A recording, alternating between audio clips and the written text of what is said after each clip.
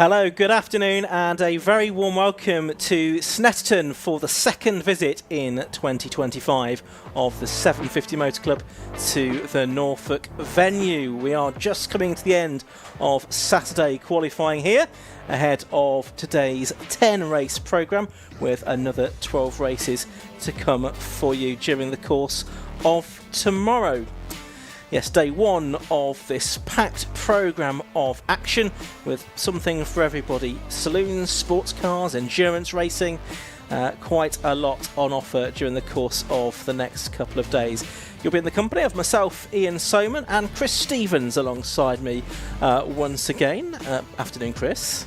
Afternoon, Ian, and yes, very much looking forward to today's action. And like you say, something for everyone out there, with some slicks and wings to kick things off for today as well, with the Race Parts 750 Formula Championship, and things are looking very tasty in that particular battle. But some other stuff to look forward to, including the Classic Stock Hatch Championship, which is guaranteed fireworks, some mini endurance in the form of road sports, some sports specials as well out there for some race kit action.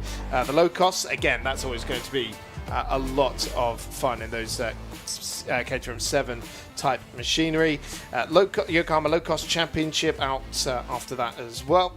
And the Takeba Type R Trophy, another one we're very much looking forward to, with a great championship fight in there. 5 Club Racing MX5 Cup, which is just completing its qualifying now. Oak Richardson, who has gone fastest in this session.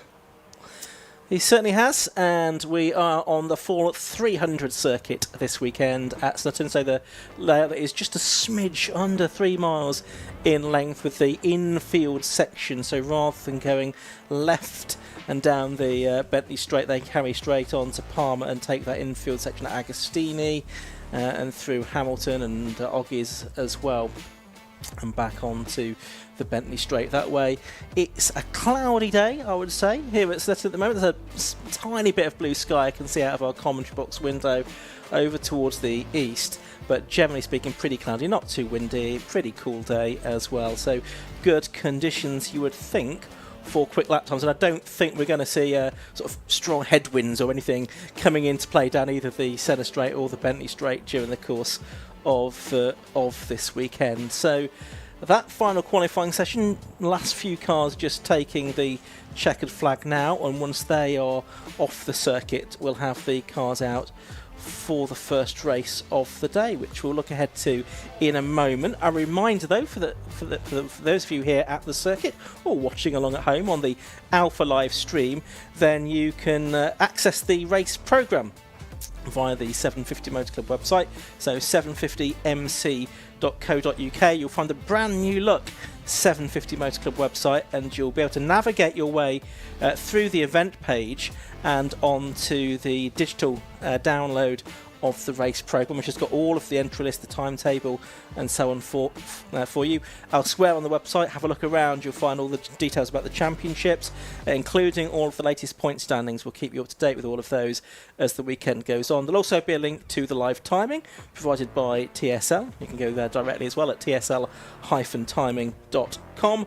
Or you could choose to, if you're not already watching it, watch the live stream, again by going to the 750 Motor Club website or finding it on YouTube as well. We'll be live streaming all 10 races for you during the course of the day, and 12 more tomorrow from around about 10 o'clock in the morning. So the plan for today is we're going to have 2 races before the lunch break. We are running just a little bit behind schedule at the moment, so I suspect it might be a slightly shorter than originally anticipated lunch break by the time that we get there. And when we do, we will be back racing again at around about 2:05 this afternoon for the Vulcan Racing Classic Stock Hatch Championship. So circuit is now clear. The circuit vehicles just going out to make sure they're all in the right positions ahead of this afternoon's racing. And it is, as we say, going to be first up the race for the Race Parts 750 Formula Championship. And already some comments in that YouTube chat room. I believe it's the Simpson family, so they're watching from Wales. So I think that's Bob Simpson's entourage, yes. which are not racing this weekend, sadly, but nice to have them joining us on the live stream ahead of racing action for the Race Parts 750 Formula Championship. And it will be the championship leader who starts on pole position for that one, David Reed in the HRD Mark II, who's won 3 out of the last 4 races. Had a very good run of form through Mallory Park and the previous meeting at Thruxton, which I hear had quite the dramatic finish in race 2. Certainly did. So this was when 750 Formula had an away day. They guested at the truck race meeting organised by BARC. And so it wasn't streamed by Alpha Live, but there was a stream available, and it's well worth having a look back at that if you can find it on YouTube, because the second 750 Formula race there was an absolute barnstormer, 5-way battle going into the final lap. Jake Doherty it was that was leading, but sadly he had to retire before the last lap was out, and it was Matthew Twynham that snatched victory. His first win in the championship, I think actually his first podium finish as well. Yes, it was his first podium finish as well in the championship. So he's a driver that is in Class B. And Class B in 750 Formula is for drivers who've not had a podium before, which he hadn't before this season. Also for people who've not been in the top 6 in the championship, etc., etc. So he will be not eligible for Class B for next season after that landmark win. In only, I think, his second season of racing in 750 Formula, and he certainly had a strong weekend there. But back only on row 5 of the grid for this first of the races that we're going to have today for the Race Part 750 Formula Championship. See, the reason I've got a delay is because some of the Mazda MX-5s, rather than pulling off where they should have done at the on the exit of Palmer's, have continued on and done a full lap of the circuit, which here at Snetterton does add rather a lot of time to proceeding. So apologies everyone that we're a bit delayed in starting this afternoon's racing, but a couple of errant MX5s went on to do a full lap of the circuit, slowing down rather than pulling off at the exit of Palmer's and into Parc Fermé. So shortly we should have the cars out onto the grid for the first race of the day, which is going to be for the Race Parts 750 Formula Championship.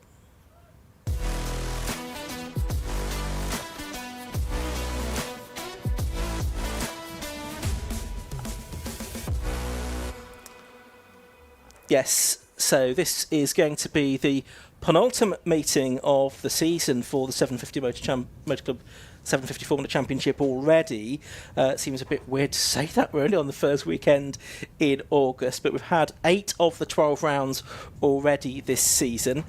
2 more today, and then 2 more at Croft in the second half of September, so a little bit of a break after this weekend before the final event.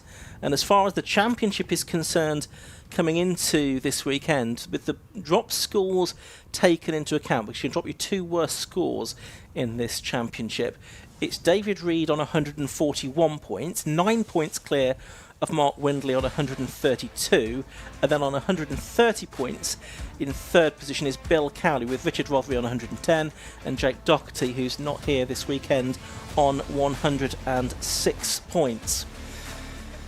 So we do now have the cars coming out onto the grid ahead of what's going to be a 15-minute race for the Race Part 750 Formula Championship, and you can just see there the yellow car, the HRD Mark II of pole position driver David Reed, forming up on the front of the grid. And he has had a good season so far, had 3 wins in a row at Mallory Park and Thruxton. And he's got next to him on the grid Bill Cowley, who's had a couple of wins this season. Both of those were at Silverstone, where he didn't actually take the checkered flag first because there was a classic Clubman specification car, Robin Dawes Diamond, ahead of him. But he was the first of the 750 Formula cars home on both occasions. But you would think, chatting to him earlier in the paddock, Chris, and he was not completely happy, was he?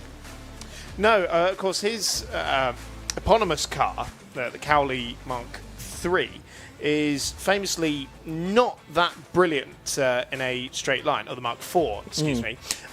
Not brilliant in a straight line. It has fantastic cornering ability, but it does get a little bit eaten up on the straights. And yes, here at Snetterton 300, there are quite a few of those, quite a high-speed stretch out of the final corner and all the way down into Ritchie's.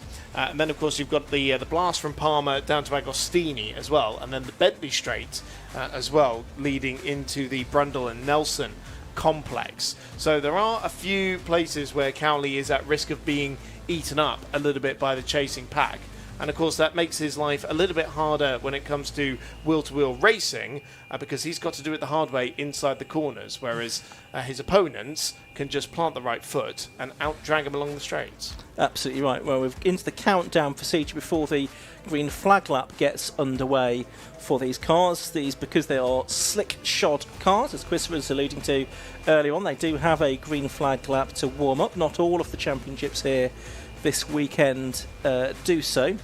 But I can see that the green flag is now about to be waved by the marshal on the gantry beneath our commentary position, so they'll do a lap of just under 3 miles to get some heat into those slick tyres. Let's, as they do so, have a look at the grid then. Pole position, as we said, has gone the way of David Reed, number 33. He did a lap of 2 minutes 8.916 seconds, which was more than a second faster than number 77 Bill Cowley. It is a very long lap, remember. Second row of the grid, you've got number 17 Richard Rothery. That's in the PRS that won the championship last year in the hands of David Bartholomew, and besides him is number 78 Robin Dorr in that classic Clubman specification car, which are very welcome to join the 750 Motor Club grid these days. Richard Jenkins, he's qualified pretty well. Number 26 is there on the inside of row 3, beside the number 12 car of Conway Dorr in his Falcon. Onto the fourth row of the grid, we've got number 44 Colin Marshall and 69 Mark Windley, very much one of the championship contenders coming into this weekend with a couple of wins under his belt so far this season. Row 5 on the inside, you've got number 35 David Winter and 56, the man who won the last race of the season at Thruxton last month, that's Matthew Twynham. Row 6 on the inside, you've got 156, that's Stephen Littler, and besides him is number 6 Simon Bolter. Onto the 7th row, and that's where we'll find 27, which is Mick Harris taking over wife Sue's car for this weekend. It's good to have Mick, the 10-time champion in 750 Formula, back on the grid, and besides him is 28, which is Alan Bunter. The 8th row of the grid is number 11 Hugh Davis and Martin Depper in number 70. Thomas Llewellyn in 58 and Dan Welsh in 46 make up row 9 of the grid, and completing the field on row 10 is the number 89 car. That's Joe Gorolini, the 21-year-old from Enfield, the steam railway fitter. And he is the final car on the grid in the entry that to shed throughout the course of the season with his father, Dean, as well. So cars already on their way down the Bentley Straight. These cars all powered now by the Fiat Fire engine, 1108 cc's. Been in things like the Panda and things like that, and this championship has been using this low-cost engine for 2 decades now, and it's proved a very effective and cost-effective engine, as I say, for this particular championship. 750 Formula, of course, traces its history back to 1949. It's the longest continuously running championship that there is. And just looking at David Reed's lap time from this morning in qualifying, of course, 2:08.916 is just 0.4 of a second outside the lap record held by David Bartholomew. So I wonder if the lap record could be under threat during the course of this weekend, Chris. Goes all the way back to 2015, that does. So it's been a long-standing one. It's about time if we do manage to beat it. And if it is going to happen, then, well, today's kind of the perfect conditions for it. Nice chill in the air, no direct sunlight heating up the circuit, and minimal wind out there as well, which of course these are slightly more aero-dependent cars than some of the other stuff we have on the bill for this weekend. So I think if it's going to happen, it's going to happen today. A very good opportunity for it, that is for certain. So it's David Reed on pole position, the 46-year-old from Brinklow in Warwickshire, an engineering manager. in his second season of racing. Bill Cowley, you've just spotted, he's got his car nicely poised there for the start of the race, Chris. That is an aggressive angle he's parked up at. He's pointed straight at David Reed straight away. Yeah, so we'll see if he can make the best of the start. He knows how crucial it will be to make a good getaway. Does Bill Cowley. He's acknowledged the lack of straight line speed that car has. There's a good look at them. You can just see the poise of Cowley's car just tilted and angled in towards the pit wall there. Last few cars are into position, shortly to get underway then I think. We'll wait for the red lights to go on and then out for 15 minutes of racing in the Race Part 750 Formula Championship. Just a bit of a delay. There is now the green flag waved at the back of the grid. There goes the 5-second board. The revs start to rise. The tension starts to build. There go the red lights on and off. And away we go then for 15 minutes. And it is a good start from Bill Cowley. And he does move across, but not fast enough to stop Robin Dorr in the Classic Clubman's car, getting ahead of him. Now, of course, he's not eligible for points, isn't Robin Dorr, in the 750 Formula Championship, but he steals a march on them both. It's Bill Cowley in second, David Reed in third. I think Richard Rothery in the PRS in fourth position as they head up to the hairpin for the first time. The Wilson hairpin, and around they go. And going wide there is the pole position man, David Reed. He might lose a position then, although he is on the inside line for the next corner, which is the left-hander at Palmer. We'll see if he's able to make it through there. Well, he does hold on to third place, and it looks like it's Richard Jenkins there in fifth position in the Shepherd. But it's Robin Dorr from third place into the lead, Chris. David Reed was really snappy through Palmer. He looks very unhappy with that car in the early stages of this race, but what an absolutely blinding start from Bill Cowley, and didn't quite manage to out-drag Robin Dorr's car, but as you mentioned, Ian, it's not eligible for points, and so Bill's focus is going to be on that bright yellow machine that will be filling the very small mirrors that adorn the Mark IV Cowley, unless he starts to feel he's being held up a little bit, and certainly Robin was not holding anybody up at Silverstone, where he sort of wandered off into the distance, really.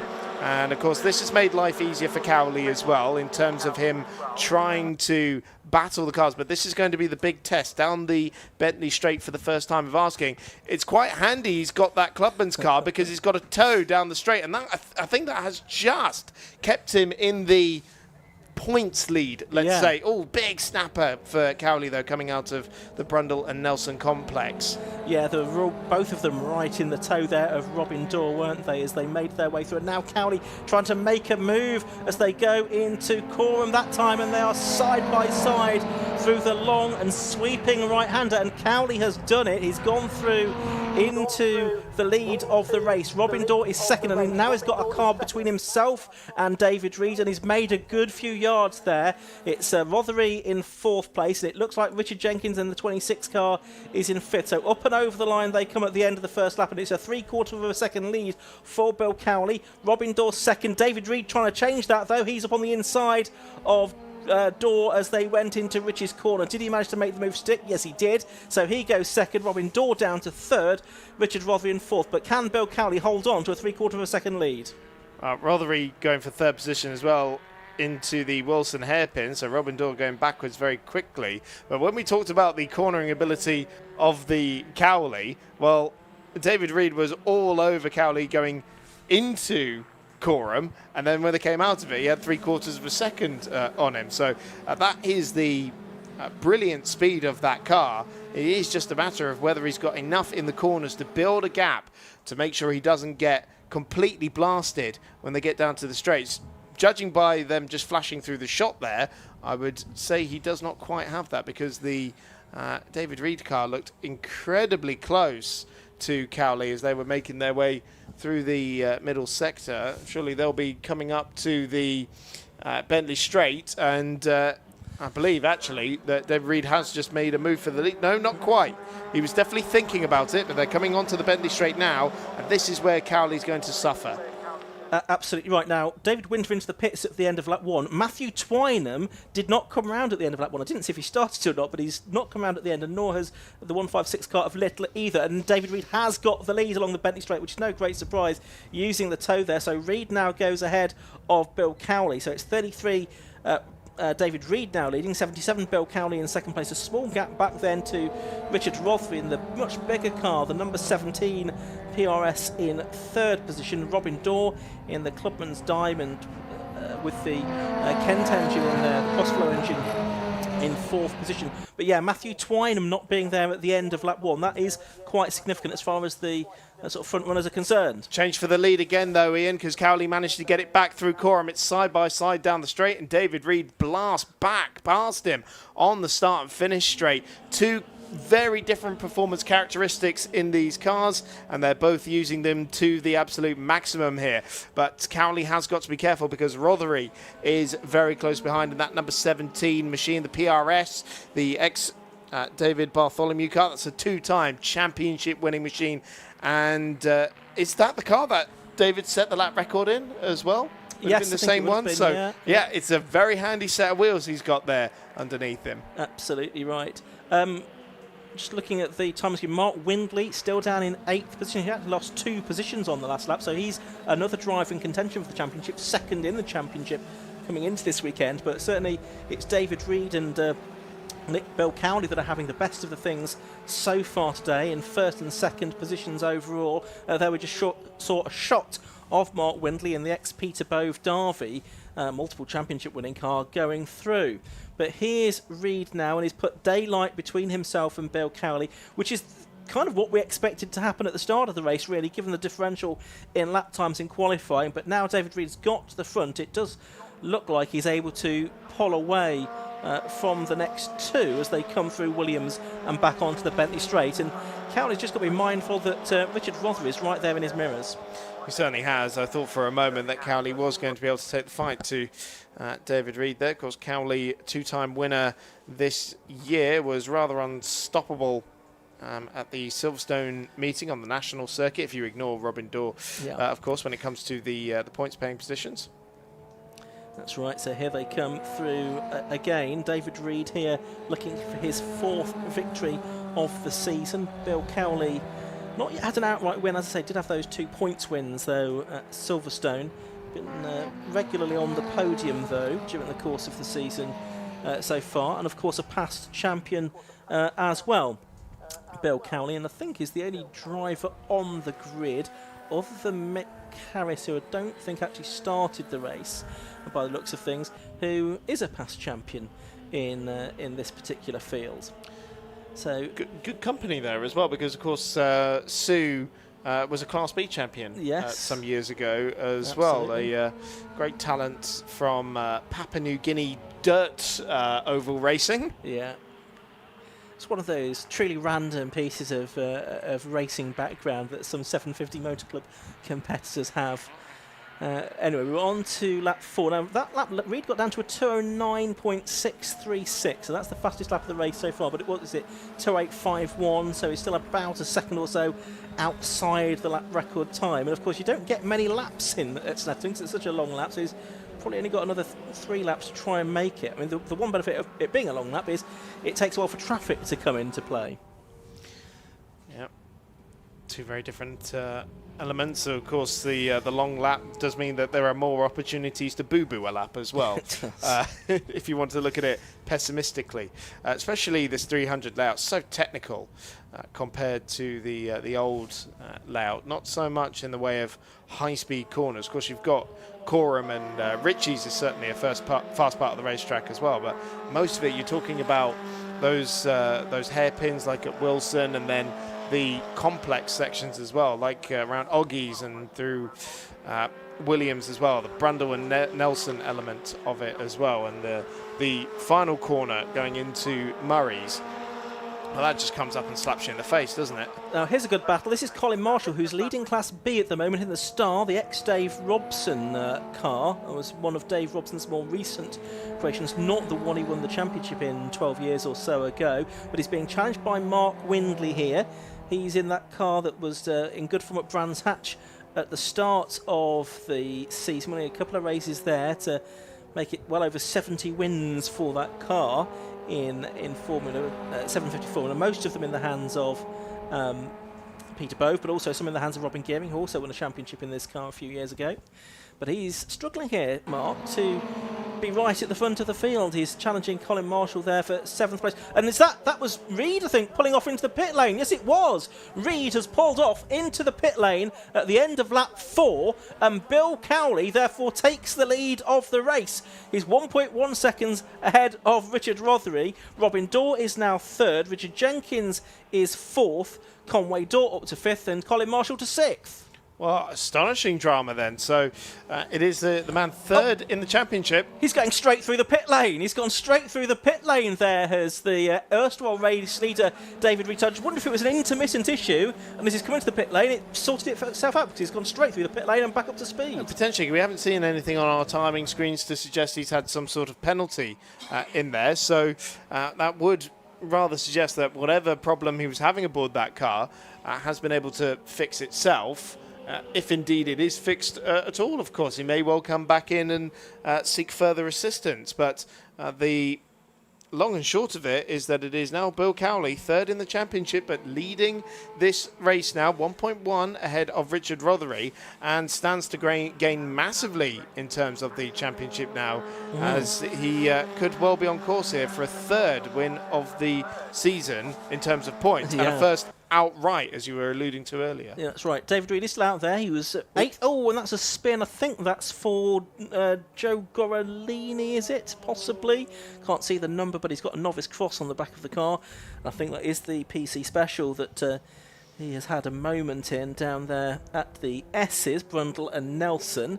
So Cowley it is now leading the way with 4 minutes to go. There'll be time for 2 more laps at the end of this one to make it a 7-lap race for the Race Part 750 Formula Championship. And we'll keep an eye on David Reid's lap times. After that trip through the pits, he was 11 seconds behind the car immediately in front of him, so he's got work to do even to gain any more positions. Here they come then towards the end of lap number 5. Bill Cowley up to the line. His lead was 1.1 seconds. I think it's possibly slightly more than that now. No, it's still 1.1 seconds. So Rothery and Cowley in almost identical lap times, both of them doing personal best that times as well, so they're still pushing hard. Yes, both doing 2:12.0, and we can see it was the number 89, Joe Gorolini, in that PC special, who did go around, still recovering out there, so good spot, Ian. Just trying to get that car pointed in the right direction, or maybe pulled off the circuit if it has some mechanical ailment that potentially helped Joe into that spin. Well, there's David Reid, and he crossed the line that time, still at 8th place, but he had made ground. He made 5 seconds to Colin Marshall, so he might make a place or 2 before the end to get back into the top 6, which, when you take Robin Dorr out of the equation, because he's not going to score points, effectively will be 5th position. He's pushing hard. Look there, he's using all the roads and a bit more as he went through the Wilson hairpin there and off down to Palmer. So, yeah, determined to try and recover what he can, because in terms of the scores that he's dropping at the moment, he's dropping a 1 and a 6. So sometimes if you have a non-finish, you could actually almost bring a not too bad result back into the equation. But he's got 2 relatively low scores there that he'll possibly need to start counting if he has any more bad luck as the season goes on. We've got 2.5 minutes of the race to go, and coming towards us, it's our race leader, Bill Cowley. Yeah, still with Richard Rothery for close company, and actually looking slightly closer than last time we checked in with them. And I can't wait in a few corners' time to be proven wrong again on that. But again, of course, it's the performance characteristics of the 2 cars. I mean, this is the part of the circuit where the Cowley will pull away quite nicely, I would have thought, compared to Richard Rothery, which making it sound like all these other cars are absolute pigs in corners. That's not true at all. It is just that the Cowley is so demon with that uber sleek design, almost sort of Lola-esque curves on the front of it, and it is so light and nimble, corners like a gnat. Martin Depper was the car we were just seeing on screen there with Tom Llewellyn behind him. They were battling for 12th and 13th, but we've just seen, going on to their final lap, Bill Cowley and Richard Rothery. And it was closer. It was. To the tune of about 0.2 of a second. It was, but that's still closer. Robin Dorr's gone across the line in third. We're yet to see Richard Jenkins. He's now got Conway Dorr for very close company indeed. Those two separated by only 0.3 of a second as they go across the line for fourth position. But what will be a podium place as far as the 750 points are concerned. There we see Cowley making his way through Hamilton, I think that was. Through Palmer and down towards Agostini for the final time in this race. I don't think Rothery is looking like he's about to mount an attack, even though he was a couple of tenths faster on that lap. He's still around about a second behind Bill Cowley. I don't think he's won a race, Richard Rothery, from what I can remember, although the car has won many races in the hands of David Bartholomew and Ed Pither over the past decade or so. That car that's shared between the friends. I don't believe he has. There was definitely several podiums to his name, including last time out at Thruxton. Double podium finisher there. But he will have to settle for the second step on the rostrum by the looks of it. Although it's looking a bit closer down the Bentley Straight, but I think that's possibly the last opportunity for Richard Rothery, because we're now into sort of Cowley territory on the lap here.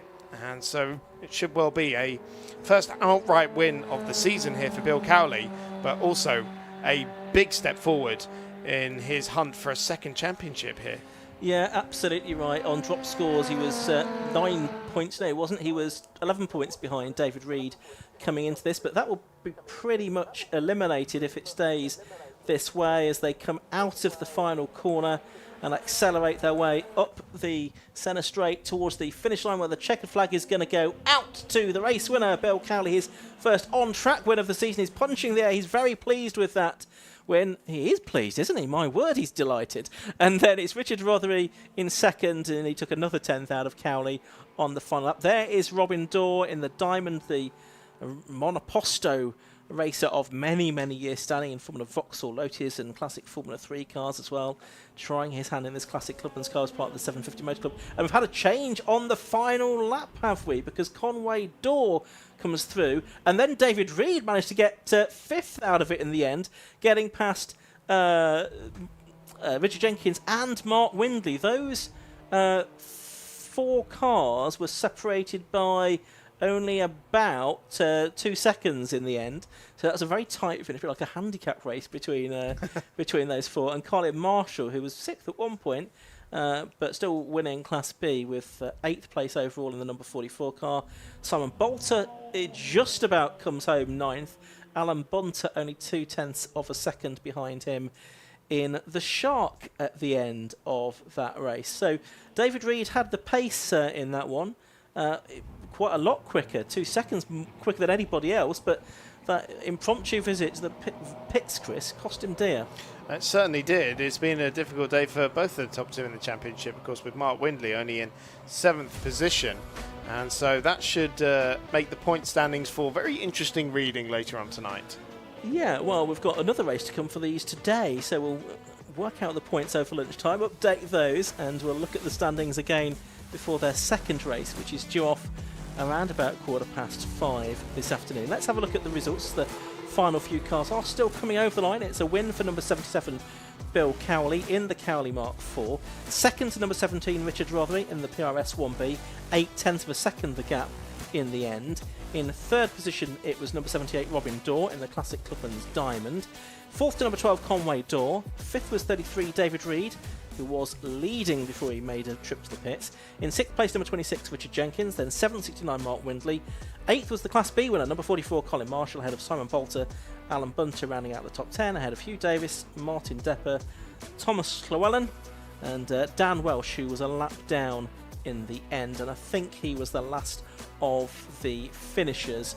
In fact, he's just done an extra lap, I think, and he's just come across the line now with Joe Gorolini, David Winter, Matthew Twyman and Stephen Littler retirements from that race. Well, I can see that our drivers are already down in Parc Ferme, and ready to talk to them is Kieran Mogg. Yes, thank you very much. Obviously, what a fantastic race to start the weekend, and a much-needed win for this man. Bill, that was a really needed race for your championship. Absolutely. Well, I thought it was game over because Gearbox got stuck in fourth on lap 2. That's why Reedy got past me. So yeah, it took him long enough to get past me there whilst I was stuck in fourth. So it just made his life difficult. So yeah, but no, it's really needed that result today, really. Definitely, and obviously you had Richard right behind you as well. Couldn't quite keep up with you, so that's obviously something good to go into the race later. To be honest, that was the hardest race I've ever driven because I'm in fourth gear, I've got no engine brake, I've got nothing, so I cannot afford to make a mistake in the slow stuff. So I was there trying to be as consistent as possible, accurate as possible, and because I know how fast Richard's in that car, especially down the straight, so I just needed to get that gap so he couldn't get me down the straights. Obviously, you got a race later on as well. Do you reckon you can do the same thing again, or are you expecting a slightly more challenging race? Well, I need to find out what's up with the gearbox yet, because that's gearbox number 2 today. And we ain't got another one with us, so yeah, we need to find what the problem is. If not, it'll be a pit lane start in fourth gear. Well, good luck then. Thank you very much, mate. Cheers, thank you. Right, we'll grab second place, Richard Rotherby. Richard's quite close, but not quite. Yeah, no, I need another half a second a lap or something to be able to catch Bill. He was just a little bit too quick for me today, unfortunately. So yeah, the car's got it. It's just a lack of practice and time in the car for me as a driver, I think. Now, how are you finding the conditions? Obviously, we had a bit of rain yesterday, but so far today it's been dry. It's looking okay? Yeah, pretty good actually. Grip levels are where you'd expect them to be. As I say, it's a lack of confidence in the driver, not in the car. The car's got plenty more capability. I mean, we should be able to have Bill down the straight, but yeah, I just need to nail those exits next time round, and hopefully race 2 will do it. Yeah, 100%. Obviously, speaking of race 2, what do you predict? What are you hoping for later? Yeah, so I need to go quicker. I think the plan of letting Bill and Dave have a battle at the front and then just trying to pick up on anything that happens seemed to work. So we'll try the same again this time round, but just try and go a little bit quicker and have them once something happens. Awesome. Look forward to seeing it then. Good luck. Brilliant. Thank you. Cheers. Thank you. Now we'll try and grab Robin. Robin, if you just want to come over here. It's obviously a bit of no man's land compared to the boys out front. Yeah, lonely third place. Yeah, but for a 50-year-old car, it's doing all right, and an old driver. Yeah. Yeah, but it gets off the line like a scolded cat. So yeah, love it. Yeah, and a good bunch of blokes. Yeah. And thank you for having me again. Absolutely. Obviously, race later on. What do you expect? Hold them up this time. I think we're starting fourth again, so yeah, same again, and yeah, just find a couple of more tenths and yeah, a bit more bravery in some of the faster corners. That's what we need. Yeah, awesome. Well, look forward to seeing it then. Good luck. Cheers. Thank you very much. All right, so that's all we've got time for. The cars are out on the grid because coming up next, we've got the Armed Forces Challenge.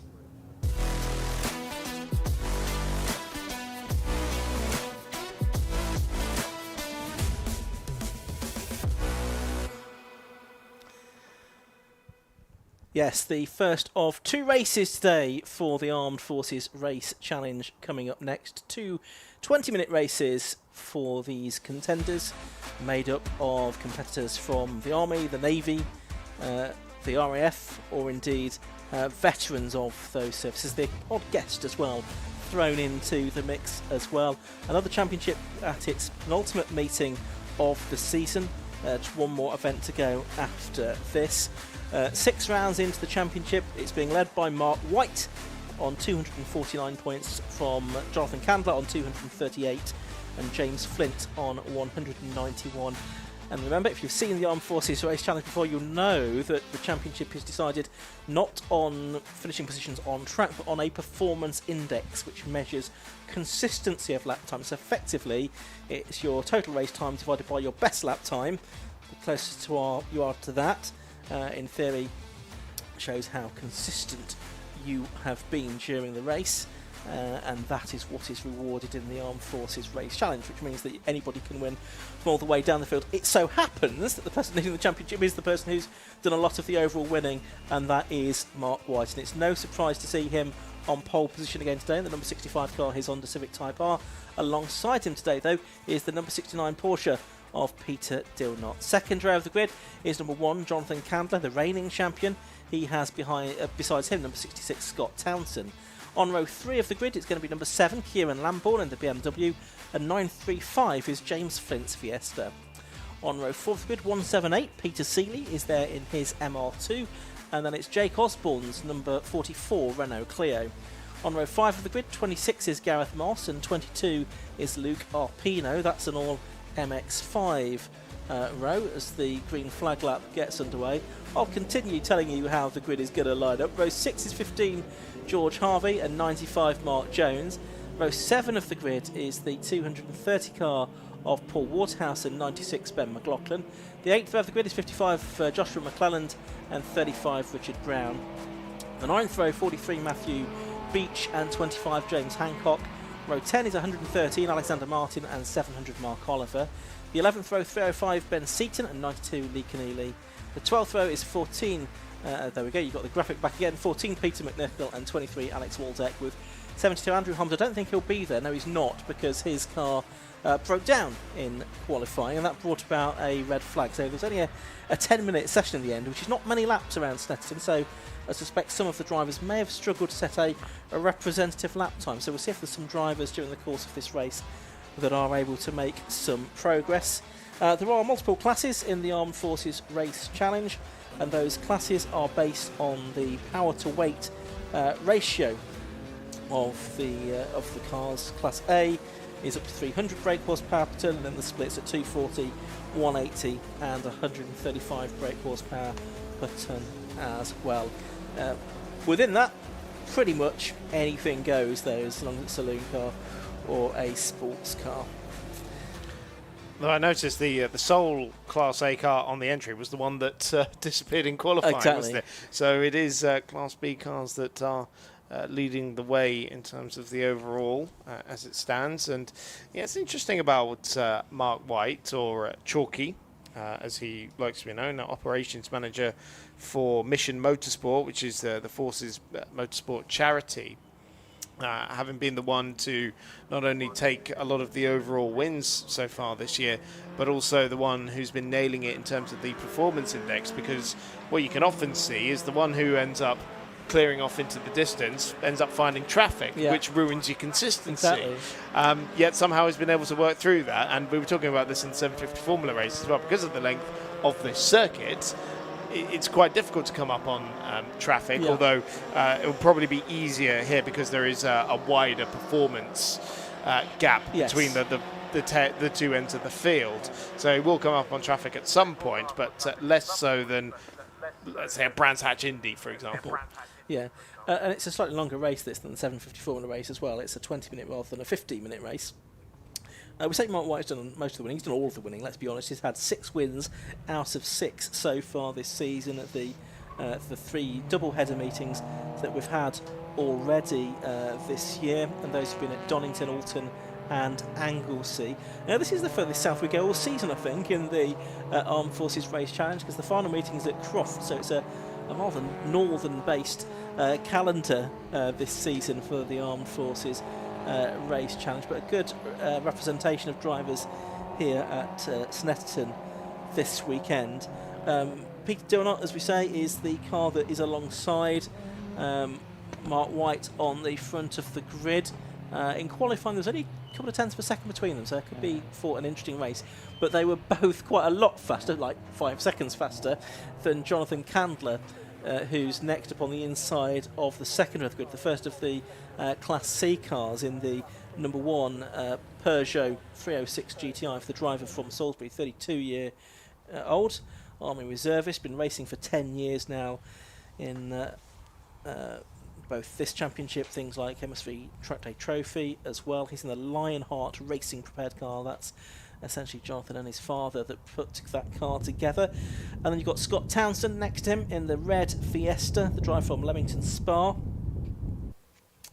And he's been racing since 2022.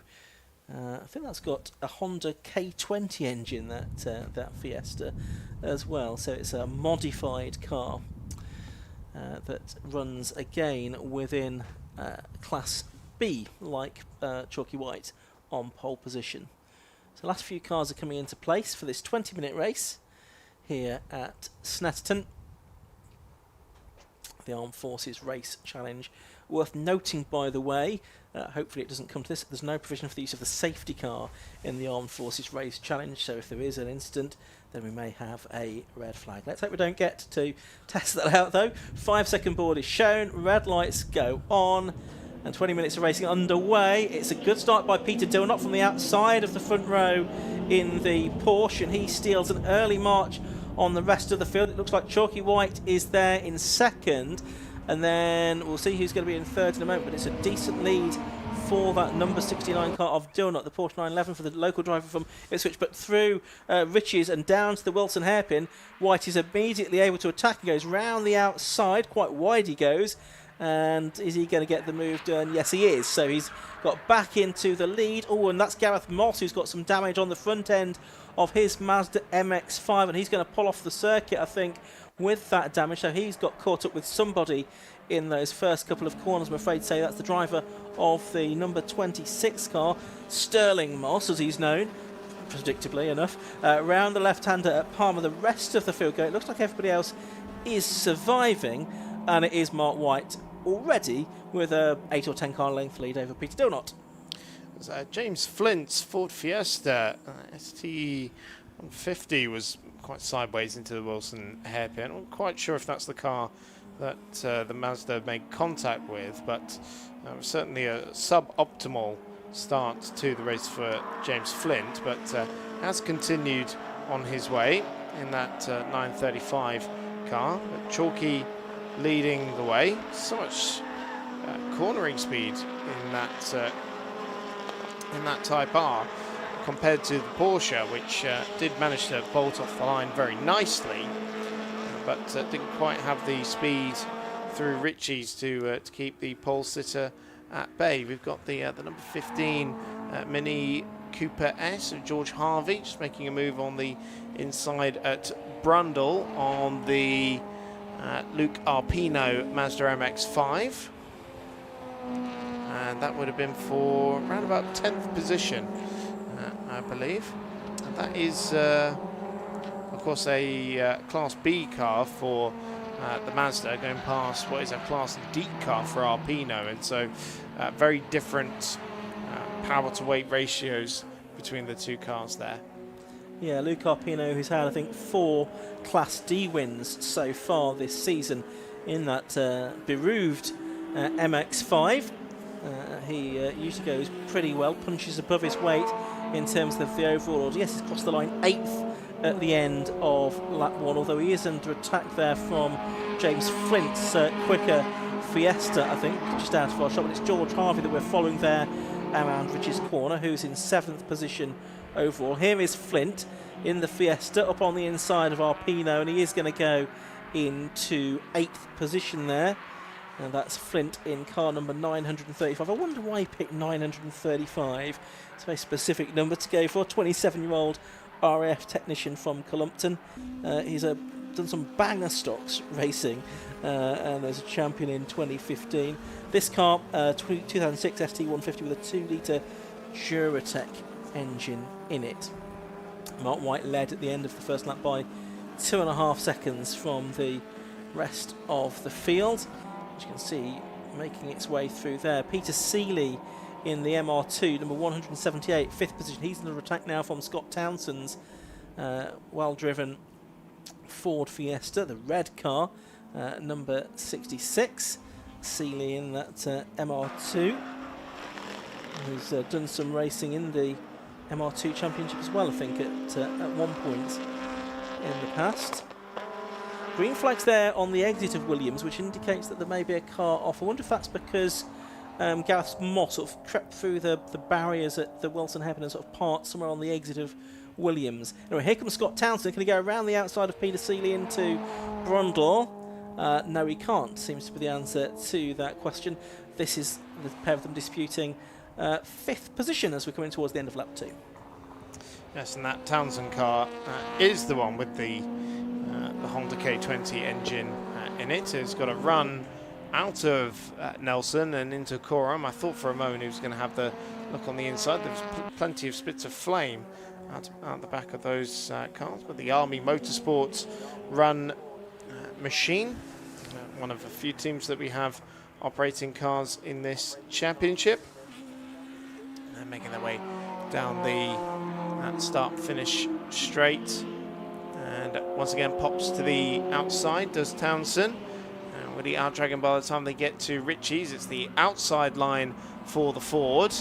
But it is Peter Seeley's MR2 that just manages to stand its ground on the inside and just about manages to hold on to that 5th place spot for now. Yeah, good battle going on between these two for 5th and 6th position. George Harvey, I think, wants to buy into this as well in his Mini number 15 too. So we'll see if he can get on terms. So you can see he's got the black cross on the yellow background there, indicating he's a relative newcomer in his first few races. James Flint just behind him, and it's Joshua McClellan, number 55, in the older Honda Civic in his first season of racing, the 27-year-old, in that 1989 Honda Civic with a K24A engine, a self-built car we put together with his friends. Scott Townsend having another go here at Peter Seeley. He's just not giving up. Not necessarily going to be the best thing in terms of getting consistent lap times is this level of intense battling, but hey, you're in there for a race, aren't you, at the end of a day, whatever the point scoring system may be. And the championship will help for the selections to be made for the Burkitt Relay in October as well, entries for which have recently opened. There's always a good representation from the Forces teams, and they've been often handicap winners as well. In particular, the RF have excelled in the Burkitt 6-hour relay at the end of the season. We'll bring that to you on Alpha Live as well in October. Yeah, we'll see how the teams get selected for that. Meanwhile, Townsend has now finally battled his way past Pete Seeley. We've still got 13 minutes of this race left to go, though. And Mark White leading it now, has just come through to complete his 3rd lap. He's leading by 4.5 seconds or more over Peter Dillnott in 2nd place. Jonathan Candler is 3rd. He's now 22 seconds behind the leader, which shows the pace that Mark White does have here this weekend. Those yellow flags at Oggies are still waving out there, so whatever has parked up at the side of the road there, if anything, it could be some fluid, of course, that has gone down. That may well still be there. We've got Jake Osborne's Renault Clio that's just been in and out of pit lane. Not sure why that was the case. Again, didn't see anything come up to suggest any sort of penalty, but it's come out into traffic. Quite a bandaged front left corner there. So I wonder if he's how recent that is, whether he's just done that in this race and had the eye patch put on there. We have got a few of the entourages watching along on YouTube. Beth Burrows cheering on for Lionheart Racing. We've got Dean Phillips cheering on the number 92 of Lee Keneally as well in his Citroen Saxo. And we've got one of the 116 trophy cars pulled up to the side. That is Alexander Martin. And that looks to be, is that down at Ritchie's? It's a long way off, wherever it is. Yes. But yeah, I think it's somewhere at that end of the circuit. I can just see it out of our commentary box window. It's just trying to rejoin the circuit. There he is. It was a long way off, wasn't it? Yeah. Goodness me. Had to pay entrance to get back in, I think, to the circuit. So he's going to be back into the race. Just looking, I think the yellow flags, they are for Gareth Moss, because he's the only car that stopped out on the circuit. And I think from the information I've seen on my screen, it looks like he was involved in contract with the 44 car, which is the Osborne Clio, which you mentioned had been into the pits. Yes, so that tracks, doesn't it? So that would be quite recent bandage work on the on the Clio then. So George Harvey is now doing battle with James Flint, and Harvey's got himself back ahead of Flint here because he was behind at the beginning of this lap. This is the dispute for 8th and 9th positions. They're in different classes B and C, but as you can see, real mixture of the classes. They can battle with one another for overall position as well, and the performance index doesn't take account of the different classes that you're in. Black and white flag has gone out to Peter Dillnott's Porsche, the second placed car. Now, is that regarding track limits or something more sinister, do we think? Nothing that I have seen to indicate that it is anything more than a track limits issue, with the driver having possibly just been a little bit over-exuberant at certain parts of the circuit and getting his wheels over the white line or the edge of the curb. So I just need to rein that in if he's to avoid picking up a 5-second penalty, which would be the next sanction if he was to be caught doing that again. Where can you do track limits here? Actually thinking about it, there's not too many places. It's quite self-policing here, which is good. Yeah, it's on this particular layout, you don't tend to have a huge amount of issues with it. Perhaps not so many as we'd have had on the old Snetterton layout with the sort of concrete runoff that we had at the old Sear corner, or maybe at the old Russell chicane as well. But yes, I don't think that's going to be a big feature of this weekend. Lots of track limits issues, as it can be at certain other circuits around the country, Silverstone or Brands Hatch, for example. There's some very obvious places where you can try and steal a march on your rivals. Could potentially be onto the Bentley Straight. I think that curb is wide enough for you to sort of run across there with a little bit of the sort of grasscrete on the exit. Yeah, you can definitely do it there. So that is potentially one of the hot spots, and potentially on the exit of Agostini as well. So Scott Townsend there has got Joshua McClelland just behind him, and here we've got side by side. This is George Harvey going past Peter Seeley for 7th place. So George Harvey really has hit his straps now. Seeley trying to fight back though through the bomb hole, through that compression there, which can unsettle the cars. No, George Harvey has held on to the position there, but it's McClelland's a bit further up the road now, the yellow Honda, the 1989 car, in a secure 6th position. White, by the way, Chucky White still leading, number 65, by 5 seconds from number 69, Peter Dilnott. 3rd place is number 1, Jonathan Candler. 4th is 7, Kieran Lambourne. And a moment there for George Harvey. He might have undone some of his good work, Chris. Yes, well, ran wide on the exit of Murray's. That front-wheel drive Mini, of course, really pushing forward through the left-hander, but did have enough of an advantage, or certainly enough grunt, on the straight to stay ahead of the MR2 just about of Peter Seeley. So still hanging on to that 7th place spot for now, but he's got to be careful. I noticed the last time around, look at the understeer, it's gone straight off the road again. That's a loss of understeer. Yes, chronic. And he's going to rejoin, but he's lost a lot of time there with that moment. So, and that's possibly just a bit of an experience telling, isn't it? As Peter Seeley and James Flint have been able to get back through to 7th and 8th places respectively as a result of that misdemeanour up at the Wilton Hairpin. Not doing his performance index any good either, no, doing not that at sort all. of thing. Of course, the 2 places he lost there, they were to different class cars. So it's not the end of the world for George Harvey, but still less than ideal to be skating off the road like that, and to be getting all the grass cooped up inside the radiators and inside the wheel arches. Just looking at the screens, Luke Arpino is in a class of his own. Well, he's actually in Class D, but as far as that class is concerned, is well clear of anybody else. The next Class D car behind him is in 19th. Arpino's in 11th. He's got a load of Class C cars and invitation and guest cars in between himself and Lee Keneally, who's 2nd place within that class. But Luke Arpino going really well in that number 22 MX5. Which he's done lots of auto testing in the past. He's based upon RAF Lossiemouth, so has a long way to come down. And the roof on that car, which is just coming into the back of shot now, that's handmade, fiberglass and aluminium. It took him 4 months to prepare the roof for that car, which we're not going to fully appreciate from this side-on angle. But no, that's all his own work to create a nice hard top for his MX5. Not that he needs to keep the rain out today.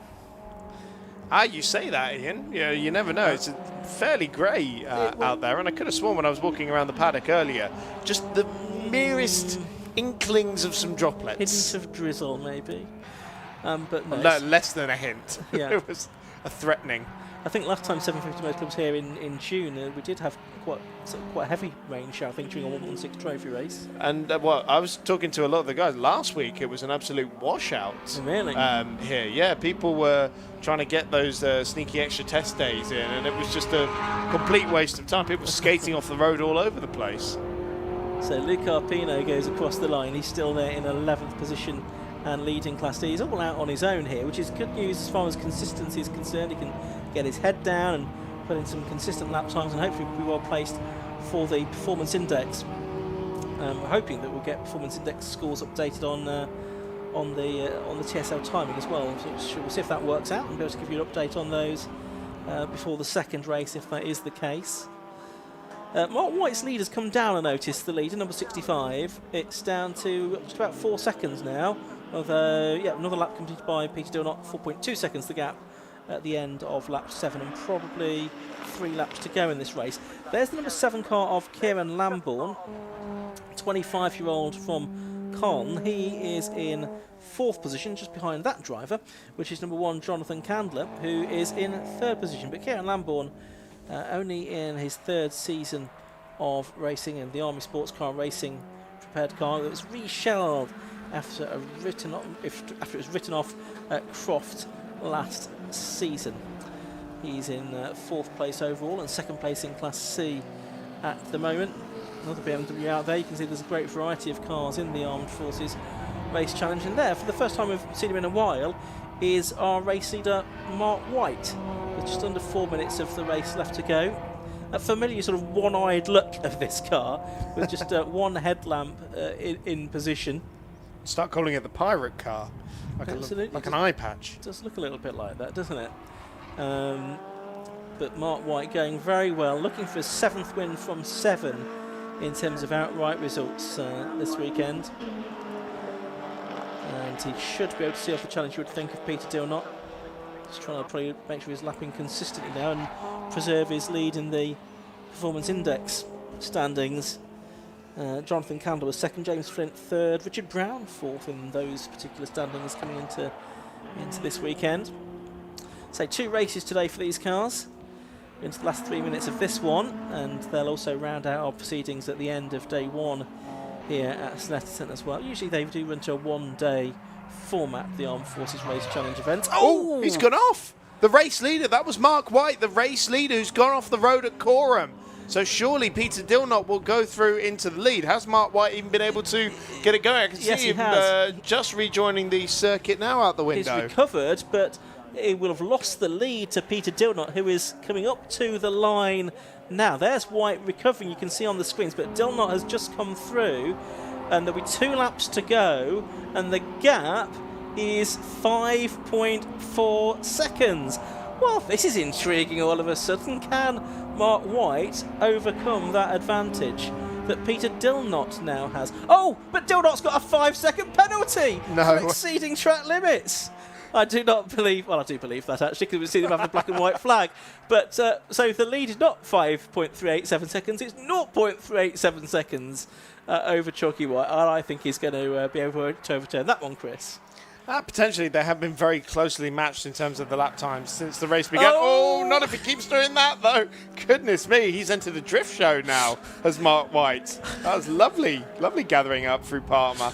I'm trying to work out if he's trying to really push hard now to regain that lost ground, or if he's got a problem with the car that keeps throwing off in unexpected directions, as it did at Coram, and then he had to work hard to control it through Parma as well. So let's see how he continues for the remaining lap and a half of this race, if he is going to be able to make up any ground on the road to Peter Dillnott. Now, and that looks like it's going more slowly now.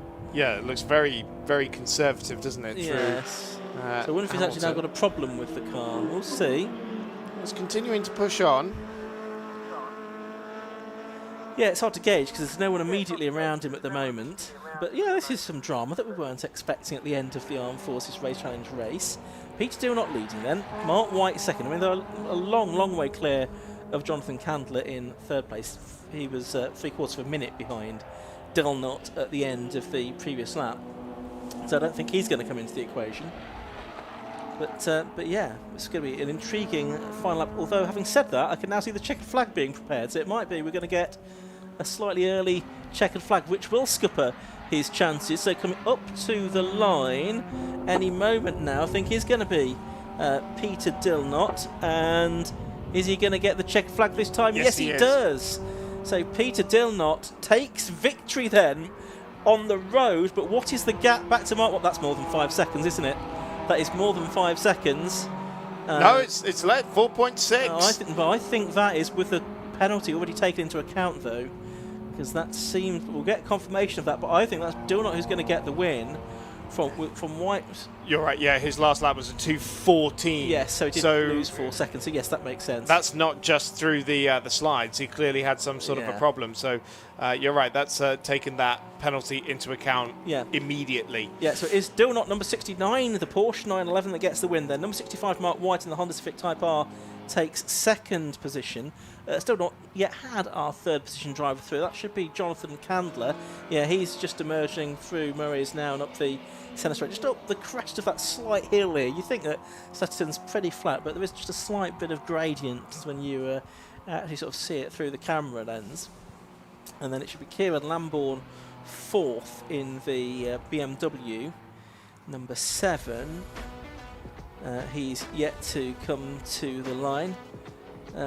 So already, though, we've got our race leader on his way in towards Park Fermé, but we've still only got the top 3 having finished the race, so we can't really give you a result yet. Kieran Lambourne does come across the line in 4th now. Joshua McClelland is 5th, but he's making his way only through Murray's right now. As Scott Townsend, he's come through to 5th on the last lap, so must have been a problem, I think, for McClelland on the final lap, so he's dropped back down to 6th position. Up to the line he comes now, so he takes 6th.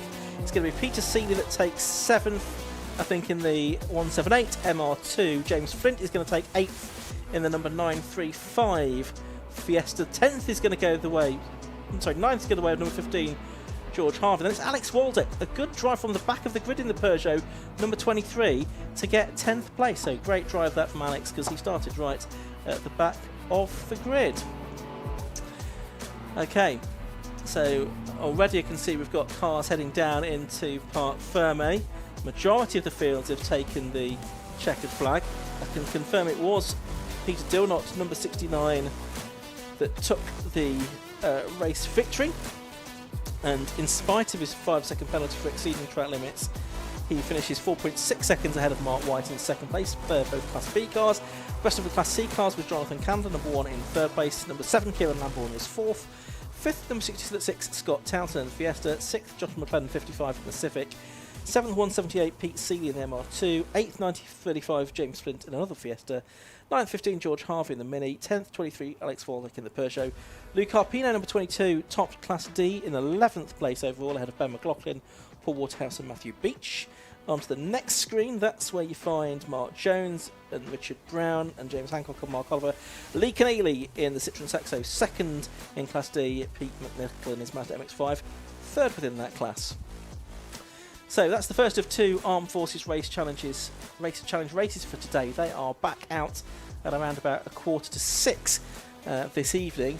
We do go into what's going to be a relatively short lunch break now. We'll get confirmation from race control of exactly when we get the restart, but it's due to be at 2:05, the first race of the afternoon. We'll just see if that's pushed back ever so slightly. And we're going to have the Vulcan Racing Classic Stock Hatch Championship. That's going to be next up here today.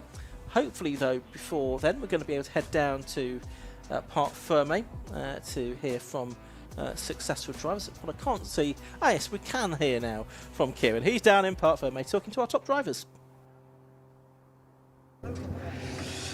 Yes, thank you very much. I think there's a bit of confusion going on down here about who's won the race and what's happened. P2. Yes, apparently a 5-second penalty, though. Have I? Apparently, that's what I heard. So you were 4 seconds behind. Oh. So this is what we're saying. We don't know who's essentially won the race. Second penalty, do we know what for? Track limits, apparently. Well, okay, well, they will adjudicate that, so we'll just see how it goes. But it was a good race, and to be fair, Chalky had me most of the way around, so I was pedalling quite hard to keep out, but just trying to put a bit of pressure on him, and maybe that's what caused him to look in the rear view or something. But anyway, we'll see. It was great fun. Yeah. Okay, I'm hearing in my ear, sorry, that you have one. So I have one. I think so. I don't know what's happening, but okay, yeah. well, this is what you call live TV, right? Absolutely.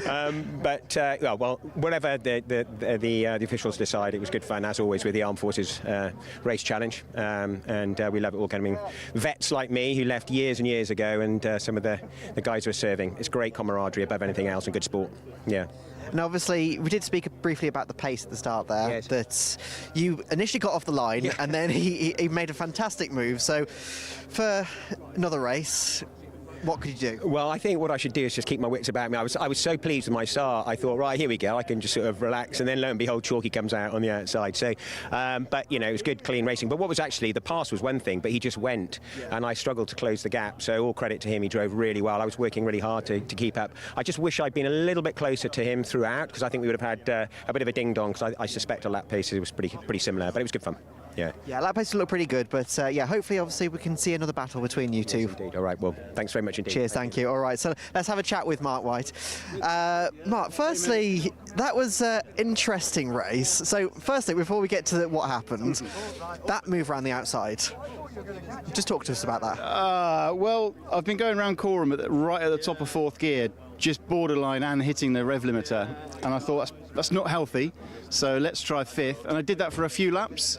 And on the lap when I had the moment, the tyres started to go off. I'm just thinking of my excuses. The front tyres started to go off a little bit. I thought I'm a bit wide here, and you know I was probably going a few miles an hour faster than I was normally. And yeah, just couldn't get it back once we got onto the marbles. But fortunately, I think the car's okay. It drove nicely afterwards. Tyres are obviously full of mud. But yeah, Peter deserved that one, I think. But you think he might have got a penalty? Well, see, they said apparently he'd got a penalty for 5 seconds. You came 4.6 behind him, but then I heard in my ear that he had one, so I think there's still an element of confusion. Yeah, sure. Well, if he won it, he deserved it, because I threw it away. But well done to Peter, and hello everyone at home. Thank you very much. No, cheers. And obviously, just quickly, briefly, so you say more driver error than anything else? Yeah, it was all me.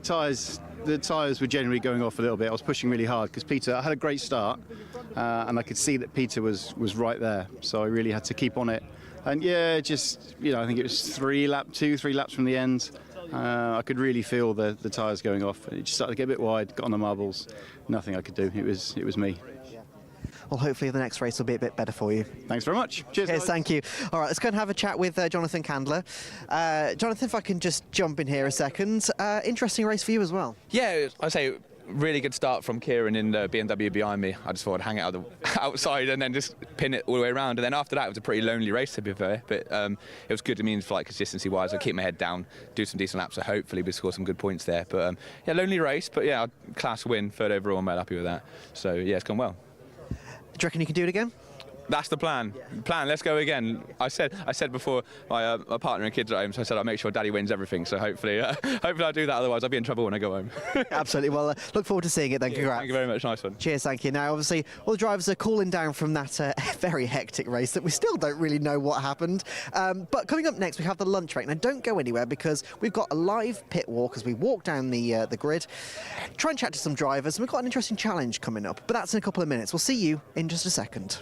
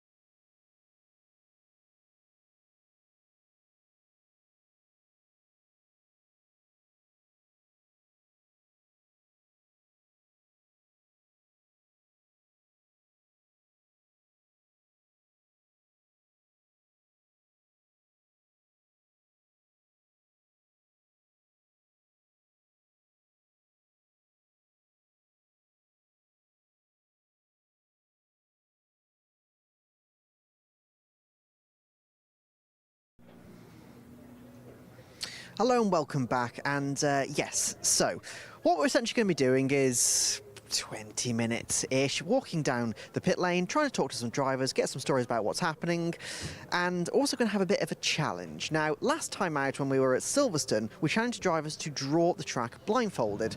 This time we're going to do something slightly different. What they're going to do is quick-fire questions about Snetterton. So the questions are going to be, when was the circuit officially opened? What FIA grade does it have?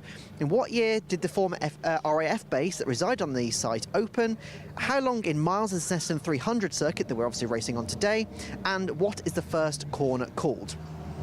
Oh no, they're going that way. That's absolutely fine. So you can see, obviously, the Armed Forces Challenge behind us are just coming out of their parc fermé now. As we can see, yeah, all the drivers just getting back into the cars just to head back to their garages. But yeah, very interesting race, that one. And it turns out the confusion honestly was human error with me and Chris, because the 4.6 second lead difference was after the penalty was applied, not the actual on the track distance. So yeah, that was us just reading it wrong, and the system updating a bit quicker than we had realised it had done. So that's our bad for that. Also, so during the race first thing this morning that we had for, bear with me, for the 750 category, we saw that number 33, the leader, he went through the pit lane and then carried on straight out. It turns out his fuel pump died initially, then he managed to get it straight away again. So a lot of stuff going on already today. We've only had 2 races. We've still got another, what was it, 1, 2, 3, 4, 5, 6, 7, 8, 9. So we've got a lot of categories, a lot of interest, and a lot of action still to come throughout the day. Now, anyway, see, we're just coming up on some of the road sports garages here, so let's see if we can try and grab some people. And first up in garage 1, we've got a nice Golf there that's slightly sticking its nose out. So let's see if we can try and grab someone out of the garage. Very, very populated here. Guys, can I just jump in here? Which ones of you as drivers? That would be me. You're a driver. Oh, hello. How are you? Not too bad, thanks. You? Yeah, not too bad, thanks. All right, so race later on today. How are you feeling about it? Pretty nervous. First one ever in road sports. Yeah. Yeah. Only ever done hot hatch before, so yeah, just looking forward to being consistent and navigating everything that happens. And which car's yours? This one here. So talk us around it. Is this your car, and how long have you had it? Yeah, this is my car. I bought it at the end of last year from Danny Hobson. Since then, I've had to change the gearbox. I've had to change 2 other things as well. Take the fuel cell out as well. But yeah, I managed to get my a sponsor to give me a little bit of money. Yeah, and then put our own colour on it, and here we are, just me and my dad. And what drew you to the road sport category? Well, I've always done Clios, stock hatch, hot hatch. Just wanted to have a go at doing 45 minutes, see how consistent I could be, and just do something different instead of 15 minutes of intense racing. 45 minutes of still intense racing, but being as consistent as you can. And yeah, always watching it from the sidelines, and everyone seems to really enjoy it. So yeah, I had to find a space though. Road sports is always so full that finding a grid where there's still space, that was a challenge. And have you found testing so far? Like you say, obviously it's a different style of racing altogether, so has that been a different challenge to prepare yourself for? Yeah, so it's probably the one thing that I wouldn't say nervous, but apprehensive about, because in hot hatch from Class A, I'm usually the one going past the other classes, but this time slightly different, got other people coming past me. I'm not used to that, so have to use my mirrors just as much as what's going on in front of me, yeah. And feeling comfortable with the car now? Still learning, yeah. It's not. I had a Honda Civic before. It's not the same. I made the stupid thing that you could just drive, every car would drive the same. It doesn't. So yeah, I'm getting used to it. It's a bit lively at the back still with a full tank, but yeah, enjoying it. And so what's the difference between this and your old Civic? Essentially nothing, other than the one I had before, Area Motorsport built that one for me, whereas this one I bought it already built through somebody else. So I'm just learning every car has its own little thing that happens to it and where it reacts to things, and it isn't the same. So sometimes I'll go through a corner and be like, well, I'm not used to that happening, but yeah, just getting used to it really. As like you say, it's going to be a packed grid, so there's going to be a lot going on all around you. So, taking it cautious for this first race? Yeah, I'm starting in 29th. I'll just relax and just take everything that happens and then just get into it. Yeah, so never done a pit stop before, so got to find a couple of people to push the car back for us. So, yeah, it should be fun. Should be interesting. All right, just before we let you go then, we're having a bit of a challenge with some of the drivers. Quick fire questions about Snetterton. How well do you know the circuit's history? Oh, I don't know. I've been coming to the 750 Motor Club meeting since I was 8 years old, so here's hoping, fingers crossed, I know something. Okay, so it's 5 questions. So here we go. When was the circuit officially opened? 1948. Very close, 51. What FIA grade does it have? It must be some, well, the Super GT race here, so it must be international, surely. It's grade 2. Oh, okay, great. In what year did the former RAF base that reside on the site open? 1904. 43. How long in miles is the Snetterton 300 circuit? 3.2. Technically 2.99 or something like that. And what's the first corner called? Russell's? It's Rich's. Oh, there you go. Got the R at least. The names of the corners, I just know which way they go. That's always the main thing. All right, thank you very much, and good luck in your first road sports race. Thank you very much. Cheers, thank you. Thank you very much, yes indeed. All right, so yeah, first person down and didn't get a single one of them right, so it's always an interesting one. Right, now to the Dark Side Developments team here. As you can see, the 2 TTs that we always see towards the front between Scott and Ryan. You can see some of the team just sat at the back of the truck there, as they're all just waiting for the race a little bit later on. Now, obviously, these guys, they've run with the diesel engines in these TTs, and they're always absolutely formidable. Really, really looking forward to seeing these guys out again later today. They're obviously racing multiple categories throughout the 750 Motor Club series. So yeah, they're one of the mainstays and one of the teams that we tend to look for towards the front of the grid throughout the season. But we've spoken to them enough this year already, so we won't bug at them a little bit too much. Let's see if we can have a chat here with one of our drivers. He's just having a quick look at his car. Can I just jump in a second? Is that all right? Yeah, sure. So, lovely looking car. Tell us about it. So I bought this for the Super Cup Championship in 2022. Ran it for 1 season and won the championship, and it hasn't been out since. So a few teething issues this morning. Yeah. So obviously, what kind of issues are you facing at the moment with it? So we've just had grit in the fuel tank, and basically our gauzes and everything were clogged up. But we think we've sorted it out. Good. So obviously, for the race later on, what are you expecting? How far up the grid are you aiming to get? I think we're capable of around 4th place, and let's see what happens to the runners in front. See if we can climb any higher than that. And so obviously, you won the championship a couple of years ago. How come you've taken a bit of a gap? I've been racing a different car in a different series, but nothing beats this. So what kind of lured you to get into the series initially? Again, I was looking for, so the reason I stopped previously was they don't run this class in the series that I did before. And actually, one of my friends, John Dundee, has been racing in the series and has been saying how good it is. And I used to race Dark Side as well, so yeah, thought give it a go and enjoying it so far. No, good. Obviously, it's going to be a packed grid, so lots to look out for. Any challenges that you're expecting to face? Not really. We'll see. Hopefully, the front runners will get away from the pack, and yeah, we'll see what happens later on. Absolutely right. Just before we let you go, then, we're having a bit of a challenge with some of the drivers. Some quick fire questions about Snetterton history. I'll be very bad at that. Well, the last guy didn't get any of them right, so... I think I'll match him. Yeah, OK, here we go. Right, so, when was the circuit officially opened? No idea. 1951. What FIA grade does it have? A? B. Sorry, 2. In what year did the former RAF base that resided on the site open? 1940 something. Close. 45. 43. How long in miles is the Snetterton 300 circuit? 2.5. 2.9. And what's the first corner called? Fast. Rich's. Right, there you go. Well, fair play. I said I would, didn't I? You did, absolutely. Well, right, thank you very much, and yeah, good luck for the race later on then. Very much. Take care. Cheers, thank you. All right, yeah, we'll leave them to it. They look quite busy at the moment, and you can see they're just sorting through some of the fuel at the moment, getting ready for that pit stop. Obviously, it's a pit stop race, which always adds a little bit of challenge to the road sport category. So it should be good fun to see them out a little bit later on.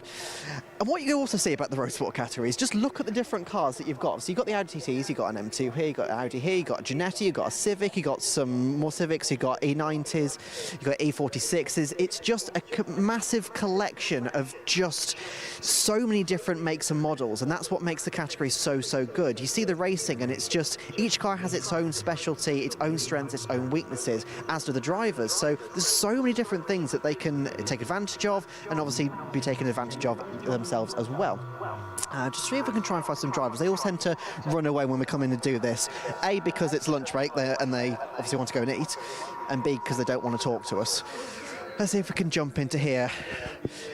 All right, guys, any of you the drivers? Yeah, I am. So is this your car here? Ginetta hiding behind. Ginetta, oh, excellent. All right, so where's the camera? Don't face my back to it. All right, so testing today, obviously. How's it been going so far? Really good. So we got class pole, and we unofficially, because it's qualifying, broke the lap record as well for Class C and Pro Sports. So couldn't ask for any more. Very good, strong start then. So what are you expecting for the race? Are you expecting to try and fight for the win? Unfortunately not. I'd love to, but because we won the last 2 rounds, we have a 25-second success penalty to serve, so we have no idea how we're going to do. I'd be happy with anywhere in the top 5, to be honest. Yeah. So top 5, that's going to be your aim. Obviously, it's an endurance race. There's obviously always things that can go wrong with it as well. You obviously got that additional penalty to serve during the pit stop as well. There's so many different things that can go on. What kind of challenges do you sort of flourish under in this series? I don't know. It's just so varied with all the different cars and the different track combinations that you'll get. So we have obviously a very light car, very low power but high downforce. So twisty bits really suit our car. So Silverstone was great for us. But then here with the 2 long straights, the power cars sort of come back a bit, the higher power but heavier cars. So it's just a real trade-off. Every lap, every corner, every track, it's just somebody else will be better somewhere. And obviously, like you say, because there's so many different advantages that the cars have against each other, there's just always traffic going on. How is the traffic management at a circuit like this? Difficult. Of course, the higher class cars, the A's and the B's, they want to come through as quick as possible. With our car, again, we're quite quick in the corners, so it can get a bit tricky at times where they want to come by, but actually I'm going to corner at the same speed as you, and we could be going side by side or fighting through the corner. So it takes a lot of sort of level-headedness, and you need to think, they're not my race, let's let them go, lose half a second now so I don't lose 2 seconds, 20 seconds later, you know? And how long have you been racing that car? This car now, this is our 2nd season in the Ginetta. We came from a 116 trophy originally, so yeah. So actually, that's quite an interesting point then. So obviously between the 116s and the Ginettas, obviously completely different class, completely different style of racing in total. So talk to us about the challenges of coming into that category from the 116s. Yeah, so 116s were great in the way that it's a single grid, single make championship, so it's very close, very competitive racing. With this one, like I've said already, you have the different types of cars, you have different advantages in different places. So it's a different style of racing in that respect, like I say. In 116, it's all about just keeping the flow, don't get your lap time disrupted or anything like that. And here, you can make a mistake and you can bring it back, but it's still going to be super competitive and someone will take advantage. And what made you choose the Ginetta? It's cool, isn't it? It's just proper race car. Yeah. No, I can't disagree there at all. Right, just before we let you go, we're having a bit of a quick fire challenge with some of the drivers. Sure. Facts about Snetterton, how well do you think you know it? Turn 1's a left-hander, right? I think so. All right, so here we go. You ready? When was the circuit officially opened? What year?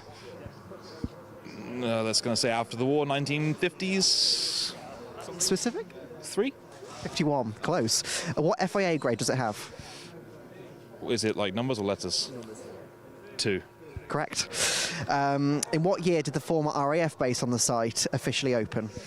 It's probably war time again, so let's say 41. Close, 43. How long in miles is the Snetterton 300 layout? 300 miles, no? 3, yeah. Yeah, I'll give you that one. It's 2.97, but yeah, 3. And what is the first corner called? Turn 1. Riches. Yes, that one, yeah. No, fair play. Well, you got one right at least. That's more than the others have got so far. So there we go, yeah, I'm happy with that. That's the biggest win so far today. Might not be your biggest win like towards the end of the day, but we'll see. Good luck with the race later on. Thank you very much. Cheers, thank you. All right, we'll move on. So, yeah, this is what I mean. Obviously, with the different categories, he's getting a round of applause from his team there, which is always nice to see. Yeah, obviously, the different categories, the different cars that you get is absolutely fantastic. I mean, we've got 2 Lotuses, or Loti. Is that what you call it? I think multiple Lotuses. Is it Loti, is it? Anyway, again, very, very light cars. These are very, very nimble. You'll always see these towards the front of the grid because they're just so suited to this style of racing. And the next garage over, you've got a Civic, which is just currently up in the air. Can I just intervene here? What's going on with the car? Well, we're trying to fix. Well, getting good. What's wrong with it at the moment? Some magical happens there. Some magical dust inside, you know. There's nothing wrong. You're doing some changes. Yeah. Some magic touches. I won't be so crude as to ask what you're changing, because obviously you don't want to give away your secrets, but is this saying that your testing so far, say, hasn't gone exactly how you want it to go? Yeah, it was a couple issues, but so far so good. Yeah. And how are you finding the circuit? Sorry? How are you finding the circuit? Brilliant. Yeah. Brilliant. Used to race before here. So you know the circuit quite well then? Yeah. That might bode you quite well. We're having a bit of a challenge with some of the drivers to quick fire facts about Snetterton. Oh. So do you think you know it? I probably would struggle. Probably Mr. Racer would do better. I'll give him a challenge in a second then. All right, so first question, when was the circuit officially opened? What year? Well, that's a good one. No idea. Long time ago, 100%. More than 10 years ago. Yeah. In 2000s, maybe? 1951. Oh. What FIA grade does it have? FAA. What's that? FAA.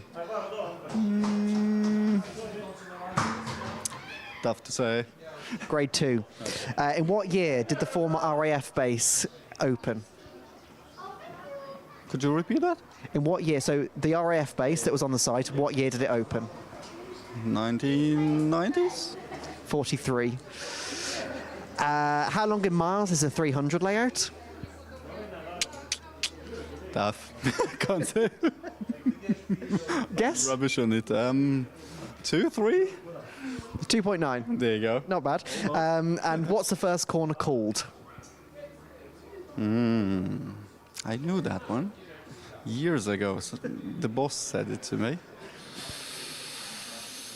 Can't remember really. No guesses? No. Okay. No, it's called Riches. Nice. Don't worry, most people have got all of them wrong so far. Yeah, that's... No wonder why. It's fine. Well, good luck obviously with the race later on then. We look forward to seeing you out there. Nice one, thank you very much. Cheers, thank you. Right, we'll leave them to it. They're eating some cake over there. Lucky little lucky team there. They got the cake already on the go, so they're expecting some good results then. As they're moving on to the next garage, there are some people very confident polishing the car. Can I just jump in a second here with you? You're all ready for the race then? Yeah, I think so, yeah. Simon's starting, so yeah, be taken over from him and yeah, hopefully a nice plain sailing one. So you're obviously quite happy with the car as it is then, because next door they've got the car up in the air and you're polishing it. Yeah, so my first time with this one, so sharing with Simon this time with his car. Yeah, very happy with it. It's a very good car. Team's performing well, so yeah, see how we get on. And how are you finding this around the Snetterton circuit? Yeah, good. Still feeling my way in because this time last year was our first time here. And now here for a second time. We didn't have a great running last year. We had an electrical problem. So, yeah, got some more laps in this year. And, yeah, we've managed to get pole. So, unfortunately, due to a penalty from the previous round, we're starting 6th. So, but it's still to play for. Nice. And obviously what we're talking about is the different types of cars, the weight of cars, the style of cars that you obviously get in this championship. So this is one of the bigger, the more heavy cars. How does that compare to the likes of a Ginetta or a Lotus? How do you have to kind of race those kind of cars? Okay, so yeah, I mean, we obviously this is Class A, so we have like a good amount of speed out of the car. But next to the Ginettas, when we came to sort of Anglesey, yeah, they're very agile through the corners. We just have to make it count down the straights. That's all we have to do. Well, yeah, sounds easy, doesn't it? Absolutely. All right, before we let you go, then we're having some quick fire questions, some of the drivers, about Snetterton. How well do you think you know it? A while ago when it was the old Snetterton, very well. Now, probably not so well. Go on. All right, so first question. In what year was the circuit officially opened? Not a clue. Guess? Officially opened for racing other than being a wartime airfield. 51. Correct. Yeah. In what FIA grade does it have? Ooh, I have no idea. No, not. Guess? I don't know. I don't even know what grading there is. It's 1 to 4. Oh, okay. I'm going to say 2. Correct. In what year did the former RAF base that was on the site open? 1940. 43. How long in miles is the 300 layout? Sorry, say again? How long in miles is the 300 layout? Nearly 3 miles. Basically, it's 2.9, yeah. And what's the first corner called? Britches. Correct. 4 out of 5. That's the best one we've had so far by a significant amount. Well done. Okay, thank you very much. Right, well, leave it to it. But yeah, look forward to seeing you out there. Thank you very much. Cheers, thank you. 4 out of 5. I don't think we're going to beat that. That's quite impressive, as we can see. We've got a nice Z4 back there as well. Actually, we've got another driver here. Let's go and irritate some more people. Can I just jump in here a second? You are never an irritant. That's what everyone always says about me. Right, so firstly, introduce yourselves. I'm guessing your name's Sam. I am Sam McKee. This is my co-driver for today, Samuel Russell. And yeah, we're in Class C in road sports. Which car's yours? This noble beast. Lovely. The E36, which is now in its 9th season with me, actually. Is this your car? Yes. Yeah, it's my car. So how long have you owned it 9 seasons, or have you owned it a little bit before that? A little before, actually. I bought it as a standard road car. Bought it to do some sprints and track days in, and gradually the bug bites harder and harder, right? And then you go the full hog and go racing. So I started racing in road sports in 2017. So you've been here quite a while then, one of the mainstays. So talk about obviously the conversion from the road car to the race car. You said obviously you've done it over a period of time, but what kind of things for the audience at home do you have to actually change to make it eligible for a championship like this? Sure. One of the nice things about road sports is actually, like, there's not any, because there's a huge variety of cars, there aren't control parts that everyone must buy, but you do need the safety equipment to make it eligible for racing. The main things there are a roll cage. This has got a bolt-in roll cage, which to have professionally fitted was about £2,500. A plumbed-in fire extinguisher, £200-300. A race seat, which can be picked up pretty cheaply actually, because we don't require certification for those. Harnesses, a couple £100, and then simple things like an electrical kill switch, odds and sods. And you end up really probably around the £4,000 mark to take a track day car or a road car and make it into something that can race. And then you're into how much performance do I want to invest in beyond that. But do you know what? This car's been developed really step by step, and I think it was, in its first race, described as looking like it got lost on the way to a track day. It really just looked like a road car with numbers on, and won. So you don't have to do quite as much as people might think you do. And I think getting it eligible and getting it out there and then figuring it out from there is a great way to go. Awesome. Well, I mean, told me we haven't got that long to go. So okay. what I'm going to quickly do. So we're doing a bit of a challenge with some of the drivers. Okay. Quick fire questions about Snetterton. Okay. All right. So what I'll quickly ask the question. So yes, I'll ask the question. You both answer, okay, and then I'll tell you what the answer is. Okay. So the first question is, what year was the circuit officially opened? 52. I couldn't tell you. 51. 51. Oh. What FIA grade does it have? Probably 2, isn't it? I don't think it's... Nah.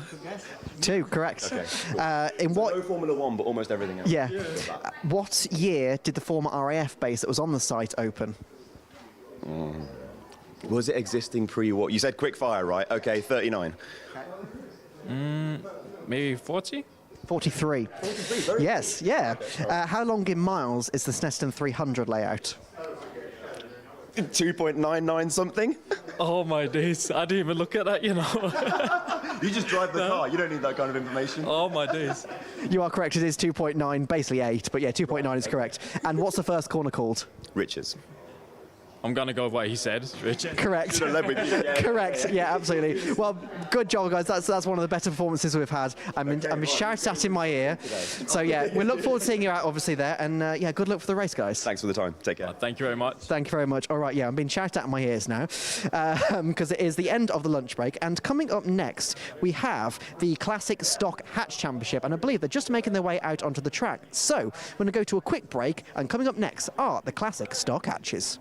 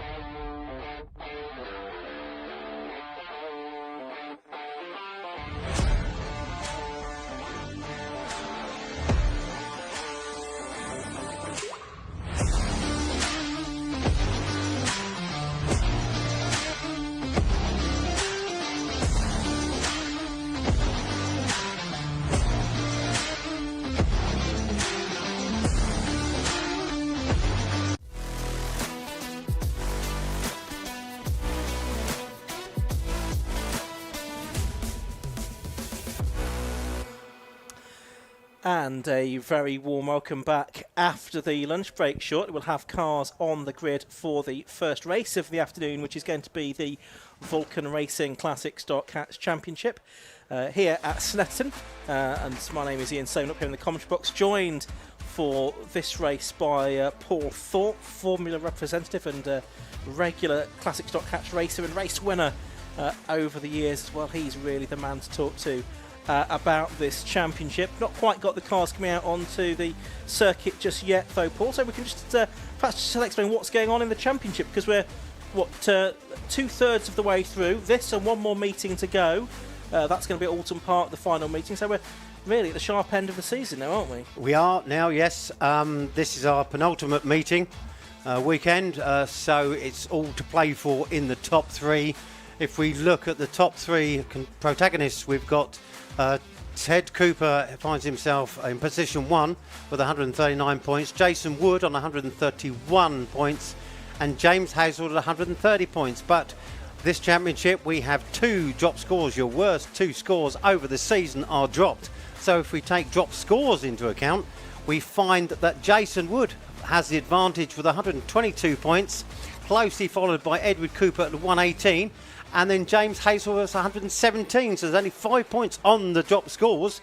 But of course, with qualifying this morning, the advantage has gone towards James Hazelworth, who finds himself in pole position. And I'm just trying to remember where the others are, but they're further back on the grid.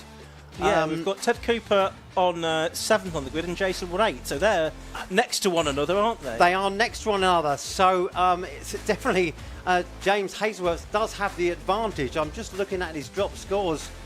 He's currently got a 1 and a 12 to drop, so he's basically used up one of his lifelines, I would say. That's the good thing about drop scores, is you do have a lifeline. But I don't think other drivers have had, looking back to Neil Dubman, who finds himself in 4th position, he's already used his lifelines effectively with 2 0 drop scores. But so it's really eyes forward to the top 3 of the championship, Ian. Yeah, absolutely right. And there's no green flag lap for these, so we're getting straight into racing. I'm not sure if we've got the grid data. Yeah, I've got it in front of me, but if we can get the graphic as well, that would be marvellous.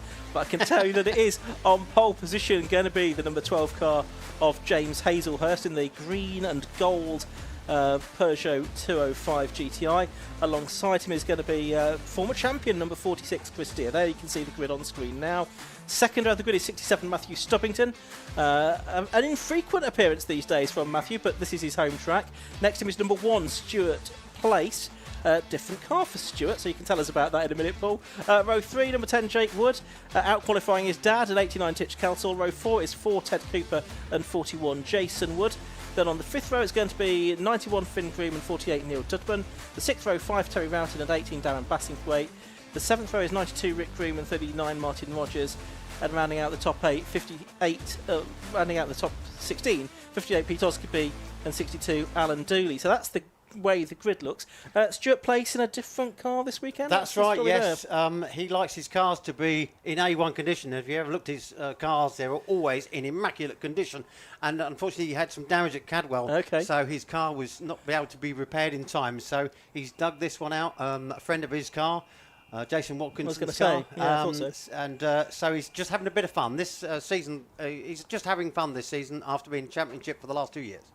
Okay, we've had the green flag at the back. We're about to get the 30-second board, so not too far away from starting the 15-minute race for the Vulcan Racing Classic Stock Catch. It's going to be fascinating this to see if Ted Cooper in the white and yellow Nova on row 4 and Jason Wood in the red and black Nova also in row 4 can come through and take the fight. James Hazelhurst, or if James is going to steal a march in the championship. 2 races this weekend, 1 today and 1 tomorrow morning for these cars. It's not going to be easy for them, but of course they've got the local man, Matt Stubbington, who's very good round here. Of course, Chris Deere, he's always at the front as the red lights come on, and off they go, and off the line they get. Looks like a good start there from Stuart Place, who has gone straight into the lead on the start finish straight, Ian. Wow, what a start that was. Yeah, he's just about going to out-drag James Hazelhurst into the first corner at Richards. It's going to be Chris Deere around the outside of Hazelhurst as well. It's Stubbington in fourth, Titch Kelsall is fifth.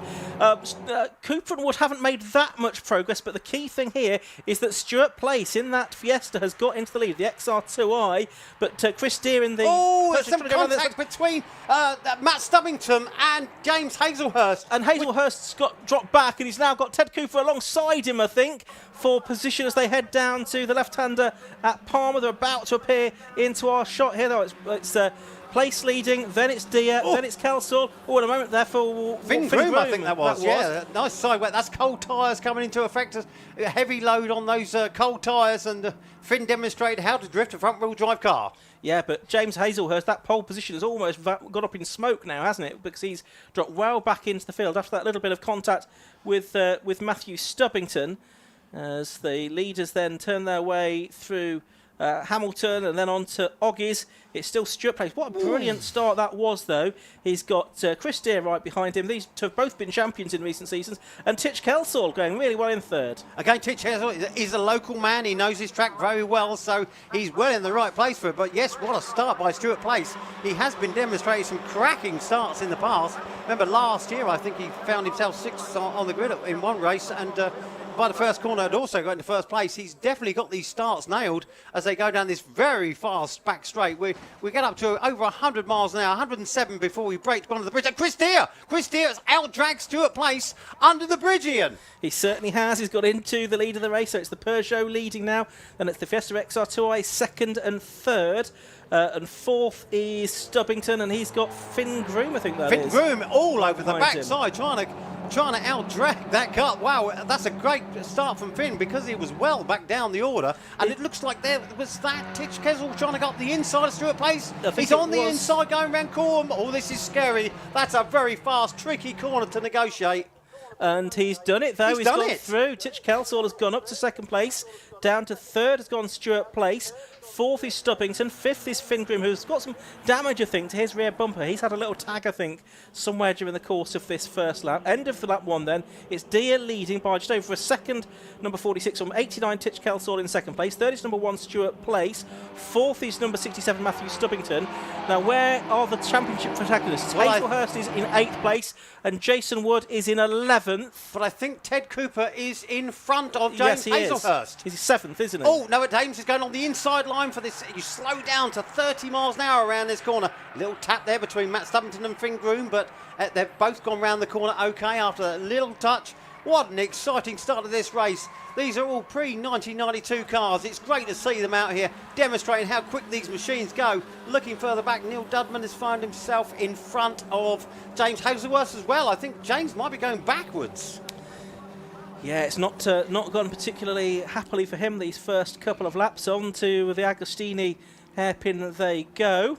With it looks like Chris Deere is checked out almost. It does, doesn't it? And of course, he's not doing the full championship this year, is he? So it's just an occasion appearance. He's not in contention for the overall crown this year. Gap. That's ridiculous. That's a 10-car length. Well, of course, he's got no ballast, has he? No ballast at all, whereas no. others will do around him. Although, has Titch Kelsall got much ballast, if any? I don't think he's got any at all as Titch Kelsall. I'm just hastily trying to look out my ballast sheet. I don't believe he's had any this season. No. This will be his highest finish this season if it stays where it is. And Finn Groom, he is challenging now Stubbington for 4th position. Stubbington in that grey and orange car. Finn Groom right in his slipstream. Middle of the circuit, drifting over towards the right-hand side of the track to take the racing line into Brundle. And is Finn Groom going to get up his inside? No, he's not quite going to do it. But, look at this. This is Dudman now. His inside into Nelson. Second part of the S's. And Hazelhurst is right there as well. This is great racing going on. Oh, there's a bit of a touch there between the two 205s, maybe. It did look like that, didn't it? A bit of wiggle in there as they come out. They accelerate from slowing down to 40 miles an hour, and as they accelerate to about 80 miles an hour around this long left-hander. The car back end is trying to go out all the time. It's so difficult to maintain that and then brake for this left-hander.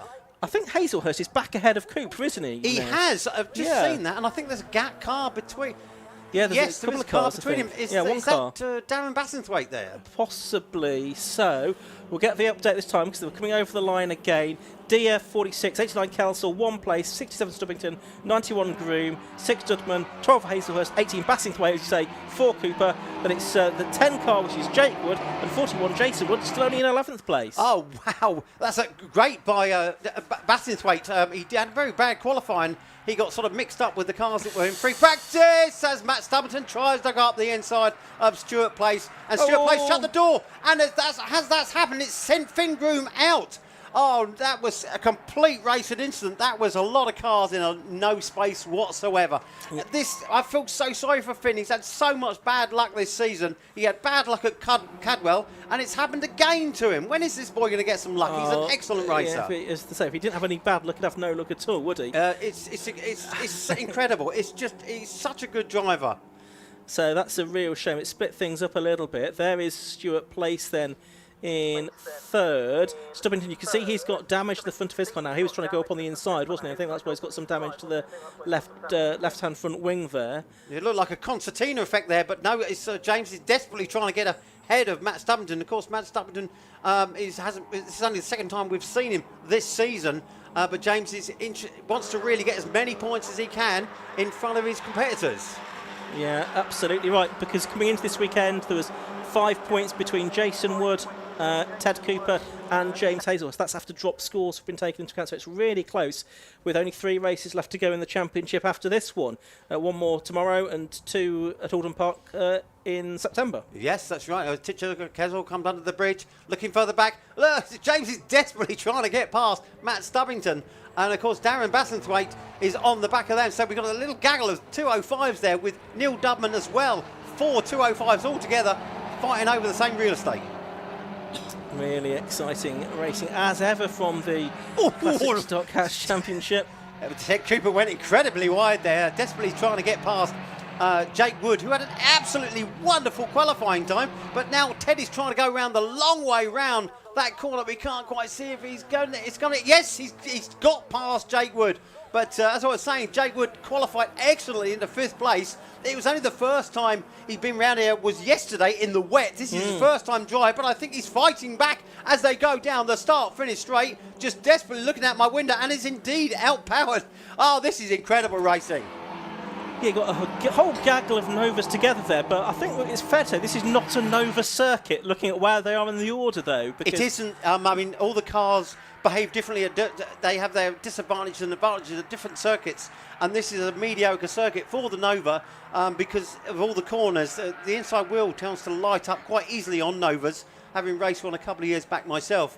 And doesn't favour the Novas, but it's quite interesting. We've got a gaggle of 205s together, a gaggle of Novas together. This is fantastic racing. In fact, I think we've got 5 205s together there as they went through shot.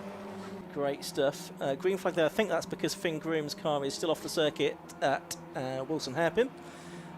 Out of harm's way, but still yellow flags just to cover that incident for the moment, I think. So we've got 6.5 minutes. Yeah, there's confirmation of that car. But it managed to sort of park itself in that space, which was quite helpful of it, really. But just a shame that he's had so much bad luck, not only on circuit, but his car. He's had wheel bearing issues, track running issues. He's just had no luck this season. I do feel for the young man because he's an excellent racer and a nice man. 46 Chris Deere continues to lead by 4.5 seconds from 89 Titch Kelsall in second. Now look at that lot. They're going to get together. Yeah, this is the battle for third place. Battle for third place, isn't it? With Stuart Place still leading it, but he's definitely got an eyeful of Matt Stubbington's car as they go down this very fast straight. As I said before, we're going well over 100 miles an hour before we break under this bridge, and it's a very tricky, it's a quick succession of corners that you have to set yourself up lovely for, and they've managed to do that quite neatly. But Matt Stubbington there still holding off James Hazelhurst. I'm just looking further back. He's still quite a few places in front of his championship contenders. I think the next one back is in 9th place with Ted Cooper. So he's got a few points in the bag here if it finishes like this. Yeah, still about a third of the race left to go here, coming up towards the end of lap 4. And Chris Deere, that is, all on his own in the front of this race. Kelsall now with a bit more of a gap over Stuart Place. Well, I think Stuart's driving in his mirrors a little bit now, isn't he, with those 1, 2, 3, 4 cars queuing up behind him. There's another 4. All 205s. Yeah, exactly, and it's basically half of the field that are in his mirrors at the moment. Now here comes Stubbington. just pulling out of the slipstream of Stuart Place as they go up towards Rich's Corner. He's on the inside here, Paul. Yes, he's got the overlap, and James was thinking about trying to sneak up the inside, but it looked like Stuart ended up a little bit on the grass there a minute, which is going to compromise. No, he's covered that. Stuart, even when he's been in the slower 106 has been racing this season, he knows where to place this car to make it so difficult. And Neil Dudman snuck through there ahead of James Hazelhurst. How did you do that? So that I must don't know. have No, been. I just wonder because we could see the yellow light panels flashing. Now, I don't think they've got to the yellow light panel before Dudman made the move, but that is something that drivers will just be aware of, won't it? Just making sure to back off but I think it might have been a fact that James was trying to sneak through, lifted off, and I think that slowed his momentum and then put him into the clutches of Neil Dudman, and that's another place lost to James Hazel, but he's still, 3 or 4 places front of his, look at that, side by side again. James is trying to go around the outside of the Dudman machine, which isn't going to work. Oh, not quite. There was a little bit of rubbing there, but I think we're okay. Yeah, that's absolutely right. It looks like James must have lifted off a bit there, because now Dudman has got about 1 car length ahead of him now. Yeah. So 3.5, 4 minutes left to go in this race. Place. It's gone quick. I know. And then Hazelhurst and Bassingthwaite in that little group together. Bassingthwaite was having a little look up there on James Hazelhurst, but Darren Bassingthwaite is a local man. I was very disappointed with his qualifying, but it's great to see him fighting up the front here. He always seems to go well here when he has the luck. Now we're on course here for a 7th different winner in 9 races this season. Remarkable. In the Classic Stock Cats Championship. Ted Cooper's had 1, Jason Woods had a couple, Neil Dudman's had 1, so too has Lee Scott and Pete Morgan. Pip Hammond's had 2. They were at Cadwell Park a few weeks ago, weren't they? Yes, we were talking about this earlier, that this year only 2 drivers have won more than 1 race. It's been an incredible season. The last time we had a season like that was in 2012, where again only 2 drivers won more than 1 race. One was Lee Scott, and the other one was myself. And everyone else is different winners. This has been a fantastic year. It's great to see so many different faces on the podium. I think Neil Dudman was trying to get the cut back, but I think Stuart Place definitely closed that door. Well, of course, one of the drivers in contention for the championship, James Hazelhurst, he's not had a win. He hasn't. No, but he's been consistent. He has. I mean, I'm looking at his scores, and he's been very consistent throughout. Only 1 where he didn't finish, and most of them he's been in the top 5. 1 just a bit further back at Cadwell Park, but he's just been Mr. Consistent, and that's how you win championships. You know, to win the championship, first of all, you've got to finish the race. So Matthew Stubbington's gone up into the podium places now, ahead of Stuart Place, and then you've got Dudman and Hazelhurst, who still wants to get every point that he can side by side, but he's under threat there from Darren Bassingthwaite. Yes, 3.205s. You couldn't separate them with a bread knife. And Jake Wood is ready to pounce if they do as they come round this corner. Yes, there's indeed Matt Stubbington in 3rd place with Stuart Place, then Neil Dudman, then James Hazelhurst, Darren Bassingthwaite. What a cracking... Oh, look at this. Now, again, you see that James Hazelhurst is slightly quicker down that little straight, but it does mean he's got to go the long way round. And this is such a slow corner, and it's not easy to overtake. He's holding his own, though, but again, we've got another left-hander coming up. So it favours Neil Dudman.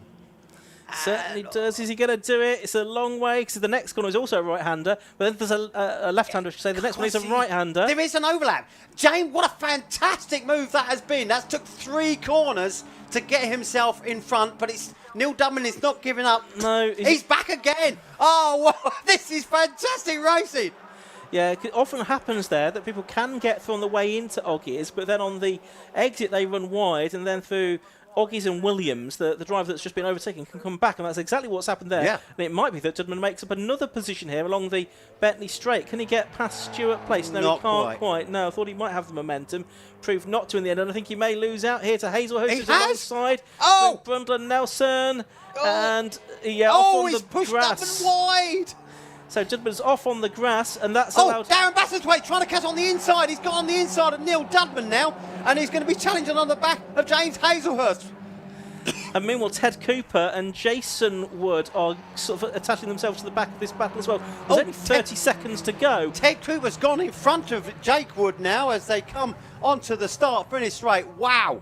Last lap just underway for Chris Deere, number 46, who's miles in front of this race. He's already at Ridge's Corner. Where? The rest are still coming through Murray's. There's Kelsall in second. Then it's going to be Stubbington third, and then this battle for fourth, which has got James Hazelhurst now ahead of Darren Bassingthwaite and Neil Dudman. How on earth did that happen?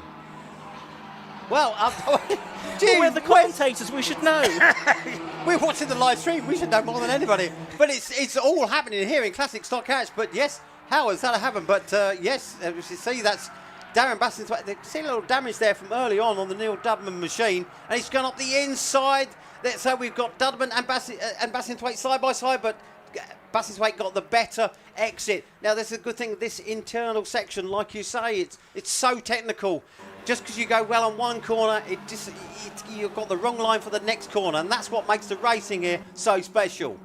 Certainly does. It's going to be a thrilling last half a lap or so here. Oh, Jake Wood trying to get back on the Cooper machine because Ted got by him, but no, Jake is not holding back. And of course, they've got these three cars together with a Neil Dudman machine. Most importantly, Jake is still ahead of his dad. Oh, don't rub it in. That's it. We're having pizza later. Let's there's harmony there. But no, it's a great showing by Jake Wood. Like I say, this is the first time today he's been out on this track when it's dry. What a great, and this is a great, he is one of the few second generation racers we have in Classic Stock Hatch.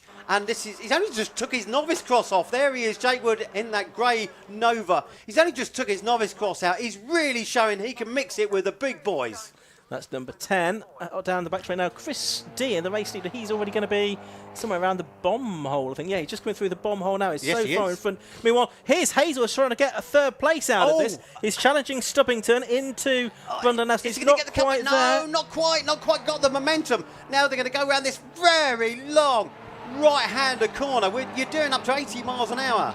Meanwhile, Chris Deere is into and out of Murray's for the final time. He was 11.4 seconds ahead at the start of this lap. He's going to come up to the line, and he's going to be the 7th different winner in 9 races in the Vulcan Racing Classic Stock Cats Championship. There goes the checkered flag. He punches his fist in the air. What a display. He's not been out at all. I think it's his first time this season. He's been out in a Swift occasionally. Yes, we were just looking for the second place. Is in fact it's Kelsall, but third. I think Stubbington has lost out to James Has Hazelhurst. he lost out? Yes. I can't quite see from this angle. He has. And it's a problem for Stubbington right at the end because he pulls off. He pulls off. Oh no! What has happened? What a remarkable thing by James Hazelhurst. But what's happened to Matt's car? He's pulled straight off. Yeah. I think he only just crossed the line. He did. He got 4th place out of it, but then immediately pulled into the pit lane exit, as it were. So it was number 46 Chris Deere that took the win. 89 Titch Kelsall second. 12 James Hazelhurst was third. Oh, and that's Stuart Place that has not come through. So we didn't spot that. So he's parked somewhere around, yes, at Coram, I can see out of the window. So 12 James Hazelhurst third, 67 Matt Stubbington fourth, 18 Darren Bassingthwaite fifth, 48 Neil Dudman sixth, and then Jake Wood, Ted Cooper, Jason Wood. So good result that for Hazelhurst, third place, and several points gained over the next two in the championship. If you ever weren't a fan of Classic Stock Hatch after that race, you should be. We certainly should. Let's have a look at the results of that race then. Chris Deere it was, number 46, that took the win. 7 laps completed by him, nearly 13 seconds ahead of number 89, Titch Kelsall. 12 James Hazelhurst took third place on the final lap from number 67, Matt Stubbington. Darren Bassingthwaite, number 18, was 5th. Neil Dudman, 48, was 6th. Jake Wood, his best result so far, I think. 7th place for number 10. 8th was number 4, Ted Cooper. 9th was number 41, Jason Wood. The other two championship contenders alongside Hazelhurst. Rounding out the top 10 was number 39, Martin Rogers, ahead of Pete Oscarby, Rick Goom and Alan Tuley. He was the final driver across the line because Stuart Place didn't finish. Neither did Terry Roughton. He was in the pit lane at one point. And Finn Groom, obviously we saw him sadly eliminated on the grass at the hairpin earlier on, Paul. Yes, so we see Alan Dooley there at the back. I mean, he represents Classic Hatch so much. He comes to nearly every meeting he can manage, and his only objective is to not be lapped. And he has succeeded again today, so he will be very chuffed. Well done, Alan Dooley. Well, congratulations to him. So another race for the Classic Stock Catches tomorrow morning. No doubt Paul will be 10 to 11. 10 to 11. You'll be busy working out the ballast. And also I'm going to be looking at the point scores to see exactly where everyone is now. that's really gone. Advantage definitely to James Hazelhurst. Yeah, absolutely right. Let's see if we've got Kieran down there yet. Possibly not quite got him ready to talk to anyone. So we'll be with him in a moment. He is going to speak to the top 3 in a minute, which will be Chris Deere, Titch Kelsall and James Hazelhurst. Just see them being sort of ushered through those drivers to the position where Kieran is doing the interviews after this one. So let's head down to him now. Kieran is in Parc Fermé. Thank you very much. Yeah, that was an amazing race, and we've got the top 3 here. Obviously, Chris Deere. So that was quite a lead you built up. Yeah, I don't know what happened to everybody else. I sort of got away at the start. Myself and Stuart Place was there. He got a good start as always. He still does. And then yeah, I looked in the mirror and thought I'm building a gap. And I think carnage happened behind, but hey, it's not my problem. All I'll say is watch the replay back of the race because it was absolutely insane. But obviously that's a nice way to start the weekend for you. Yeah, it's good. Very good. I mean, no stock hatch race is ever boring, but if you're going to have a boring one, do it like that. Get clear, go. I mean, Stuart at the start, he's in a new car, he doesn't know it, so he probably didn't know how quick to go around the corners on cold tyres, so it wasn't really fair on him. But once I got past him, I was like, right, head down, go. Do you reckon you can repeat that tomorrow? Give it a go. That's what we're here for, isn't it? Absolutely. Well, good luck. Cheers. Thank you very much. Right, we'll quickly speak to Richard. Richard, again, you're a bit in no man's land once it all kind of settled down a bit for you. It was a bit empty, wasn't it? It wasn't really a race. I don't think it was just me trying to hold on and be the best of who was left. Yeah. No, it was fine. It was good. It was a good race. It was all right. Did you see what was happening behind you at all?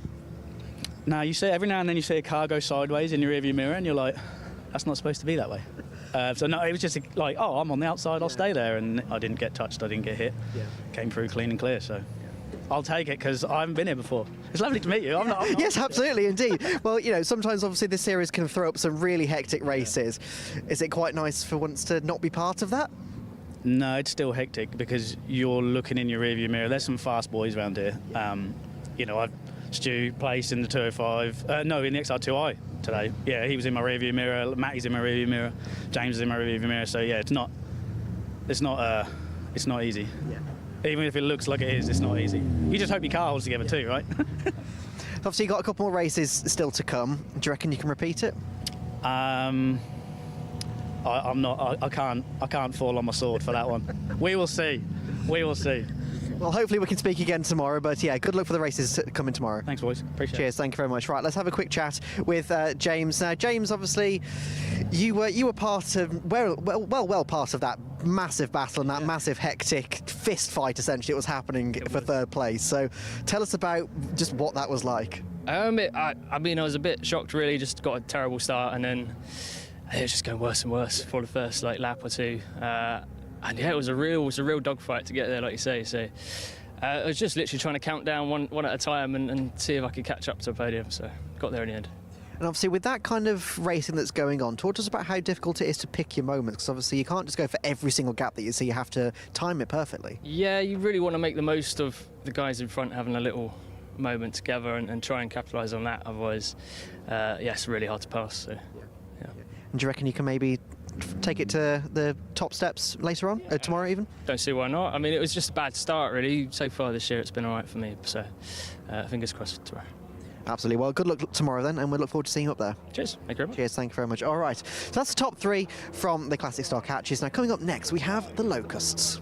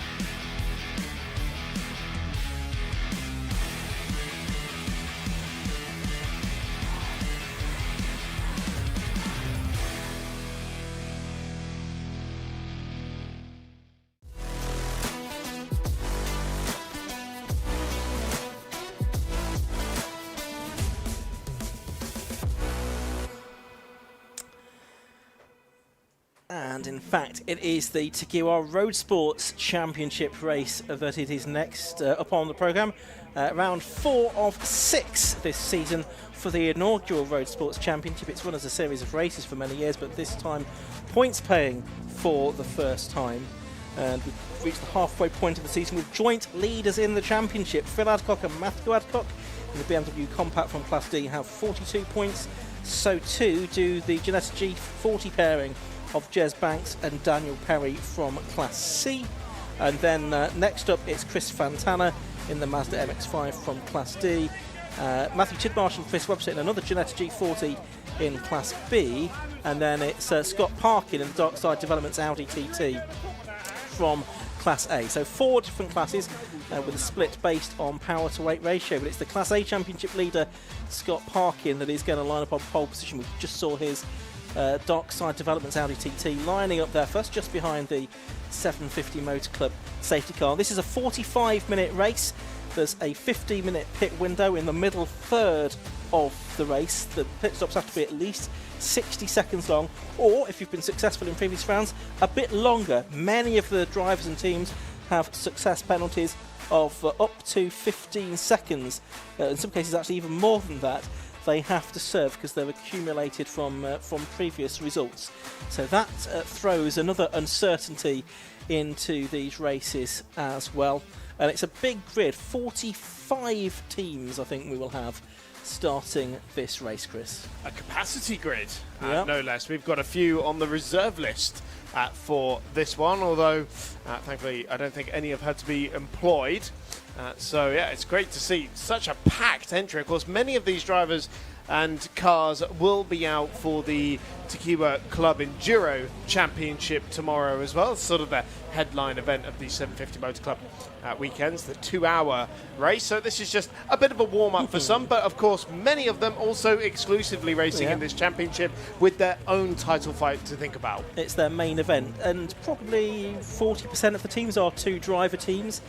Quite a lot are solo-driven efforts for the full 45 minutes. They still have to make a pit stop, of course, but they just have to be stationary in the pit lane, and no driver change needed. No refuelling, of course, in a 45-minute race as well. And if you are short in making your pit stop, under the 60 seconds or the longer period, if you have the penalty, then a penalty will be applied to your race time. So it's not worth trying it on effectively.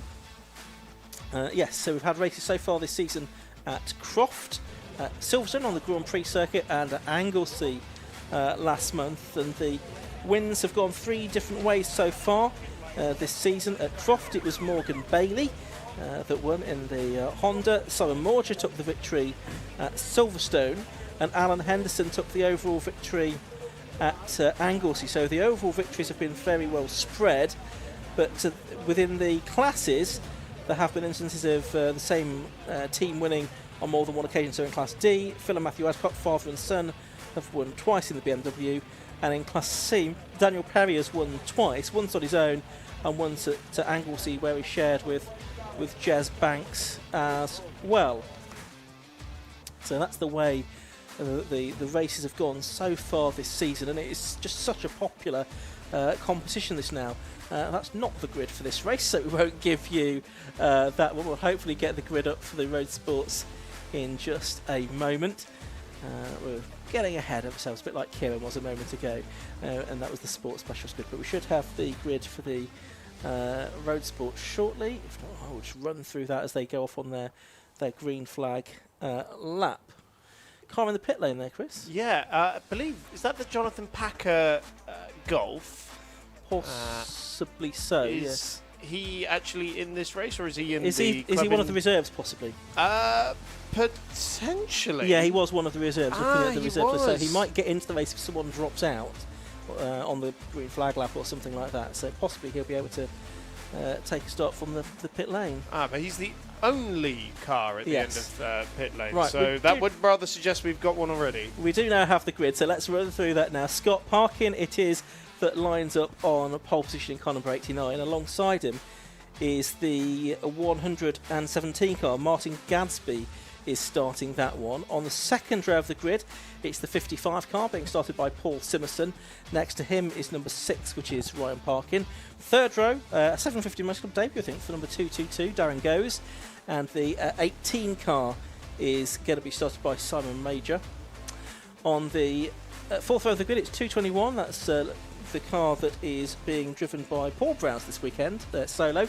Number 19 is Wayne Lawson. The fifth row of the grid, that's going to be number 10, Robert Fennick, again driving solo, no Andrew Shepherd this time, and Mark Burton, number 26, alongside him. Row 6, that's number 12, Liam Crilly, and 83 is going to be Christopher Nyland starting that car. On the 7th row, number 119 is next up, Sam Heading, who's in addition to the programme, showing with Peter Mansfield in the number 119 car. Next to him is number 1, the reigning Club Enduro champions, Samuel Dennis.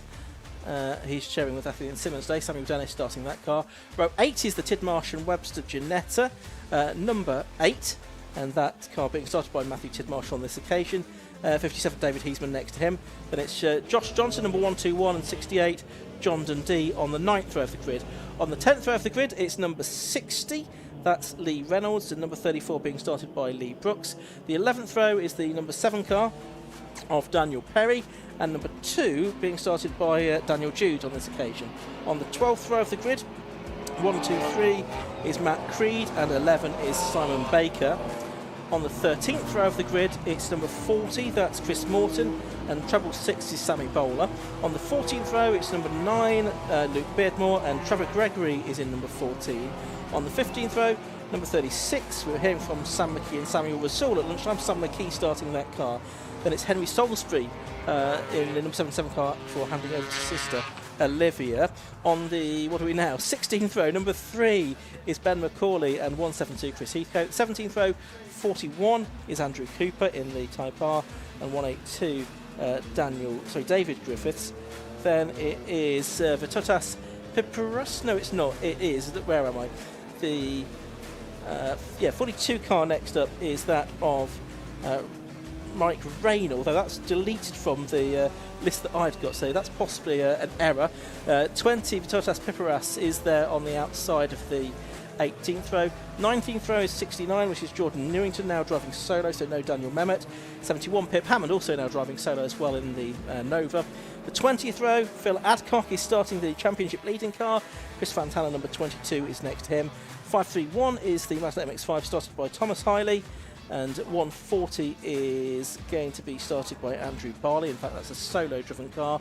The 22nd row is Robbie Boot in number 16, and Kieran Taylor Beebe in number 17, and 126 at the back is Elliot Walker. What a mammoth grid that was to try and talk our way through, and they're well on their way around this rolling lap, Chris.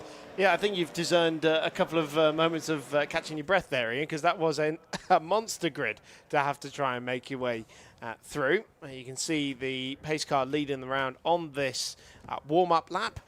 So it is a tie at the head of the overall championship. Of course, it doesn't matter what class you are in, you can lead the overall standings. If we take a look at the individual class championships, though, the closest fought battle is in Class B. It's only 4 points that separate the Ginetta G40 of Matthew Tidmarsh and Chris Webster to the Lotus Elise of Ben and Lee Brooks. And it has been 3 different winners so far this season in Class B. The 2 I've just mentioned have both taken a win, as has Mark Burton in the BMW 330.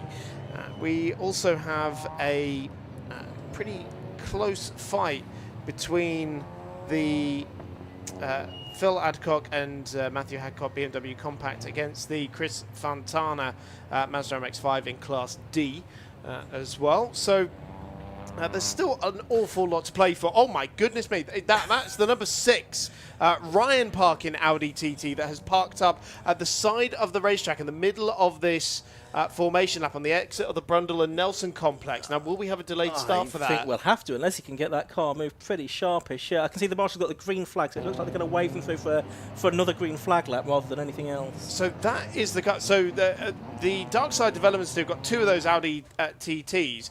Oh, no, there's been contact because, look, the front left is completely askew. Yeah, there's some heavy damage there. Now, well, either some conflict or there's a serious failure on that car. 'Cause it doesn't look any other damage to bodywork or anything like that, but that is going to need a lift, I think, to remove that car. So, 100%. yeah, so the clock is counting down. So the race has got underway behind the safety car. So we're into the first of the 45 minutes of this race, but it's an immediate safety car, effectively, because we need to recover that car of Ryan Parkin that was due to start fourth. So I was saying there are 2 of those Audi TTs from Darkside Developments and a swap between the Parkin brothers at Silverstone, I believe. Scott started the year with the slightly more advanced car that he'd been driving for a couple of years with the sequential gearbox and slightly fancier suspension, but gave that car to his brother Ryan, which is the one that's just pulled up to the side of the road at Silverstone. The car that Scott is driving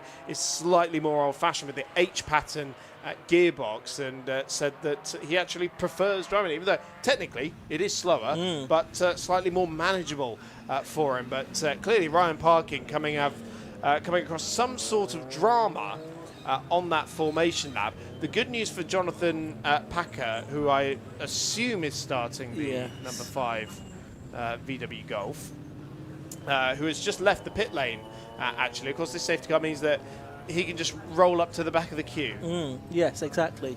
So as a reserve getting into the race. So just looking, because that will make it 45 cars on track, because we now no longer have the Ryan Parkin car on track. So he will replace that car effectively in the race. There was one deleted from your list. There was, but is that the one that was missing that has allowed Packer into the race? I wonder. Well, as I say, it's TSL are showing 46 cars on the list, including Packer now. So I think, the Rayner car is shown as being there, but possibly that will disappear on this. So it's either way, Packer's got into the race. Yeah, that doesn't really matter, does it? So officially now under safety car conditions. What we've not seen is any update on the recovery of Ryan Parkin. So we'll see if we can get our cameras looking at that in a minute to see if we've got a recovery truck on the scene, but it did look like that was going to need a full lift. I can see the 750 Motor Club rescue unit just going past our commentary position, because of course that would have trailed the cars around at the start of the race had we gone proper green light racing. There's a vehicle just heading out of the exit at the end of the the Bentley Straight. That will no doubt go to deal with that car, but it is the Golf, the 750 Motor Club Golf, that's leading them round at the moment. You're just looking at the CCTV there, Chris. Yeah, we've got some handy dandy cameras inside the commentary box here. So the recovery vehicles have now made their way to the stricken Ryan Parkin car, and that recovery is now underway. So I imagine it will be another lap of safety car, given that they're already coming up to the spot on the circuit where the Audi TT has been parked. Yeah, at least one more lap then. So realistically, we're probably going to have 35 minutes or so of this race by the time we've had 2 laps behind the safety car. So sadly, it does eat in significantly to the amount of racing laps that we're going to get here. It's still a bit of a mystery as to what happened there, because your instinct was the contact, but I just wonder if it was a failure. My immediate suspicion is that they've all been weaving around trying to get some tyre temperature, and has maybe clattered into someone. But it sounds like Kieran's got more news on that front. Yes, thank you very much. I'm just outside the Darkside Developments garage at the moment, and it just seems to be a part failure. Under braking going into that corner, he went on the brakes and the bottom arm just gave way. You can see there's a line down the track where the wheel went underneath and it got caught in the wheel arch, but it just looks like the bottom arm has come off and snapped. Real shame, obviously, because that car's going to be one of the ones that's going to be fighting for the win at the front of the race. So big shame, but they've still got one car in it. But yeah, it was the bottom arm that snapped off. Just a part failure. It's unfortunate, but these things happen in motorsport. Back to you guys. Yeah, thanks, Kieran. So confirmation there from the Darkside pit. 1-0 to Ian. I wasn't counting. So that is unfortunate. So at least one more lap behind the safety car. It's a long lap, of course. So hopefully, if this lap is driven sufficiently slowly, we might be able to go racing again at the end of this lap. I say go racing again. We've not gone racing at all yet. but we are behind the safety car with that car needing to be recovered. So it is still on brakes. Scott Scott Parkin that leads the race from number 117. Martin Gadsby in second. Paul Simerson, number 55, is third in the BMW. Number 222, Darren Goes, is in fourth position. And he is in the Audi TT TCR car. Fourth, so he's fourth. Fifth is the Major and Blanco car, and sixth is Paul Browse. All of those Class A cars, of course. Mark Burton, best of the Class B cars, and the Perry and Banks Gillette are the best of the Class C cars. Just actually on screen now as it makes its way through the Wilson hairpin. Excited to see how the GT4 BMW starting in third position goes, because we've had an awful lot of TCR machinery out in our mini and full endurance championships, as we can see the Ryan Parkin car now on the back of the low loader. Yeah, interesting to see how that GT4 goes up against the TCR. Of course, I imagine it's carrying quite a bit of weight in comparison to its SRO homologation, for example, but it has got a rather handy driver at the wheel in the form of Paul Simerson, a Ferrari Challenge racer. Yeah. I think it was at Donington Park probably last week for that particular series. Just a reminder of the classes. Class A is for what's called Super GT cars of up to 300 brake horsepower per tonne. Class B, the GT class for cars up to 240 brake horsepower per tonne. Class C, Super Sport up to 180, and Sport class up to 145 brake horsepower per tonne in Class D. And yes, so there will be some playing around with weight to get the cars to fit into a class at a competitive level. If you're in a forced induction car, it's got to be 5 brake horsepower per tonne lower than the class limit as well. So there's also that sort of modification to the regulations as well. It's a very popular category, as you can see, with the number of cars that have been attracted to this, especially with this being the first year of championship status as well for the Takiwa Road Sports Championship, as it now is, and good spread of cars across all of the classes. Classes A and B, I think B in particular the most popular in terms of the numbers that it attracts, but good numbers in each of those classes. Right, so the safety car trailer is just about to come past the scene where Ryan Parkin was being recovered. The recovery truck is just departing the scene now. Okay, so it's probably a little bit too late, really, to get the race underway this time, unfortunately. I'm afraid so. There will be another lap under the safety car. There's nice examples of the TCR machinery I was talking about there, not just the Seat Cupra, but also the Audi RS3 as well. Again, with some modifications to their TCR specification, but nonetheless a great machine to have out there. I think we are going to go. I think the safety car. Oh no, safety car lights are still on. I thought for the moment they were off. Have they just now this second gone out potentially? No, still got yellow flags on the finish line. So I think we are going to go one more lap. Behind the safety car, still weaving around is Scott Parkin. Quite a bit of glare now on the screen because the sun has come out. Yes, making it quite difficult to actually spot the lights, but where you can see it quite clearly, there they are. Now I imagine we'll have a slightly quicker safety car lap this time. Now that we know that the circuit is clear, just to try and maximise the amount of racing time that we get. I mean, the pit lane window opens in 6 minutes. I mean, it's going to there'll probably be one racing lap, and then it'll be open effectively. In the pure tactical mind here, if you've put your quick driver in for the start of this race, you are hating this. Yes. Because they're not doing anything about, being able to pull a gap at the moment for your slower driver to go into. I hate using terms like slower driver, but ultimately one has to be faster than the other, really. It's a sort of fact of racing, and is a genuine strategical element of endurance racing. That's right. So making their way around once again. With I think the safety car is definitely getting a bit of a wriggle on this time. It's just heading down to Agostini now. Scott Parkin then on pole. Then you've got Gadsby and Jones next up in the 117 car. So then Simerson and Stanton in 55. Etc. etc.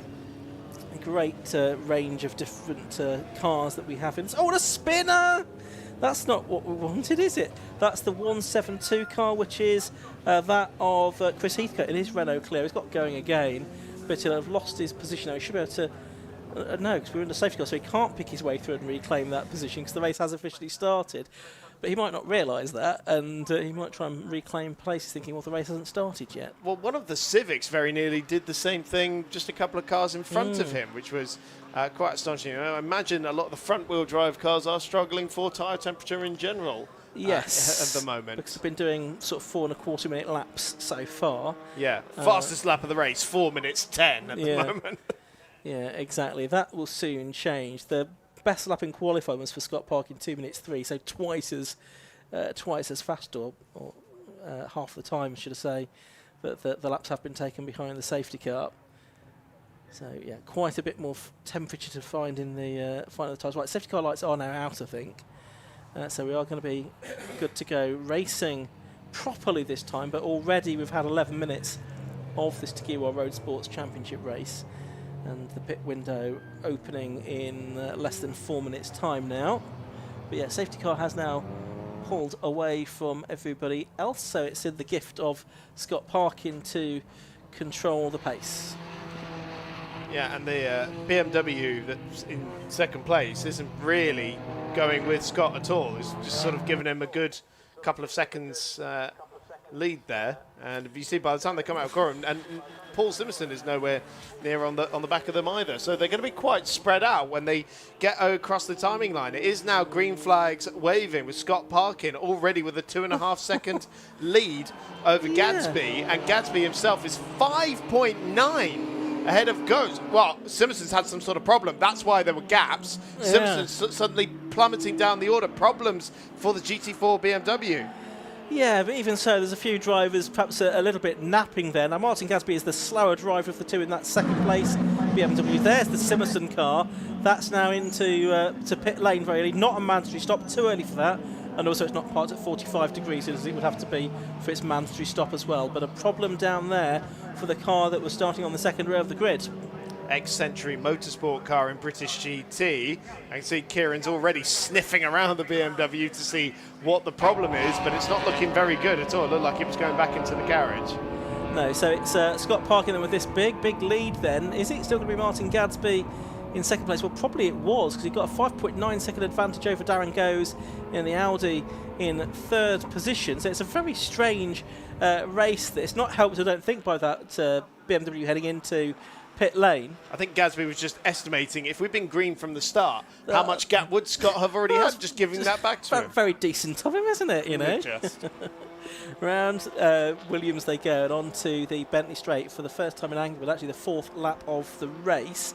There's the Chris Nyland number 83 car, one of the front runners in Class B, actually third in Class B at the start of this race. Now, are we going to get a change there? It looked like possibly that was the 18 car, was it, that was up to challenge the BMWs. That's Simon Morger that started that car, trying to find a way through on the inside into the bomb hole. Not able to get through there, but the next attempt is going to be at Corbin. I think that probably will come off, and he does indeed go second. So our Silverstone winner already making up places, so that would have been from 5th to 2nd on this lap when you count in the Simonson BMW there as well. So up 3 places on this first green flag lap of the race, and we didn't see that Seat Cupra TCR car at the first round, but of course came out swinging at Silverstone, and the Gadsby BMW now coming under pressure from the 222 TCR car now. Yeah, that's Darren Goes up the inside into Wilson. He's going to go through. Paul Browse in the Seat might try and go through as well. The 21 car, a spin for 5.31. That's Thomas Hiley that's gone around there. But yeah, it's Gadsby that is losing ground here in the early stage of this race, but possibly not unexpected, because Ian Jones very much the quicker driver in that particular car, and I'm sure we'll be able to make a good fist of things in the second half of the race. Well, what we were talking about earlier, about there's so much of the first part of this race being under safety car, they've lost so much less time than they normally would have done. Yes. Sounds really harsh when you say it like that, but it will give Ian Jones a massive advantage in the second part of the race. I mean, he could come in theory, at the end of this lap, because the pit lane window is going to be open in 3, 2, 1 seconds time. Oh, and that's just a bit too early. Is the number 20 car coming into the pits? That's the Vitortas Piperas on the Civic Type R for the drive from Ipswich, the Lithuanian. So that's an unscheduled stop, I think, for him. And that is a new shell this season as well, that Civic Type R. He was previously part of the foundation lineup in Club Enduro, was he not? Yes, he was, certainly. Couple of seasons ago, that would have been. That goes to show, you know, you've been racing for, 2.5 years now from joining that foundation program. Of course, not great to see him in pit lane, but still racing out there after getting that slightly cheaper entry into 750 Motor Club racing. Now that's Liam Crilly in the BMW Z4 that's now trying to get past the compact of Martin Gadsby, who's not giving him an awful lot of room, nor does he have to really. But now you're going to have the Honda pass him on the inside. They've got either side of Gadsby in the end. I think Crilly has gone through. But Mark Burton, what's happened to him? So, he has come through already, Mark Burton. So he's leading Class B still, a bit further up the road from those 2 or 3 cars that are battling there. So it's Burton in 26 that's leading Class B. Class C is being led by Matt Creed, the number 123 Renault, that is, I think. You can really see the difference in power down the start-finish straight between the Class A and Class B cars. But, in fact, both Crilly and that number 83 car of Christopher Nyland both end up going through at the Wilson hairpin. Nyland's got to consolidate that move into Palmer, but ultimately does manage to get the move done. And now it is the Lotus Elise, formerly the Class A car, an overall contender, as we see Sammy Bowler, unfortunately, pulling into pit lane. That former Mini Challenge machine having to come into pit lane. And another place made up there. That's the 119 car, is it not, that has gone through? Yes, Sam Heading in the Lotus Elise S2 that is sharing with Peter Mansfield. He's now gone ahead of the Gadsby car as well. 88 into the pits. This is the championship leading car.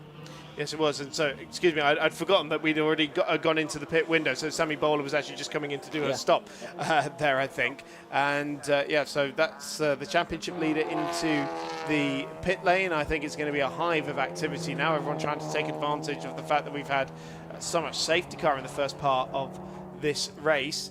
It is game on for second in Class B, because that is Chris Nyland in that Type R that's just gone through on the Z4 of Crilly. So second place in Class B, and the Lotus Elise of Sam Headley, the Rob Boston Racing Run machine, also challenging for a provisional spot on the class podium. Matt Adcock taking over from Phil Adcock, but they've got a 20-second pit stop success penalty to serve, so it's an 80-second stop in all that they need to make. And that will put them at a real disadvantage, including to the likes of Pip Hammond, who's leading Class D at the moment today, and only has a 10-second penalty to serve. So 10 seconds he will make up in the pit stops. Pip running solo this weekend as well, but already back out into the race goes Matthew Adcock, just taken over. Got the Piprius car coming back out. Yes, it is.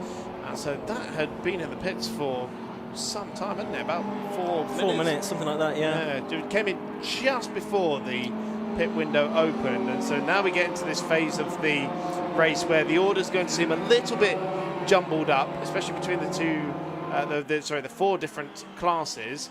In terms of our top 4 and Class B leaders, we know there's not been any movement in the pits just yet, so those races are still sort of unfiltered, so to speak, but in the middle of the pack it's going to start to get a little bit tasty. Yeah, I mean, it'd be interesting to see how the overall battle goes. I mean, the person that could really gain here is Darren Goes, who's in 3rd place at the moment, because he's not got any pit stop penalty to serve here, not having competed in the championship in the past. But Scott Parkin's got 15 seconds to serve. The major car's got 10 seconds to serve. So both of those drivers that are ahead of him on track have penalties to be added to their time. So we'll see if Darren Goes can possibly come out on top of this race as far as the overall results are concerned. There's Scott Parkin just coming through now. about to complete lap 7 of the race. You can hear over the line. You can hear the rotary engine of the Mazda RX-8 in the background, the supercharged engine, I believe. That's right. Best lap of the race so far is still to the car in second place. Simon Marger with a 2:04.483 as the best lap of the race so far in this particular category. Lap record for these cars, a 2:02.36 for Scott Parkin, so still well outside that mark. Right, we've been green for about 7 or 8 minutes or so already. We have got the first black and white flag for track limits being displayed, and that honour goes to Chris Morton in the Vauxhall Corsa in Class B. And that is not going to fill him with confidence, bearing in mind we've still got 24 minutes left in this race, and he's got to keep it squeaky clean in terms of those track limits. Pip Hammond's been into the pits and is just heading out again now. Yeah, so we'll see where he comes out in relation to the championship leader in Class D, the Matthew Adcock BMW. Pip yet to take a win so far this year, but has been third and second in the last 2 races. There's Liam Crilly, number 12, who's contending for the Class B podium in the pit lane. So, see, I think he's just got he's got 70 seconds to stop with a 10-second success penalty from a previous round of the championship. Of course, that has for now promoted the heading Lotus Elise up to third in that category, and he's only 3/4 of a second away from Chris Nyland, who took second place away from that car right there just a few minutes ago. There's only 8 minutes to go before the pit lane window closes, so of course drivers have really got probably 2 or 3 more laps in which to make their pit stops, because it is a long lap here. Bear in mind, Jonathan Packer there, we saw that is the car that started from pit lane, the VW Golf, which has already made its way up into 18th position overall. So a very nice job done so far by Packer. Of course, no stranger to success in Club Enduro competition. Yeah, more than halfway through the field already, so that's a really good showing. He's lapping in the 2:10s. And lapping faster than obviously quite a few of the cars ahead of him. Obviously helped by the fact that we've had a number that have made their pit stops, of course, and he's yet to make his stop. Mod's gone down into the 2:03s now, 2:03.836 for the car in second position. The gap between 89 Scott Park in the leader and 18 Simon Major in second place is 7.7 seconds. Third place is number 222 Darren Goes. In fourth place it's the 221 car of Paul Browse. Fifth is number 83, that's Chris Nyland, leading now Class B on the road. And sixth is number 19, Wayne Lawson. Class C, Matt Creed is heading that on the road in the 123 car. And Class D right now is being led by Chris Fantana in the Mazda MX5, which is number 22 and is 24th overall. But there's still a long way to go. 21 minutes to go, 6.5 minutes left of the pit window as well, with most of the drivers yet to make their stops. So it is Major lapping slightly quicker at the moment. You do have to wonder where Major would have found himself had he not lost out so much in the start of the race, because you think about the gap that Parkin had after just a couple of corners with the car on the, quote-unquote, front row of the grid. When we got going again, not exactly being hot on his heels, and Simerson having to come in with a problem as well, which rather delayed everyone else behind him. So Scott has been given quite a bit of helpful real estate in this race. So it could come very much in handy in about 20 minutes time. So Thomas Hiley using a bit of the curb on the exit of the Brundle and Nelson complex. Talking about track limits, I think that is one of the areas where you can run slightly wide. Having to take that wider line through Coram as the Class A front runners make their way through. 18 Morger is in the pit lane now from what was second position. So that's promoted Darren Goes on circuit. So we're just going to hand over now to Alan Blanco, isn't he, for the second half of the race, the former British Touring Car Championship driver. And And so that, we'll see how that fares. Paul Grouse is in, Chris Nyland is now in, Sam Heading is in. So the cars in 4th, 5th, 6th and 7th all now into the pit lane, with obviously opportunities running out to make those pit stops. And that's top 2 in Class B into pit lane there as well. That's the 531 Mazda MX5 of Thomas Hiley and Andy Hiley. Andy out later today in Sports Specials. Which is the next race, actually, after this. Yeah, so he's going to get out of that car and go straight into his Kronos. That would seem to be the case. But it will all really have to be in the assembly area, won't it? So I imagine someone else is going to have to take it there for him, and then he'll run from Parc Ferme over to the... It makes you wonder why Andy Hiley didn't start this race, really. It does make you wonder that, doesn't it, really? Yeah, anyway, okay. 20 minutes of the race left to go. That is the 117 car, which has been taken over, I think, now by Ian Jones from Martin Gadsby. So where is that car running now? Is in 22nd position overall, but is on the up as the drivers make their pit stops. And it could be one that's not too far away from the podium positions when everything shakes out. It's one of these. It's quite difficult to see how this race is going to pan out. It's more difficult at a long circuit like this than it is at a short circuit, because there's sort of less updates on the positions, because we get fewer numbers of laps to check everyone's placings.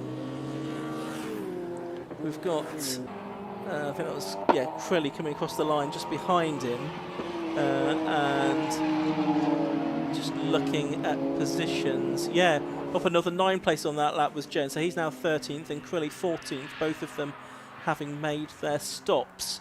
Just having a look.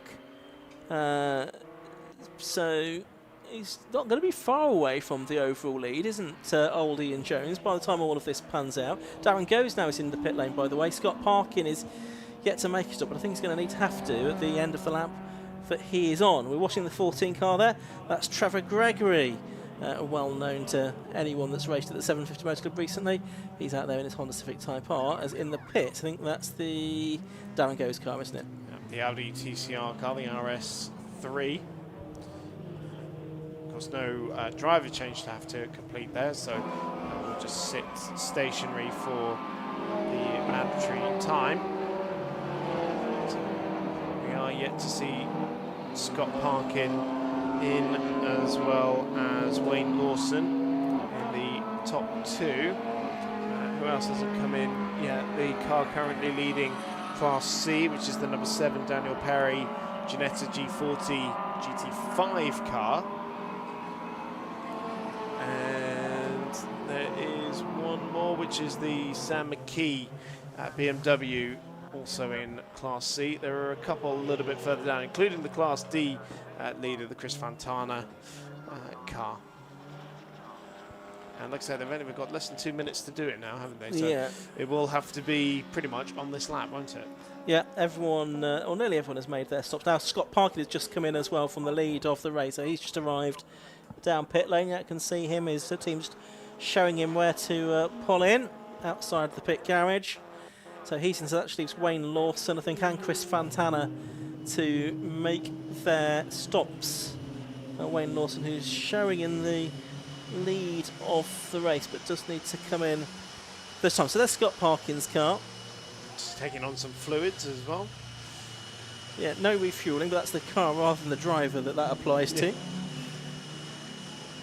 So there goes the Chris Webster car, as it now is just coming out of the pit lane as well. The Flying Tangerine Racing Ginetta. Nice little scrap going on track there, including, I think that was that Mark Burton's BMW there, just ahead of Jonathan Packer. Was that? No, not Jonathan Packer. It's the 121 car, I think.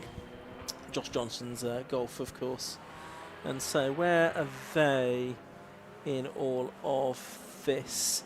Well, that's Burton just getting ahead of Johnson now for 10th position overall and 4th place in Class B. So I think Burton probably hurt in the pit stops there. He had a 10-second success penalty to serve as part of his pit stops. Sam McKee is handed over to Samuel Russell, the Birmingham bus driver now. Only his second ever motor race. Yeah, so absolutely. Be eyes wide open Absolutely. I'm not sure what bus route he drives in Birmingham. That's the number 11, the circular bus route that goes around the whole of Birmingham, or in which case that's a very long lap even compared to the Snetterton 300. I was going to say, the route is not going to be in the same shape as Snetterton, is it? No, not going to help him. No, not quite. And it takes considerably long to complete a lap as well.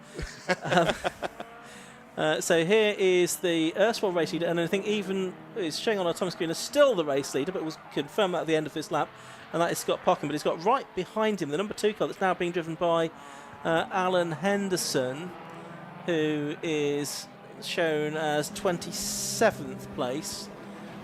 Wayne Lawson's just heading back out into the race, having made his pit stop. So I think that's everyone now that has made their stop, which is just as well, because there's only now less than 15 minutes to go in the race. And it does mean what we see in terms of positions at the end of this lap will really reflect where we are for the final third of the 45 minutes that we've got, albeit the first 10 or so of that was run behind the safety car. Henderson's sticking with him for now in that Lotus Elise. A great looking machine as well, coming up on a little bit of traffic, but Scott Parkin will get confirmation when they get over the timing line whether he does still have the lead of this race.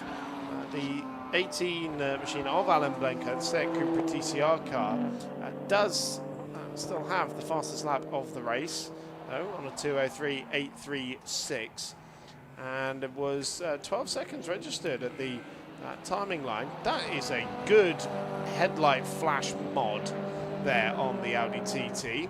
Central one, I've not seen that before, and quite difficult to miss as well. So that is probably welcome for the driver inside the car, probably not for the ones that it sits in behind. So I think we are about to get confirmation that Scott Parkin is still the race leader, because he is about to go over the timing line. Pit lane closed is the message going out to the drivers, and yes, Scott Parkin does indeed lead. We wait to see what the gap to Alan Blenko is in that number 18 there he is machine. Just gone past us now, so 10.4 seconds. Yeah, so a decent lead that for Scott Parkin, and that's despite the fact he had a 5-second longer pit stop to make than the car behind him. So had a good run in that first part of the race to build up the gap that's enabled him to get out in front, still to the tune of 10 seconds. So he's looking good here for a overall and class victory in the 4th round of the championship. A reminder that he's had not yet had one so far this season, has he? He's always been 2nd or 3rd, which is this year. Odd to think, given how much he's been cleaning up in Club Enduro. Darren goes back into pit lane, though. The Audi TCR car, having only just recently emerged back out onto the racetrack, is back in. Of course, the pit window is closed anyway, so that would suggest that this is more mechanical or technical problems. Yeah, no indication of any penalty, and of course that would have been served in a different position, but he's being now pushed back out. And it does look like they're waiting for something there.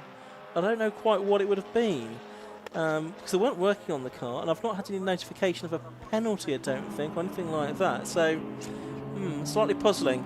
But it does mean that Darren Gase, who we thought might be a contender for the victory here, is not going to be. At the very least for the podium. And so that has promoted the 221 car of Paul Browse. Yeah.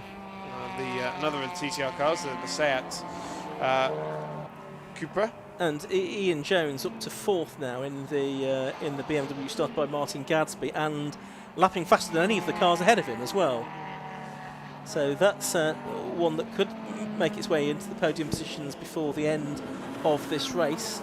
Some very tight battling down the order, and picking his way through that as well was Scott Parkin. There's been some contact, you can see out of our commentary box window at Ridges, which involved Scott Parkin. Yellow flags now out. No, Scott Parkin continued. I think he has, but one other car was involved. But Scott Parkin certainly involved in some contact up there at Rich's corner. We didn't catch that on camera, but I did manage to see that out of the commentary box window.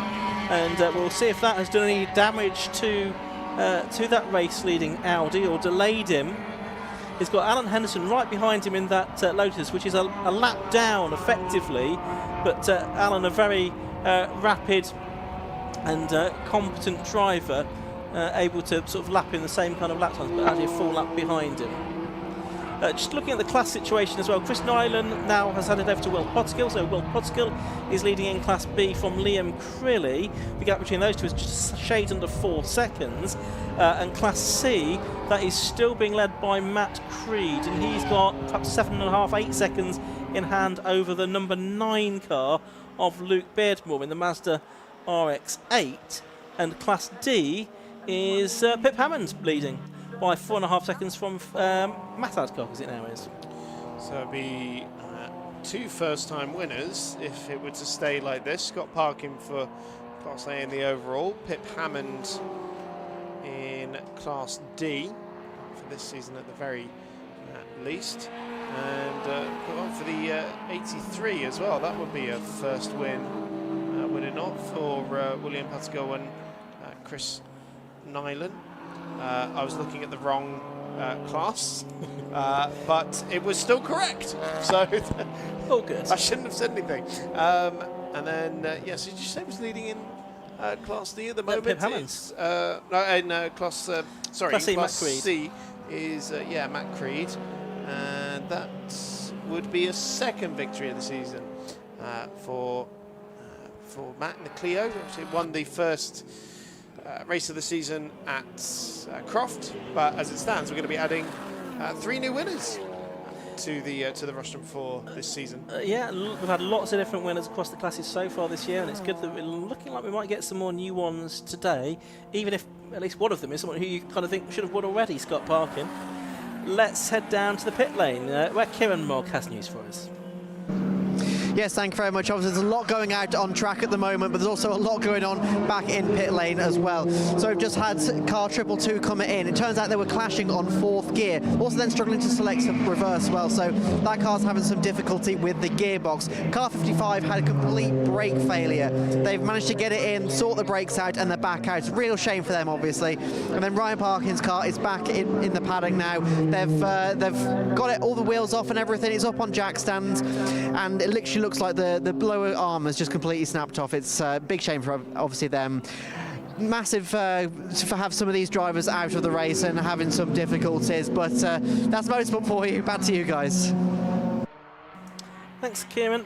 Kieran Mogg down there in pit lane. 7.5 minutes to go. There's our Class B leader, Will Pottergill, in the number 83 Kant Holland backed Honda Civic Type R. He's got only now 1.8 seconds in hand over Liam Crilly in the BMW, because Crilly has just done his personal best lap of the race, a 2:08.69.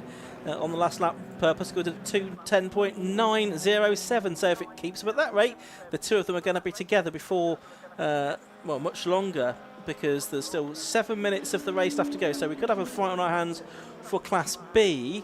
Might we for Class C? Just having a look there. No, I don't think we will. I think, if anything, Matt Creed is getting away in the lead of that class.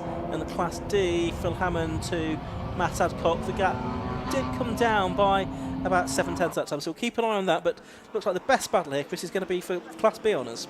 Now, Will driving the same car, but a very different looking end result to when he had that car in the Type R Trophy, the Motorsport prepared machine. And the gap is coming down, 1.7 seconds. Last time they went through the timing split, it's looking a bit less than that now, isn't it, between the Civic and the Z4, as they make their way around the bomb hole and then into Coram. You see the weight transfer. It's what I love. A corner like Coram, you can really see the weight transfer on, particularly on the Civic. There, the Z4 is looking a bit stiffer. Whoa, hey! All over the curving there for the Class B leader Pottergill. Now that probably has compromised his exit out of Murray's. Someone's getting a 5-second penalty, I can see there. Is that anyone important as far as the race is concerned? Well, meanwhile, it's side by side for the Class B lead into Ritchie's, and Crilly does go through with relative ease, in fact, in the end, after that two-wheeled moment for Pottergill coming through Murray's. And it is a change for the leading Class B with 5 minutes to go. Absolutely, and the other driver that's on the podium positions for Class B is Mark Burton, and he's one of the drivers to get a 5-second penalty, the most significant thereof. The others aren't inside the top 20, but Mark Burton gets a 5-second penalty, and that will drop him down, I think, down 1 position behind the Samuel Dennis Ethan Simmons car as well. So he's got a few minutes to just try and pull out a bit of a gap. But new class leader, I think it was probably on the cards. Liam Crilly has come through to take the advantage there within Class B, and yeah, that's looking good for him. What would be another new class winner? So if Burton does end up losing the podium there, then that would be the first podium of the season for Sam Dennis and Ethan Simmons since the first meeting of the season at Croft for their Motorsport prepared Civic, which would be very nice to see. I know Ethan's a very ambitious young chap, former British Karting Championships, and aiming for a spot on the British Touring Car Championship grid in the years to come. So with about 4 minutes of the race to go, it's number 89 Scott Parkin that leads. Number 18 Alan Blanco is second. There's 13.5 seconds between them. There's another 25 seconds or so back to Ian Jones, who now is up to 3rd position in the BMW, and I think that's about as far as he's going to get, but he has made up ground here. He's got past Paul Browse and Wayne Lawson here to get onto the podium, so good effort from him. 4th, 221 is Paul Browse, 5th and 19 is Wayne Lawson. Then it's our Class B leader, which is now number 12 Liam Crilly. Then it's Will Putskill in the Honda. He will be 7th. Mark Burton, number 26, will be the 8th before time is corrected. 9th will be number 1 Ethan Simmons, and rounding out the top 10 will be the number 8 Janetta of Chris Webster. Class C, just checking if that's still going the way of Matthew Creed in the 1-2-3 car. Yes, it very much looks like it is. We talked about the Class D lead coming down. It's 3.6 seconds, and Matt Adcock is lapping about half a second quicker at the moment than Class leader Pip Hammond. Although Pip had just his best lap of the race, hadn't he? Yes. 2:21. So the pace is very much in favour of the chasing car, but it's just under 3 minutes to go, and Scott Parkin will soon be starting his penultimate lap of the race, very much in a rather commanding lead now in this race, 13.6 to the good over Alan Blanco. And surely we'll soon be adding another new name to the winners pile of this year, and indeed new ones to the podium as well, because for Major and Blanco as well, they haven't been. Well, Alan Blanco has actually been out, hasn't he? So far this. He's been with Claire Norman at Silverstone, I think. Yes. Into the pits is the 10 car. It's the Rob Fenwick BMW M2. Where was that running? Well down the order, I think. Say, not anywhere of any significance, no, was it? No. Really, because it's a Class B car, is it not? It is an A-class car. Oh, is it? Yeah. Oh, okay. Yes, it's the Fenwick car, isn't it? Clearly some difficulties in the earlier part of the race. It should be one that should be up inside the top 10, you would think, overall. It's first year in Class A for Robin, is it not? Because he was spent quite a few years in the Class C Janetta. I think you may be right, but yeah. So we've got a minute to go. There'll be just time for one more lap, I think, at the end of this one for Scott Parkin. Is that the Packer car behind him now? Yes, it is. I'm curious how much is Scott cruising here, because that Henderson Elise that was hounding him for a while has gone through and sort of scampered off down the road, really. And it almost looked like for a second that Jonathan Packer was going to give him a hard time. He's a couple of seconds inside the pace he was setting earlier on, and of course, I said he got a lap record in this category in the 2-minute 2s. So, but that would have been in the superior car, wouldn't it, with the sequential gearbox and the nice suspension? So, I don't think we're actually going to trouble that doesn't this look like weekend. it today. It's actually, obviously, it's the same cars we see in Club Enduro. The Road Sport lap record is slightly quicker. Car 5, which is Jonathan Packer, who's off from the pit lane, is going to get an 18.7 time penalty, second time penalty. That's because of an unsafe release. He's going to serve that in lieu of the stop-go penalty. Pip Hammond fans, there he is. He's being lapped by Scott Parkin here in his Class D Vauxhall Nova. I do believe that Packer car, by the way, should have Jamie Hadley at the wheel of it. Oh, you hate, right. So let's give credit where it's due. Absolutely. But probably neither of them responsible necessarily for the unsafe release. They'll have done what they were told to do by the team. Oh yes, not credit for the penalty. No, I would never do that. So, watching Pip Hammond, who is going to win Class D here because he's got, still about a 3 or 4 second gap over the Adcock. So we're going to take second here.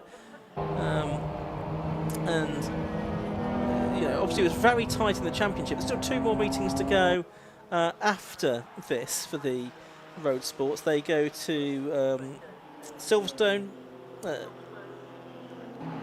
and then to Donington Park to round out the season. But they should very much consolidate the championship lead now, because the car they were tied on points with, which is the Jez Banks Daniel Perry Ginetta, is only 7th in Class C at the moment. And coming into this weekend, they both had 2 wins, a 3rd place finish, and 2 fastest lap bonus points as well. So it's very much in favour of the Adcocks at the moment, as Scott Parkin about to meet the checkered flag. Yeah, and get his first win of the season in the Takiwa Road Sports Championship. Although he leads Class A in the championship by a reasonably healthy margin, he's been consistent without getting the win up until now, but he's emerged from Murray's. He's flashing his lights as he comes across the line in a moment. Checkered flag goes out to him, and it's Scott Parkin then that takes the victory.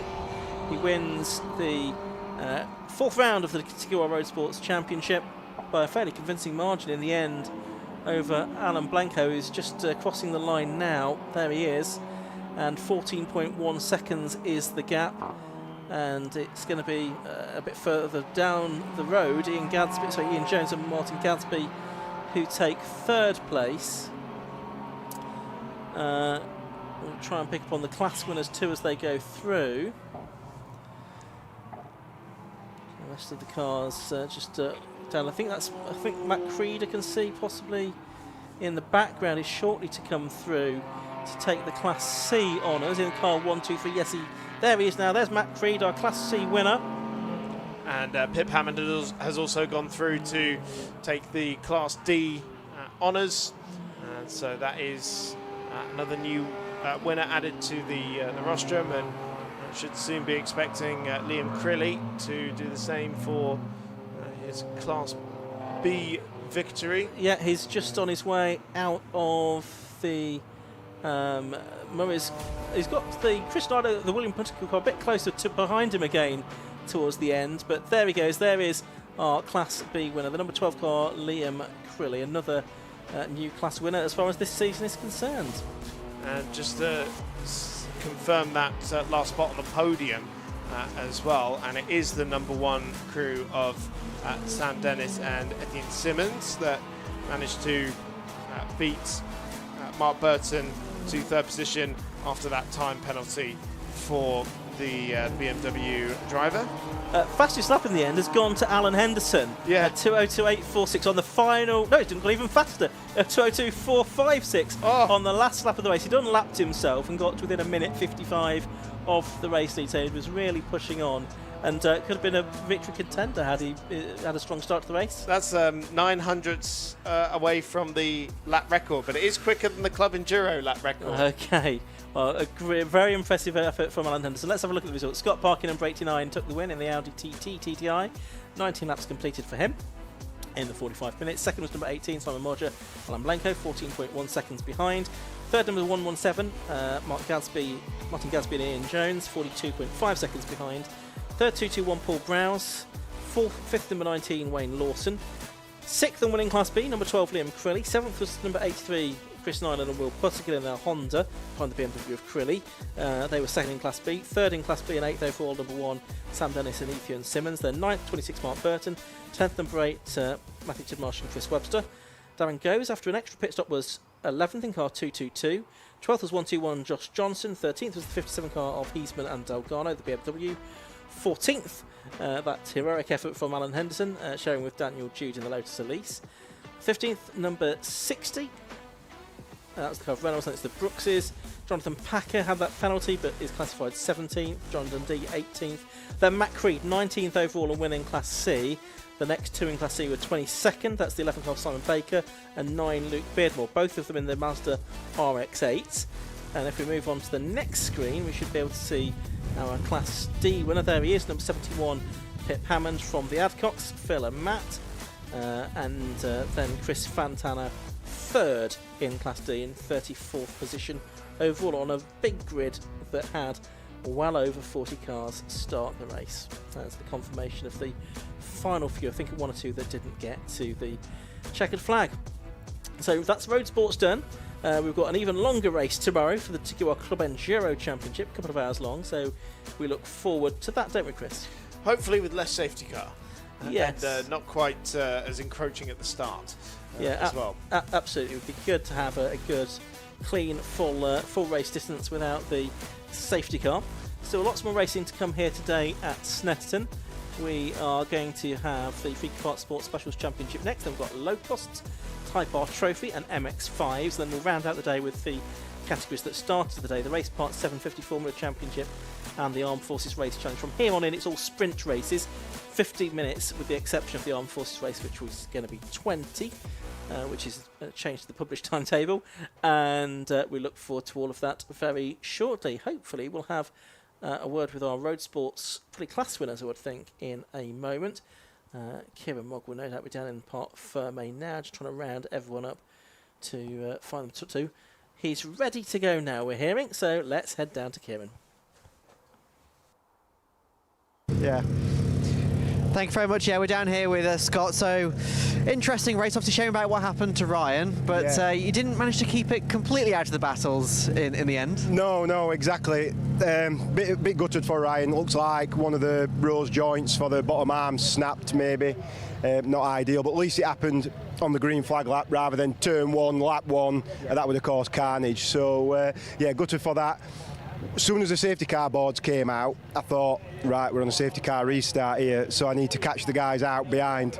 So managed to get a pretty decent lead, I think a few seconds over the line on the first lap. And I'm not quite sure what happened behind, hopefully you guys caught whatever happened, but ended up with like a 10-second lead.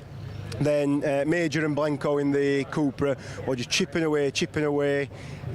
Then they pitted, I pitted, and they were still chipping away, but I think they just run out of laps. So yeah, fortunate, Ryan helped me out, but we didn't plan it. So yeah, and then I need to go and apologise to Lawton in the RX-8. I sent a move down the inside that, in hindsight, he probably didn't see coming, and yeah, we collided. It's damaged my arch, and I think it's damaged the side of his car. So I'll go and speak to him in a minute, and hopefully he's not too mad at me.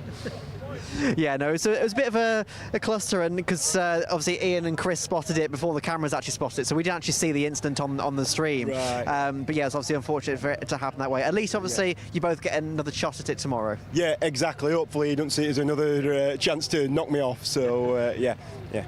Absolutely. Well, congratulations to you and the team. Hopefully tomorrow you can get 2 cars up there. Yeah, that's it. Thanks a lot for the team. They've worked pretty hard, and I'm sure they'll be working hard tonight to get it sorted as well. Thank you. Yeah, perfect. Thank you very much. All right, now we have got to wrap it up. We do have, very, very quickly, 83, very quick, sorry. Very interesting race. Just managed to pit at the end. Yeah, just got done at the end. A bit of a battle through traffic, and you picked the right side, I picked the wrong side, which just cost the time. That BMW can't really live with it on the straights. But yeah, a decent race. Our main event's tomorrow, so we're happy with the form today. And go again tomorrow for the big one. Absolutely, congratulations. All right, thank you very much. All right, now we have got to unfortunately wrap it up as we've got cars on the grid.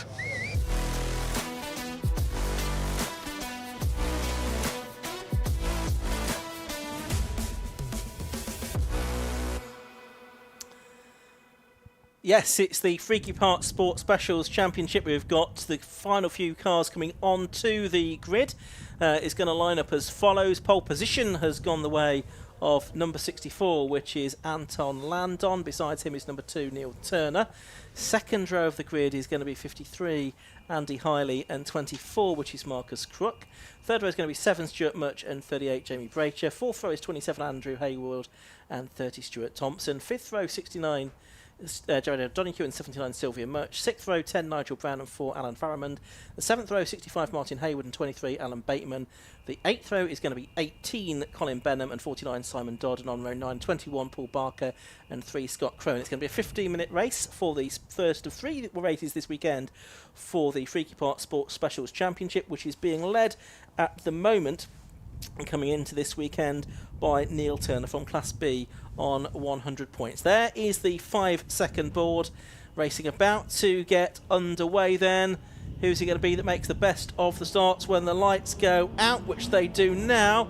Looks like it's Neil Turner actually in the Class B Caterham that's made a very good start to the race. Andy Hiley in the Kronos has got away quite sluggishly from the second row of the grid, so it's going to be Turner, and then it's side by side for secondary Marcus Crook and Anton Landon in the Class A Sienna at the moment. That Sienna should get ahead of both of these cars before much longer, but it's had the jump off the line by the slightly lighter weight, I would imagine, Caterham of Neil Turner. So it's Turner leading from Landon in second place as they make their way out of the Wilson hairpin down towards Palmer for the first time in this race. And then the rest of them fighting their way through. Andy Hiley is 1, 2, 3, 4, 5, 6, 7th. Now, we had struggles last time I saw these cars at Mallory Park. They've been to Anglesey since then. And let's see if his form can return this weekend, as Landon has now got through to second place, with Crook having a little bit of a moment on the way out of Agostini there, Chris. Yeah, trying to get the power down there. Slightly less power than the Class A cars, but still struggling with it. It's been really sticking it to the pole sitter, Anton Landon, though, on this lap so far. So it's great to see when there isn't so much disparity between the classes, and they don't mind sticking it to their rivals, regardless of what machinery they are driving. But surprising here from Andy Hiley, who's very much been the form man in recent years, not getting away very well, and seemingly not having so much pace here. As there goes the Sienna into the lead of the race now. Landon reclaiming his quote-unquote rightful position at the head of the field with the slightly superior machinery in terms of power to weight. So Landon going back through into the lead, having lost it to Neil Turner off the line. Turner still leading the Class B honours, ahead of Crook, as they make their way around Coram for the first time. Yeah, you see the battle very much up at the front of the field, as we again got some battling between some of the Class B and Class C cars.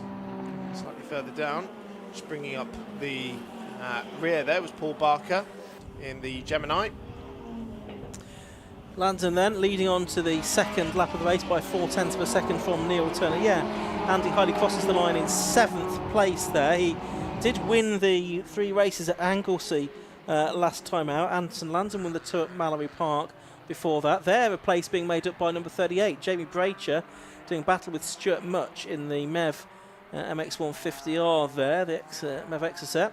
So that should have been Much going through, presumably at Ritchie's, and Bracher taking it back at Wilson, because it was Bracher ahead at the timing line by about 1/4 of a second over Stuart Much, who's been going very well in that category with the MEVs. The Exocet are in Class C, which I'm told are going to be having some changes for next year. The MEVs currently using the turbocharged engine from the Mark II Mazda MX5, and potentially, will be a change to the Mark III engine for next year, which should, all in all, mean that the cost of racing a MEV will halve, with the package going from about £30,000 to 15,000, and also a little bit more amateur friendly as well. So hopefully that means we'll see quite a few more of them on the grid for next year. Yeah. Andy Hiley's going backwards, isn't he? So he's clearly got issues with that Kronos today, the car that usually sweeps all before it, really. He's won the Class A championship 5 times in the last 6 seasons, 3 of those overall championships as well, and he's won so far this season the majority of the races, 7 races out of the 9 that we've had so far. But so Mallory Park wasn't a happy hunting ground. He had problems during both of the races there, and it seems like those gremlins, whatever they are, have returned to haunt him at Snetterton this weekend as well. So looking like Anton Landon's here for another couple of wins in Class A. Andy's also just stepped out of another car in the Tequila Road Sports Championship as well. So I'm sure he's just sprinted from Parc Ferme over to the assembly area.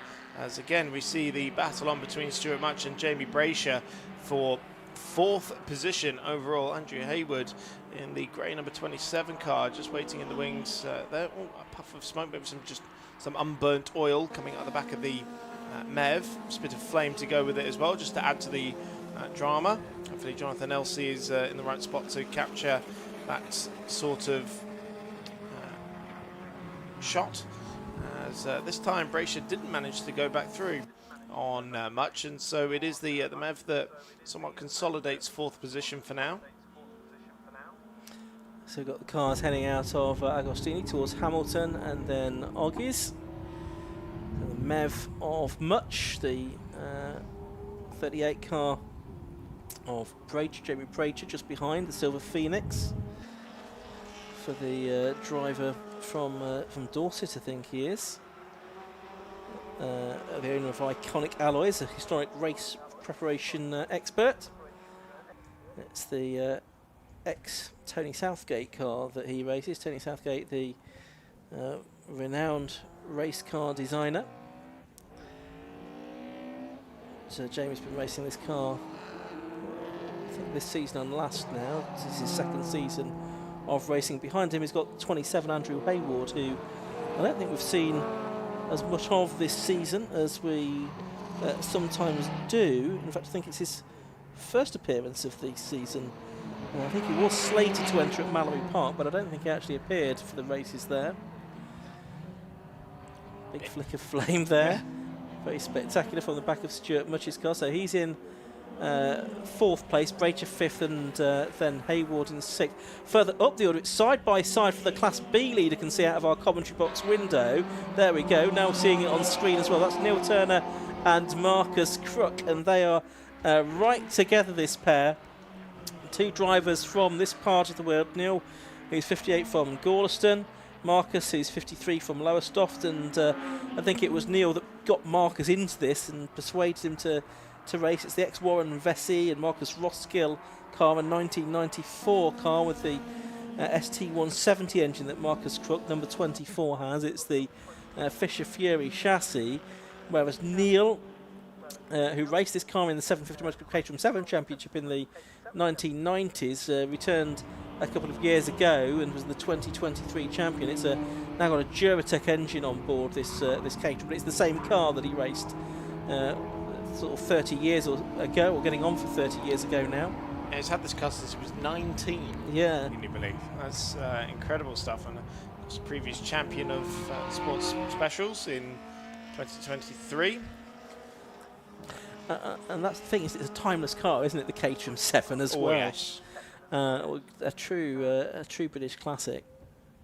And obviously there's gazillions of them that race in dedicated Caterham championships with all kinds of different engine specifications.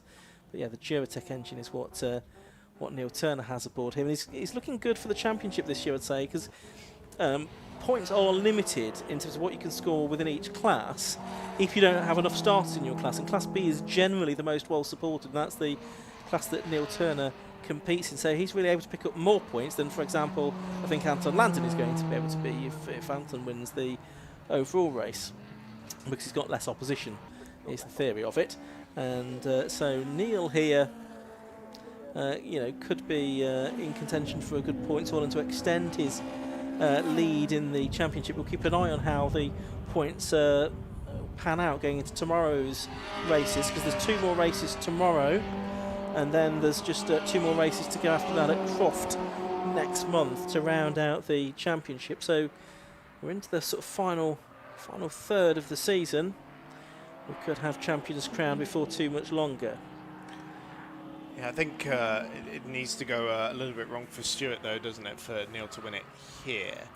Yes, I think so. I would say so. Yeah, it is likely to go to the final meeting of the season, but of course you never know. The last time I was watching sports specials here, I was down in the pit lane, and the hood of Stuart Mutch's car flew off, and he had taped it back down for the second race.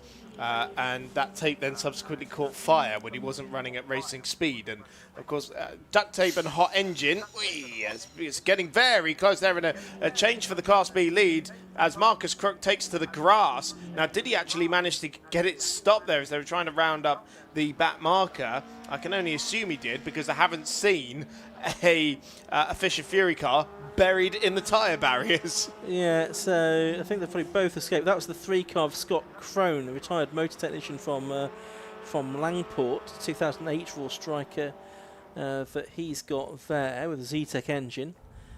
But here are the two, and Neil Turner's going to try and get his lead back, and he's done it at the next available opportunity down into Brundle.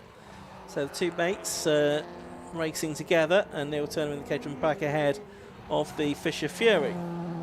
So a little heart in the mouth moment there for Neil, as he was delayed by Scott Crone there, but he's got back into the lead, so the order has been restored at least. But I suspect they have both lost a bit of ground to Anton Landon. The gap was 4.1 seconds between them at the start of the lap. Anton, I can hear, is just about to come over the line now, and so we'll see what the gap is to the second and third place cars when they go over the line in just a moment. There they go. And it has gone out to 5.8 seconds, and Marcus Crook hasn't given up the option of the lead, but he outbrakes himself. He goes onto the grass on the exit of Riches. He has spun the car. I thought, is he going to sort of keep the car pointing in vaguely the right direction? The answer is no.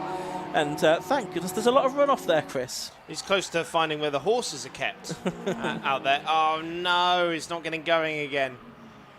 That's such a shame. That was a great battle for the lead, but seems like Marcus has maybe overheated the engine, or it's not fun. No, there it goes. He's got it going again, so he's going to rejoin, but he's going to be well down the order now.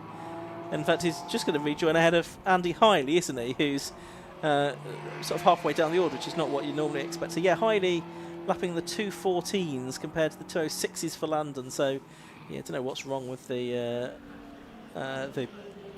Kronos today, but yeah, clearly an issue with that car. So if we can get to the bottom of that over the course of the weekend. But he's down in 9th position. There's the car that was a problem a lap ago. Scott Crone car in 17th place. Now we're watching here Stuart Thompson in 8th place, and he's doing battle with Gerard O'Donoghue. Yes, O'Donoghue in the 69 car, the white Mev with the orange roll cage, is just ahead of him now. So that's the Mev that's gone back through. That's the 64 car of the race leader, though. Anton Landon, the Sienna, a regular in this championship for an awful long time now. He's from Nantwich, a digitalisation and automation manager, Class A champion in 2015. It's a 2-litre Duratec engine aboard this car that was built by Rob Johnston, but Anton prepares the car himself. Black and white driving standards flag going out to somebody. It's going out to car 79, which is Sylvia Much, wife of Stuart Much, who is running in 14th position of the Mevs.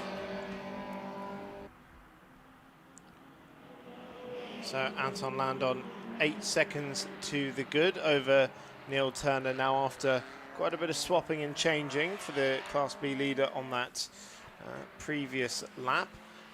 And of course that moment for Marcus Crook has promoted Stuart Much to the overall podium, so it's all our class leaders on the overall rostrum as it stands. Marcus Crook has ended up losing another couple of places on that lap. Oh no, that's all right, that's just the timing screen updating itself. So Crook over the line in 8th position. I think he and Andy Hiley maybe managed to move up a spot. He's got past Hiley on that previous lap, actually. we've only got a minute of this race left to go. It seems to have gone by quite quickly. Anton Landon is making his way onto the Bentley Straight. Is he going to get another lap out of this? I suspect he is going to get one more lap out of this. It's going to be fairly tight. Still heading into Brundle and Nelson. Keep an eye on the marshal with the checkered flag. That's always worth doing. But Landon, who really didn't get the best of starts because Neil Turner outpaced him at the beginning of the race. But he's done everything right since then, I think. He's pulled out a gap over the rest. Obviously, Turner and Crook battling with one another helped slightly. 14, 13, 12, 11, 10 seconds to go. It's going to be tight, isn't it? It is going to be very tight. I can see the checkered flag is poised. Is it going to be waved, though, this time? Yes, is the answer to that question. I can just see the marshal pulling it out now, and he waves it at Anton Landon, and he wins the race. The Freaky Park Sports Special Championship, first of 3 races this weekend for these cars. Neil Turner, you can see coming across the line now. He's going to take second place in the Caterham 7. He's going to win Class B as well. And our Class C winner, so 3 different classes in the first 3 places. That's Stuart Much, who is third in number 7. Fourth is number 27, Andrew Hayward, who got the better of Jamie Bracher in that race then. Despite Bracher doing his best lap of the race on the final lap. Number 38 is 5th. And 6th, I think, is going to be... It was going to be Gerard O'Donoghue, but I think actually it's Marcus Crook that's pulled back some places on this final lap. And he does get 6th place. He salvages that despite that where he just locked up going into Rich's about 2 or 3 laps from the end of the race.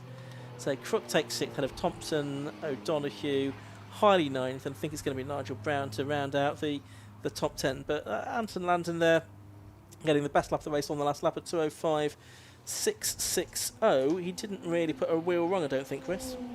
No, I don't think he did ever since getting the lead back again. So another victory for Anton Landon. 10.1 to the good in the end. That last lap, Landon managed to do the fastest lap, 2:05.660, and that was about 2.1 quicker than Neil Turner. So he really had some pace in his pocket there. Yeah. 3rd win of the season for Landon, to add to the 2 that he's had at Mallory Park. And with unless Andy Harley can sort his car out overnight for tomorrow's 2 races, it's looking like Landon could be on to add to that tally on Sunday. So he's had a good win. Neil Turner again winning in Class B, so he'll extend his overall championship lead, and Stuart Mudge also doing what he needs to do in Class B. I think pretty much everyone now is across the line, so let's have a look at the results. 64, Anton Landon confirmed as the winner at the end of 7 laps then. Over number 2, Neil Turner in 2nd place, the gap between them 10.1 seconds. 3rd place went to number 7, Stuart Much. He was another 9 seconds behind. 4th, number 27, Andrew Hayward. 5th to 38, Jamie Bracher. 6th to 24, Marcus Crook. Of course, Landon, Turner and Much all winning their respective classes. Stuart Thompson 7th, Gerard O'Donoghue 8th, Andy Harley 9th, Nigel Brown 10th. And Class D, that was won by number 23, Alan Bateman there in his Caterham 270R, the driver from Felixstowe. So he's our Class D winner for the least powerful of the 3 power to weight ratio classes. Classes A, B and D. Class C is specifically for the MEV Exocet R cars. I say 2 more races for sports specials tomorrow. They're the first race off at 10 o'clock, and then they kick off the action after lunch tomorrow as well at 1:30. So, we've still got more racing to come. Another race without a green flag lap coming up next is the Yokohama Low-Cost Championship. That, no doubt, is going to be fast and furious indeed. And then we will have 4 more races after that. But for now, let's head down to Kieran. Thank you very much. Yes, I'm down here with our race winner, Anton Landon. Now, you said you had a bit of an iffy start there, but for the most part, quite smooth sailing. It was okay. I always have a bad start. I'm not very good getting off the mark at the moment. I don't know, changing to these tyres this year, from the Avons to the Kumos, I'm just not getting it down. But I managed to stay in 3rd and then round the corner kept 2nd. And then I knew if I could keep on with Neil, then I could get him anyway on a little bit of a straight coming out the corner. So I'd got it. It was just a shame that Andy wasn't up there with us, but no, it was a good race in the end, and I managed to scrape it through, and I could see I was managing the gap. And then the last race, I thought we'll try and just put the fastest lap in and see if we get it. I don't know, but we'll see. And what kind of things are you struggling with these tyres? That obviously it's a bit different from last year. So what are you finding it difficult with? I think they're just not as grippy. Right. They're not as grippy. They slide a little bit more. And for me, on the back end off the start, I just light up the rears so easily. And I've tried everything. I've tried the clutch. I've tried. It's the driver, and you think it's slow reactions, but I'm not that slow. Yeah. So, but no. That's good. Yeah, absolutely. Well, obviously you've still got another race tomorrow. Two more races tomorrow. What are you expecting? If we can do it again, then great. But certainly, first, second would be ideal. It all depends if Andy can get his car back together and working. If he gets it working, then I'll be hopefully a second. If not, then hopefully a first. As long as I don't bin it in a corner, you know. That's what happens. Yeah, absolutely. Well, congratulations on the win, and hopefully we'll see you up there again tomorrow. Thanks very much. Cheers. Thank you very much. Right, let's speak to our second place, Neil Turner. Where is Neil? There you are. You were quite busy then. Oh yeah, what a busy little afternoon, wasn't it? First, second, first. Oh yeah, great race though. Yeah. It looks absolutely incredible. Obviously, you didn't have a second free the entire time. You were constantly having to look out for something, so it kept you interested.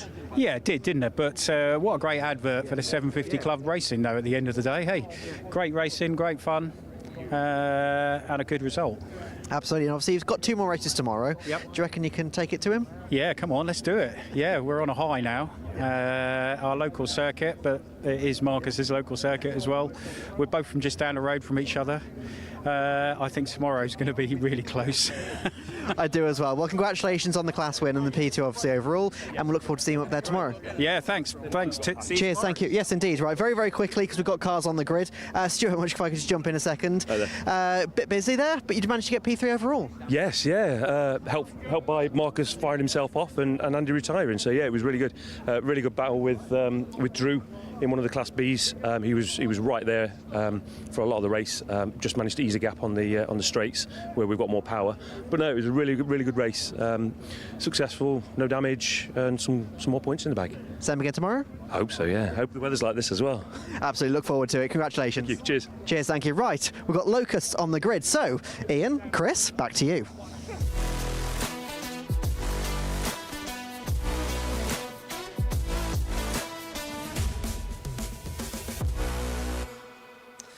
Yeah, first of three races this weekend for the Yokohama Low-Cost Championship.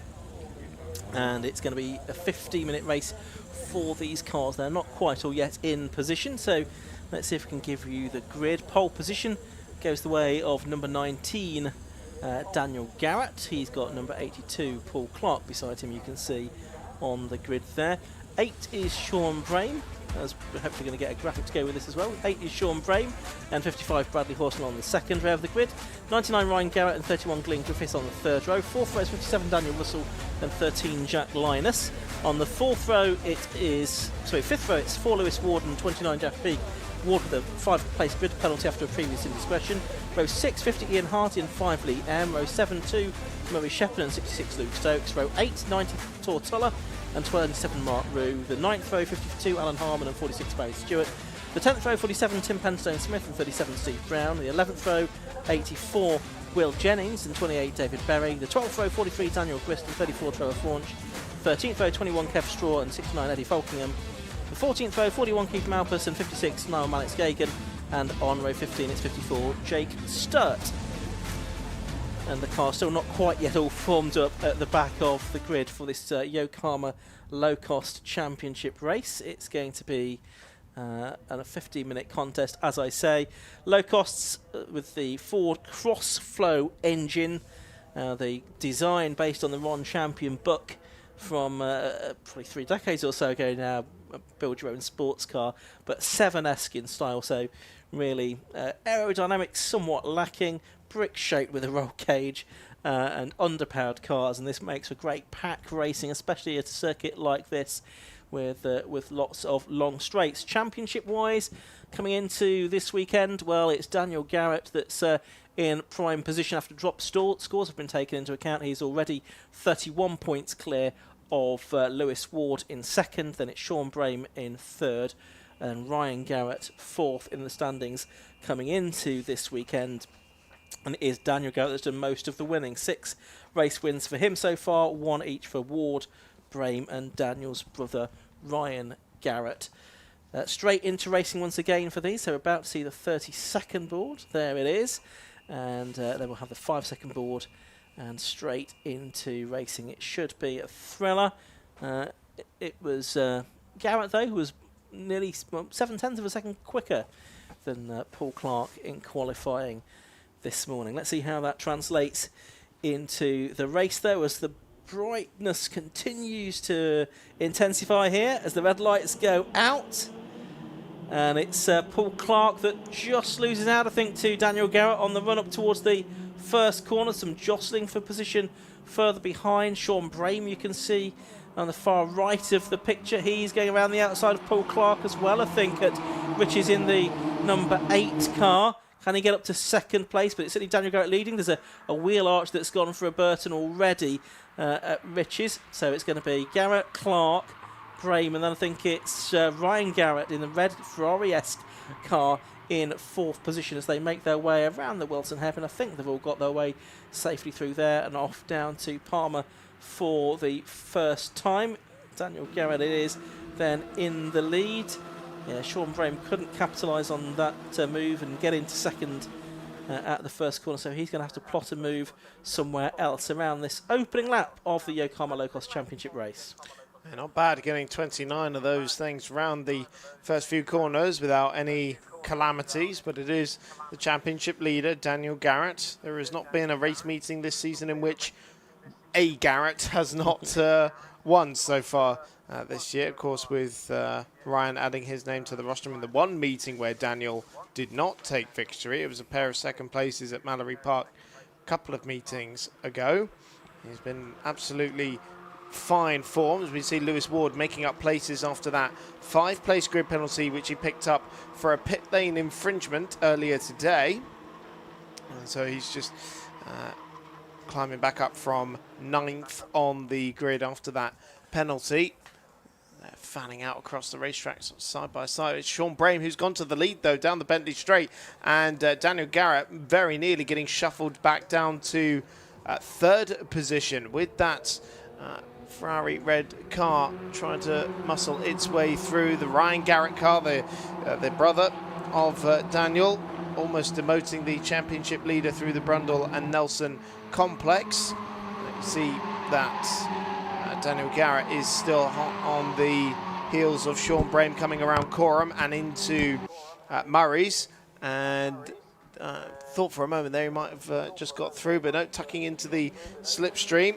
And now you're about to see why we love low-cost racing so much, because it is just an absolute slipstreaming festival.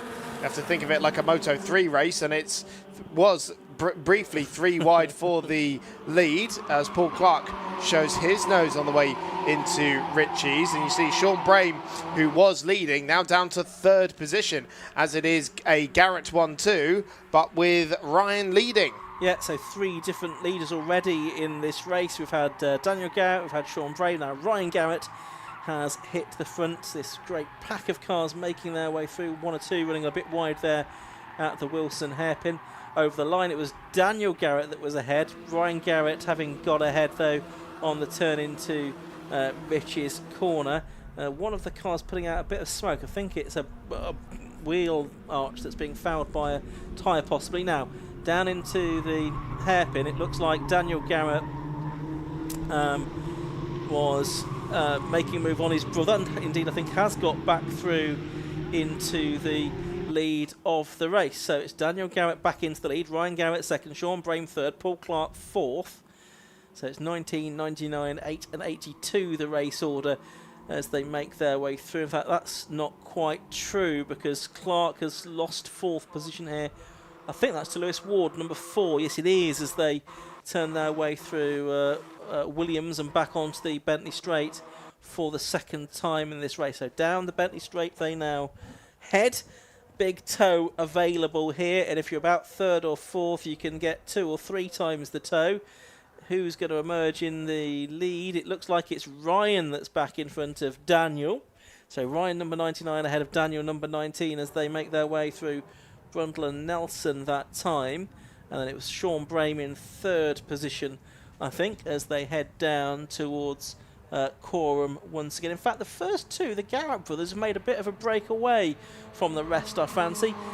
Lewis Ward is there in fourth, taking the fight to Brame now for third. But the Garretts, possibly they can get their heads down and work together here, Chris. They could well do. I'm sure Lewis Ward will be trying to make his way into third position before that happens.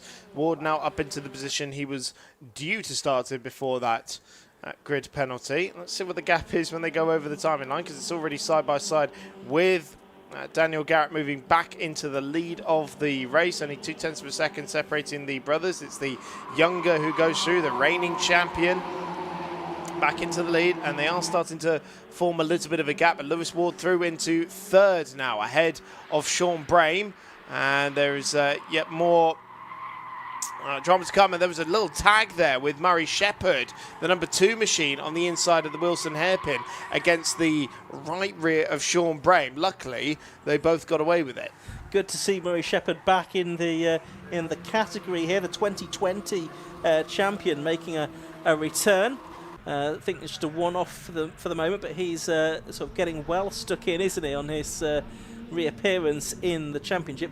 Ward, you mentioned, had got up to third. He's fallen back behind Sean Brame. He did the best lap of the race on the previous lap, but he might be fifth now here, with Murray Shepherd muscling his way through on the way through Agostini there, up into fourth place. So Lewis Ward back down to fifth. We've seen Lewis doing sports specials before. In the Westfield, we've seen him do MR2s as well, about a decade ago now.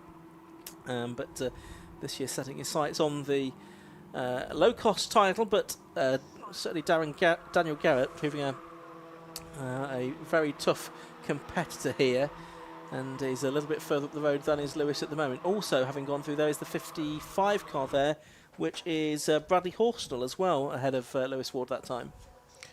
Lewis Ward, maybe second in the championship, but hasn't been on the podium since race 1 at Mallory Park. That was 5 races ago now, after a string of podiums to open up his season as well, including a win at Donington Park in the race that Daniel Garrett spun in. Oh, Murray Shepherd going very wide on the exit of Nelson, managing to gather it up. Oh, now that's a lot of smoke coming off of the front left, and that's the corner that he tagged Sean Brame with, so I wonder if that's just taken a little bit longer to finally give way. Yeah, the wheel arch, I think, is fouling the tyre, I think, is the problem there, which... so that obviously just became a little bit deranged in that instant, I would suspect. It's still doing so, even in the straight at the moment. We saw he was going very, very wide. Meanwhile, the start of lap number 4. It's flown off now. Oh, okay, that's quite handy then. Yeah. Start of lap number 4, and Daniel Garrett is starting to pull away at 1.3 seconds over his brother Ryan, who's falling back into the clutches of Sean Brame. And then it is Jack Linus, who's just gone round Paul Clark for 4th position, and then the ailing Murray Shepherd trying to keep Lewis Ward, Bradley Horsnell and Daniel Russell at bay. Lewis Ward really got shuffled back on that previous lap, didn't he? He was in third at the start of it and is now, what, 3 seconds behind the podium? Yeah, absolutely. So we're watching lap 4 of the race here. That was, I think that was Murray Shepherd just pulling off to the side of the road. Someone has gone well off, Shepherd, and it is Shepherd who's taking a shortcut over to Hamilton. Yeah, why has no one thought of doing that before? Not quite sure what he's doing there, really. I think he's parked up now somewhere on the grass on the infield, just out of our. Oh yeah, no, he's going to try and rejoin the race. Looking at it. Well, it looked like he found somewhere he liked parking at, but he's going slow. I think he's just trying to find the opportune place to pull off the circuit and cause least disruption to everybody else. So there's Paul Clark, and he's just behind, I think that's Jack Linus now, isn't it, in the 13 car for the 29-year-old design engineer from Chelmsford in his 3rd season of racing, Expedition University Karting Championship competitor, driving the ex-Gary Brandon car, is Jack Linus in, I think that's 4th position at the moment. Change again for the lead. Yeah. Ryan Garrett was 1.3 back at the start of the lap, but he's closed it back up to Daniel, and it is the elder who leads once again. And although Sean Brain was looking a little detached from the battle maybe a lap or so ago, he's still well in this. And then you've got that battle between Jack Linus and Paul Clark. But yeah, look at that top three coming out of Murray's. It's Ryan Garrett, then Daniel Garrett and Sean Brain, separated by very, very little. I mean, interestingly, there was 2.2 seconds separating those three cars a lap ago, and now there is a quarter of a second. Brain's just in the best lap of the race, a 2:22.186, and he's second. So it's Daniel Garrett, Sean Brain, and Ryan Garrett now in that order. So it's flipped around again. Lap record for these cars is a 2:21.04. Matt Jerrington's lap record from 2013. 12 years ago in the low costs. What have they been doing all this time? Well, you go and ask them that, Chris. I will. Give me a microphone and a camera. I'll ask anyone. Yeah, Jack Linus is a bit of a distant fourth place now. He's still got Paul Clark behind him. And what's happened to Lewis Ward? Because he seems to have just dropped off the pace completely now. Yeah, sixth over the timing line, but was supposedly not far away from Linus and Clark, and the pictures would certainly suggest otherwise at the moment. So it is three of our race winners currently battling for the victory here, with Daniel Garrett, obviously the winningest driver of the year so far. 6 victories coming off the back of 3 consecutive victories after a rather dominant weekend in Anglesey. And Sean Brain, a winner at Mallory Park earlier in the year, coming off the back of 2 consecutive podium finishes as well at Anglesey. Of course, Daniel Garrett, last year's champion, in a great position this year as well.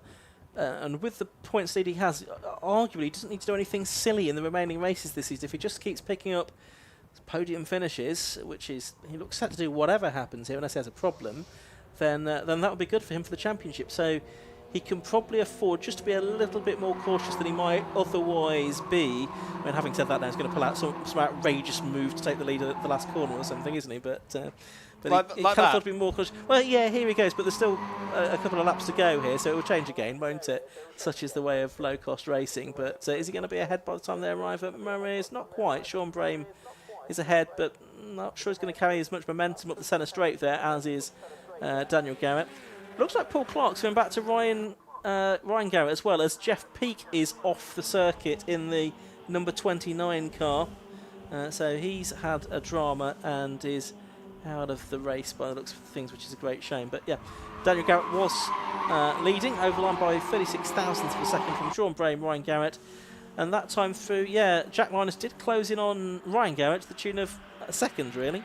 Paul Clark taking some grass on the exit of Ritchie's. Very nearly contact between the second and third place cars as Ryan Garrett tried to show his nose into the Wilson hairpin on Sean Brain. And it is no change inside that top 3, nor between Linus and Clark. But you bet when that last lap board comes out, that's when they're going to start pulling out every last trick they have left up their sleeves. This is the penultimate lap of the race now, with 2 minutes left on the clock. It is Daniel Garrett who leads, going for his 7th victory of the season. And as you said, Ian, in a fantastic position in the championship, having only finished outside of the top 2 once this season, and that was at the second race at Donington Park, where he spun the car in rather adverse conditions in his defence as well, whereas everyone else has had a flurry of podium finishes. But like we said, the likes of Lewis Ward hasn't been on the podium since Mallory Park. Whereas everyone else has made more sporadic appearances. Here comes Sean Brain going for his 2nd victory of the season down the Bentley Straight for the penultimate time. Pulls out to the outside. And you don't really need to do big, bold, out-braking manoeuvres because the slipstream is so powerful in these cars, and that is the extent to which you can just out-drag your opponent. Jack Linus continues to lead Paul Clark in that second battle there. Get the back end stepping out on the exit of Nelson, but it's a minute to go, 1 lap left, and nothing separating the top 3. So we're about to start the final lap. Yeah, certainly are, and it's going to be drama-filled, I'm sure. You don't necessarily want to be leading onto the final lap or even onto the Bentley Straight on the final lap. such is the nature of low-cost racing with this great slipstream that you can have down the Bentley Straight in particular. So tactics will come into play, strategy will come into play. There's 36 seconds left on the clock as someone just heads out of the pit lane. Now it's always 3 wide as they are going to head up towards the towards Rich's this time. And it's Daniel Garrett that drops to the back of that group, interestingly. Now, is that a strategy coming to play here? Ryan Garrett's leading, Sean Brame is second in the background. Paul Clark was all over the grass. But are we going to see... Oh, what a big moment for Ryan Garrett. He's thrown the lead away, or has he just opportunely positioned himself for where he wants to be going onto the Bentley Straight on the final lap? Who knows? I don't think that was in the plan, but maybe he has just put himself in the best position here. Like I say, you don't necessarily want to be leading. Maybe into the Brundle and Nelson complex, that's the best place to be leading, but I would not put it past any of these guys to do a lunge at Coram and Murray's as well. So... Daniel Garrett hits the front again as they break for Agostini ahead of Sean Brame, and then Ryan Garrett. Somehow we're back with the order we had a couple of laps ago as we head into Hamilton and then Oggies. Still it is the championship leader at front, but has Sean Brame timed this perfectly? He'll be the one with the toe. Of course, Ryan will have a double slipstream down the Bentley Straight, and he's an awful lot closer than he was a lap ago. So this is where Sean took the lead.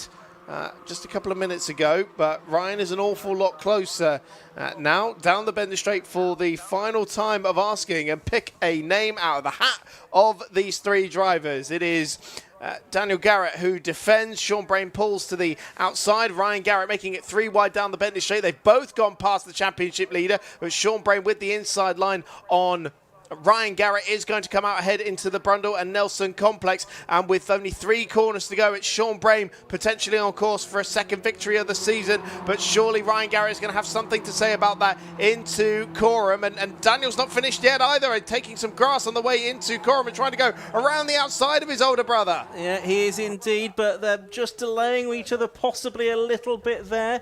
So is it going to be Sean Brame that's able to hold on? We're watching them as they come into Murray's for the final time. It is still Brame ahead, but we could have a drag race situation to the line. There's another tow available here.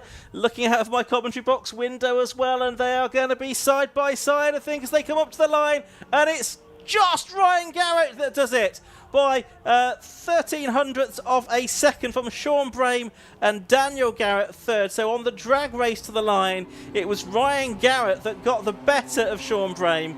Daniel Garrett, the championship leader, third. Paul Clark, fourth. Jack Linus, fifth. Lewis Ward, fifth. Sixth, I should say. Then Daniel Russell and Bradley Horsnell and Luke Stokes and Liam completing the top 10. But a race that sort of came true to our predictions, really, that it would all go down to the wire, Chris. Absolutely, about 0.6 of a second covering the top 3 there as well. Brilliant battling, and obviously a great slipstream for Ryan Garrett. It is a second victory of the season for him, and that'll be his first time on the rostrum since his last victory at Mallory Park. So that is a great job done by the elder Garrett, and it stays true. We've had a Garrett on top at every meeting so far this year. Yeah, absolutely, and there's 2 more opportunities tomorrow to make a couple more Garrett wins, whether it's a Ryan or a Daniel that wins it. Including reverse grid as well, right? Do we have a reverse grid? Think about that one. So we've got 7 laps completed. Ryan Garrett coming out on top by 0.12 of a second. Daniel Garrett was third, so 99 from 8 and 19. Fourth was number 82, Paul Clark. Fifth was number 13, Jack Linus. Sixth was number 4, Lewis Ward. Seventh was number 57, Daniel Russell. 8th, 55, Bradley Horsnell. 9th, number 66, Luke Stokes. And 10th was number 5, Lee M. Then Ian Hardy, Mark Rue, Jake Sturt and Barry Stewart. And over the page, we've got Alan Harmon, Glenn Griffith, Steve Brown, Kevin Straw, Daniel Augustin, David Bowie completing the top 20 ahead of Eddie Falking, the ex-Clio and F1000 racer, Trevor Faunch, Keith Malpas, the last of the finishers on the lead lap, then Tortilla, Will Jenkins, Jeff Peake and Murray Shepherd, DNF, I think. So they're all into Parc Fermé now for their post-race interviews and post-race scrutineering checks. We've got another 4 races to come this afternoon. Takiwa Type R Trophy is coming up next. Then we've got the 5 Club Racing MX5 Cup, the Race Part 750 Formula Championship, and the Armed Forces Race Challenge to round out in this afternoon's action here at Snetterton. So lots more racing to come, and a lot more tomorrow as well.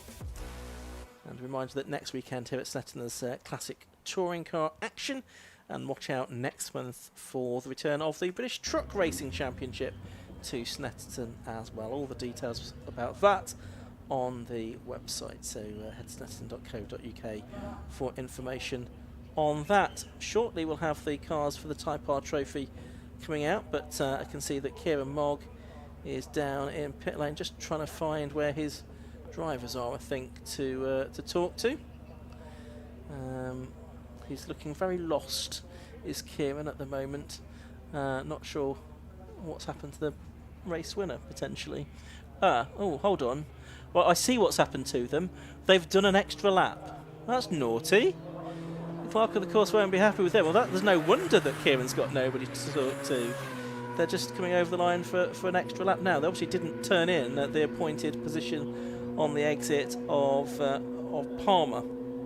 I don't know if Sean Brames made his way down there, in which case Kieran might be able to have a word with Sean while we're waiting for the Garrett brothers. Hopefully we'll be able to do that before we have our cars for the Type R Trophy brought out onto the circuit. But yeah, the Garretts are just making their way down towards Parc Fermé now, belatedly. But we'll see if Sean Brame's there and up for a chat. Yeah, I can see Sean there from my commentary position. And I can see Kieran is there as well. So with a bit of luck, we'll be able to hand down to him in just a second. Just waiting for the word. And then we'll get the post-race interviews underway. Yeah, so we've got Sean Brame's car there, but possibly not the driver. That might be the issue. Let's take a quick break, shall we? While we're waiting for all of our drivers to get into position. We'll be back with you in a moment.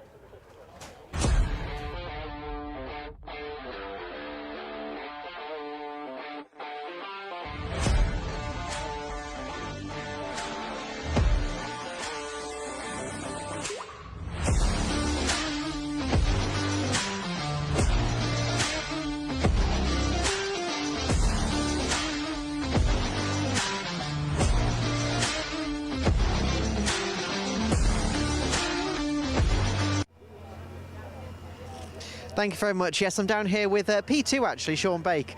We'll get to the reasons of that in just a second, but just talk about the race just for a start. Yeah, it was a good start. We all held our positions, got around the first couple of bends, which is always a bit tricky when you're a big bunch of us. After that, it was just a case of Dan made a bit of a break, managed to hang on to it for a couple of laps, and then Ryan came past and they started to pull away, but it's my local circuit here, so I've done a lot of laps, so I just settled down, keep it neat, and I gradually reeled them in. As they started to fight, it slows them down a little bit. I've actually got them in the last 2 or 3 laps, and the last 2 or 3 laps were just manic.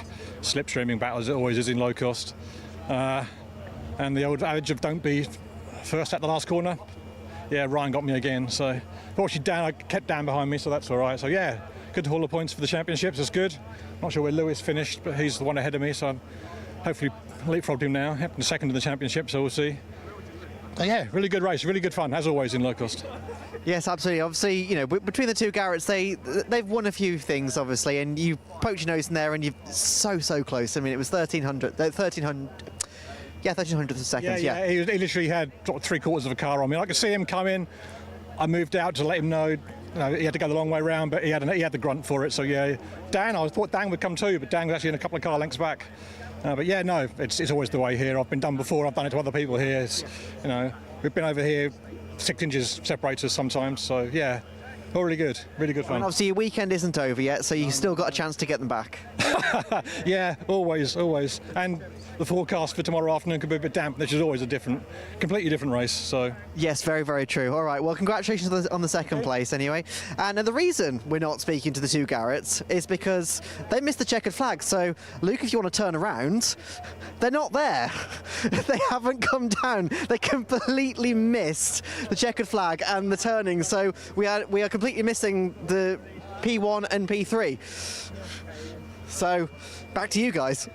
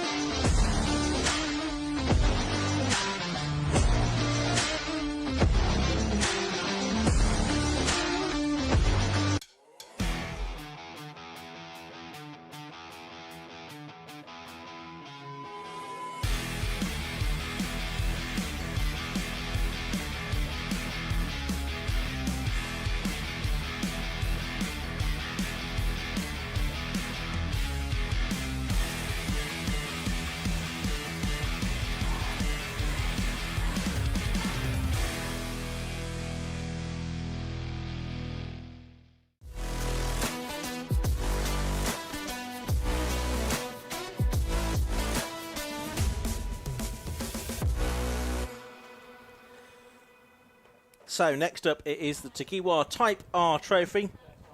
Another category that has a triple header this weekend.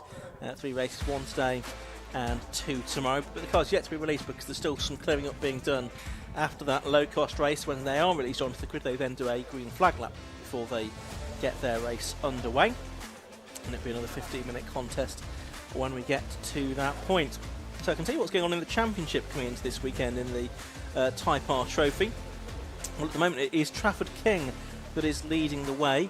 Again, there's drop scores to be taken into account here, which do reduce his lead somewhat. Before drop scores are taken into account, it's looking a very healthy lead indeed of 33 points. After those drop scores have been dealt with, though, the gap comes down to about 12 points. So Trafford King leading on drop scores from Don de Graaf, David Walsh and Ross Borman and John Labella, all within sort of striking distance of him. But Trafford looking like he's in a good position as far as the championship is concerned. He's had 3 wins so far this season, 5 podiums altogether. Don de Graaf has had 3 wins as well, coming at Silverstone and at Mallory Park and at Cadwell Park. Ross Borman's had a couple. Those both came in the opening meeting of the season at Brands Hatch, and the other win this season went to David Walsh at Silverstone. So the win's fairly well spread out, but in spite of that, Trafford King looking in a solid position in the championship with 5 races left. 3 here this weekend, 2 at Donington Park on the Grand Prix circuit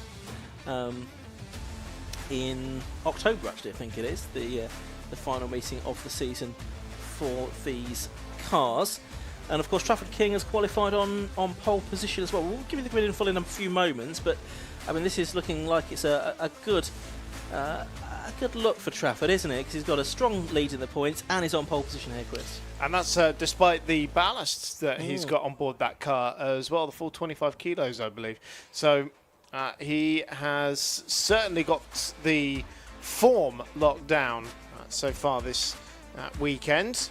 Of course, a 750 Motor Club Sim Series champion as well, the inaugural champion. It is the best drivers in that multi-formula winter series that have come from this championship, in fact, because Jake Hewlett was another one who won the championship in the most recent season. So Trafford King going for his first title, of course, has been best novice in his rookie season a couple of years ago, has set his sights on that overall title ever since, and has been going very, very well.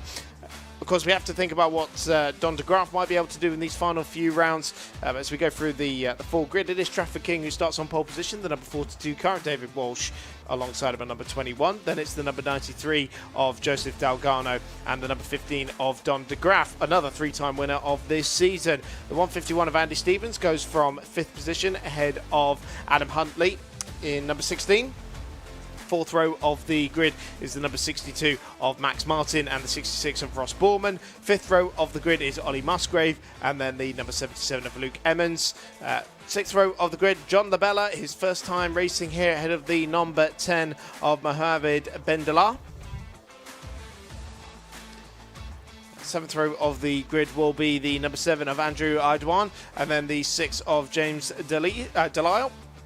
And the number 12 of Richard Jones, starting ahead of the 74 of Richard Lindsay and 96 Jackson Carden. And then the number 13 of Tom McFarlane on the 9th row of the grid.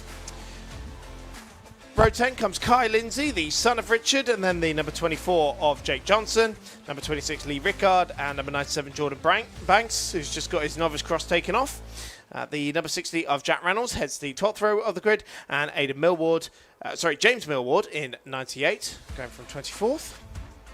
And at the back of the grid, it is Matthew Duffel in the 118 machine.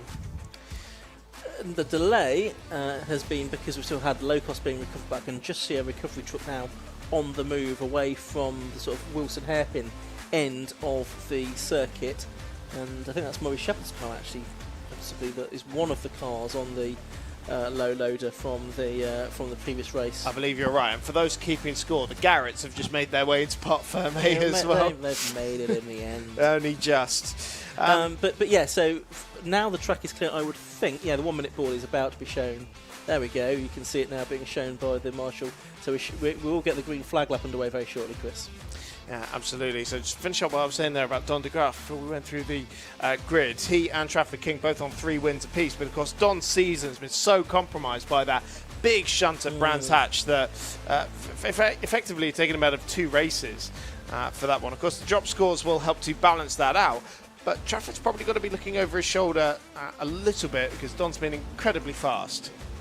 Yeah, and he's had, as you say, those 3 wins. And he's a very capable driver, of course. He's raced in Clios before and single-seater as well, has Don. So quite an experienced driver now. And this has been the breakthrough year, hasn't it, really? Because he's finally got that monkey off his back of getting that first Type R Trophy win. It's been a long time coming. It has been. For a driver with his pace and talent, it's been surprising, really.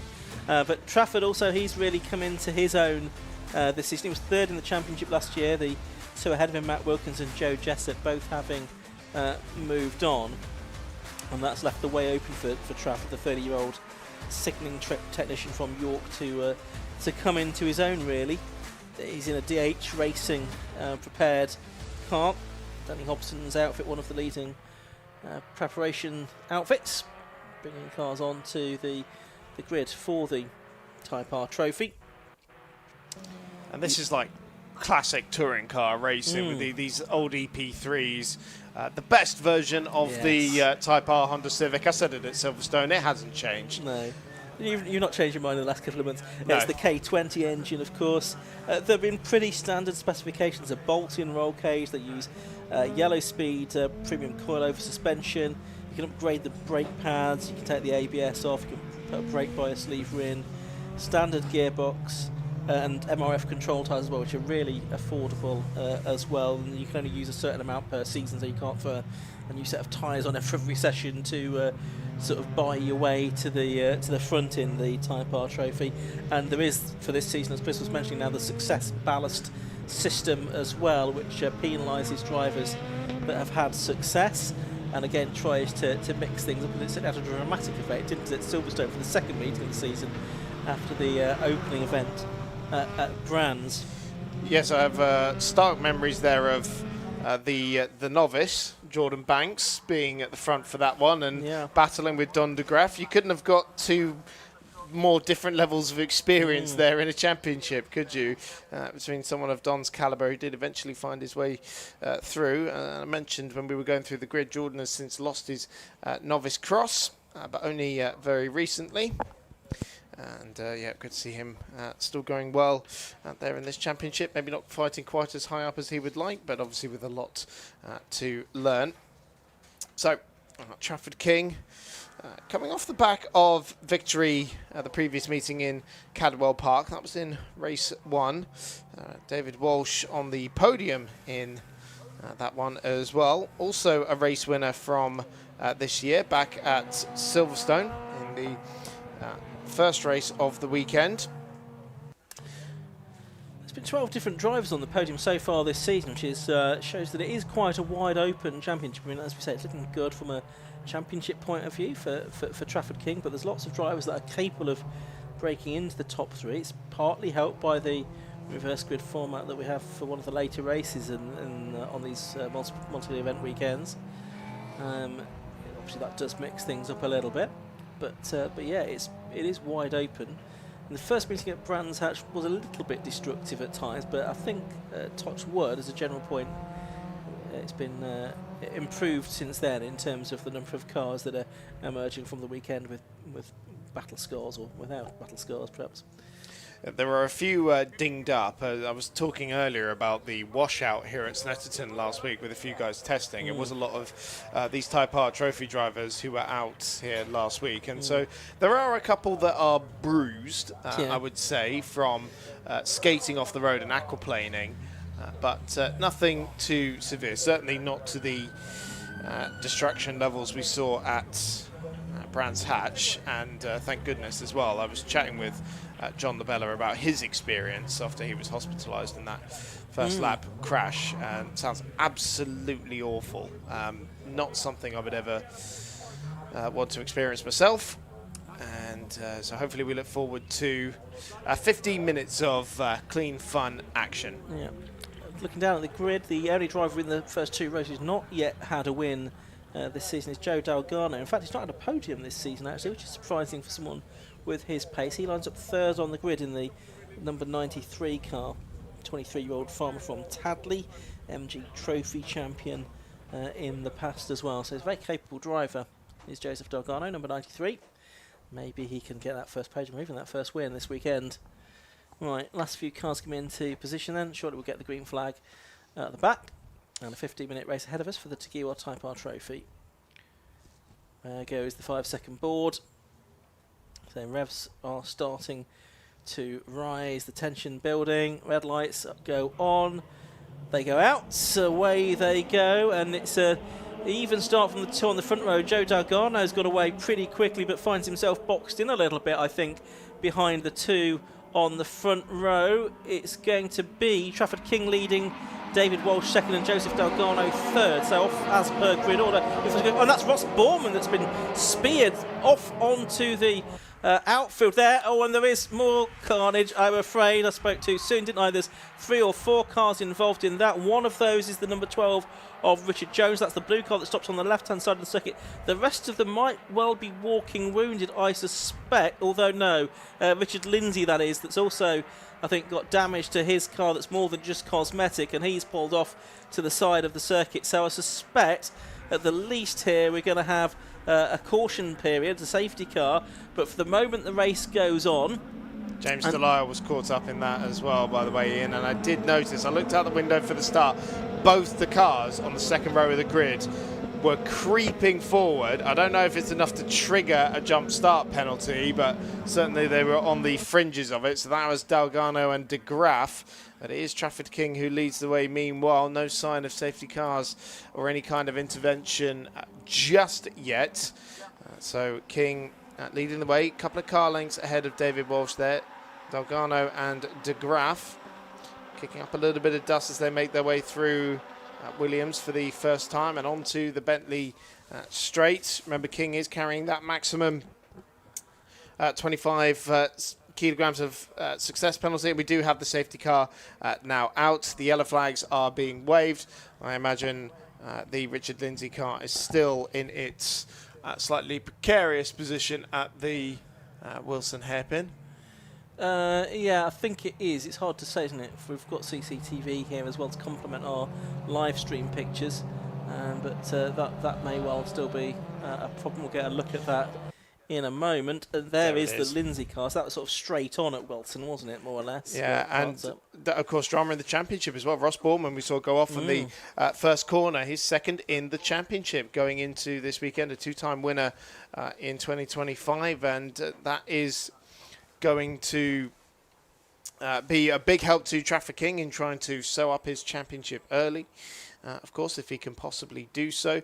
We do believe that the Richard Lindsay car is the only car that requires recovery. Which suggests that Richard Jones managed to escape from the scene somehow. Yes, so everyone else, I mean, there were some battered cars, don't get me wrong. At one point, I thought we were going to need to red flag the race because there were cars just everywhere and broadsiding across the circuit, but I think we got away with that one. Yeah, James Delisle and Richard Jones both pulled off the circuit through the gate, so they've managed to get out of harm's way off their own accord. In fact, we can see Richard Jones now behind our commentary box just driving through the paddock with a damaged front end. So it is just the Richard Lindsay car that needs to be recovered. Richard, who's 7th in the championship coming into this weekend, having had a couple of podiums so far this year.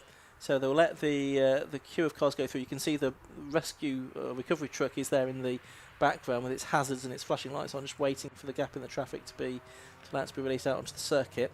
That looked like it was Richard getting out of the car.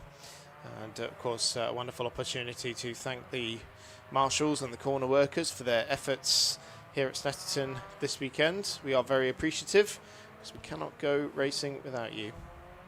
It's going to need a full lift, I think, though, that Richard Lindsay car. So that will take a while. Just looking at the sort of marshal reports that I have a screen here giving me those. What happened at the first corner is just described as multiple contacts. They couldn't be more specific because it did look chaotic, didn't it? Who hit what and how and to whom. It was all a bit difficult to make out. But the officials in race control, who have the responsibility of sort of determining whether any penalty is needed for any instance, they'll try and work it all out. They'll look at the live stream video. They've got the evidence from the CCTV as well. The drivers all have to have onboard cameras these days as well, so there'll be footage for you from onboard cameras as well, just to work out if anyone does need to be penalised for any of that, or if it was just deemed a racing incident. I imagine quite a few SD cards are going to be called up after this one to check that onboard footage. Yeah, absolutely right. There'll be a long look at that to work out if anyone needs to take any blame for that. But with first corner accidents, it is sometimes difficult, isn't it? It could just be one of those things. And obviously with Ross Borman going off, now we didn't see why he went off, but obviously with once one car goes off, then that can prompt a chain reaction, can't it, in cars behind as others try to take avoiding action. And what you can often find as well, especially front-wheel drive cars, you try and back out of an incident, and then you end up losing the back end yourself. And so you can then get involved in an incident just trying to be on the safe side of caution, really. So it's a bit of a double-edged sword, but we have seen drivers are able to gather those up, and they can get away with it, and hopefully not have too many dramas. That was a fairly dramatic start, in fairness, after everything we've been saying about Brands Hatch and hoping to avoid repeats. Thankfully, it wasn't quite as bad as what we saw back then, but nonetheless a less than ideal start for these guys where they want to be racing, not going under safety car. And so we only had the half lap of racing in the end for these guys before the safety car was called. You can see the recovery truck is still on the scene up at Wilton Hairpin, so I think there's going to be at least one more lap behind the safety car, which is not going to leave many racing laps, I'm afraid, and that is the nature of this Snetterton circuit, because it is a long lap, you don't have to have many safety car laps to taken out of it to leave not very much racing at all, I'm afraid, which is a shame for the competitors, those spectators that are particular fans of the Type R trophy, of which there are many, I'm sure. Yeah, I was hyping it up earlier. I know. Well, you can see at least Lynn's car is now being recovered, so it's now about to be put down onto the flatbed. They'll just obviously need to make sure it's secure before they can drive it away. And then I'm hoping at the end of the next safety car lap we can get racing underway. If not, then I'm not sure we'll see very much racing at all during the course of this one. Several drivers have opted to have the window down for this one, I've noticed. Who's that? 1, 2, 3, 4, 5, 6, 7. Is it the car? 7th or 8th position? Adam Huntley. One of those cars was dragging the some of the side trim, wasn't it? Side trim. It might have been Musgrave, possibly. Yes. Musgrave, number 19. I think it looked like it might have been that car. It had some yellow trim on it. I didn't quite manage to catch the number, but just caught that coming down the start-finish straight, and easy to spot when they're weaving from side to side. I think it's actually a bit further back than him, isn't it? Well, I think it's this yellow and black one. It's Ben Larder, isn't it, I think? Yes, okay. It's on the wrong side. It's on the right-hand side, the damage. It's that car. It's Mohammed Ben Larder, who's 9th, I think, in the car with the dragging trim. Yeah, I believe it was that black and yellow machine. Richard Lindsay hopping in for a lift back to the paddock. You ever sat that high in one of those like big recovery vehicle trucks? I have. It is astonishing, the view. Yes. Back in my customer service days, I remember trying to guide a delivery into a very tight M&S car park.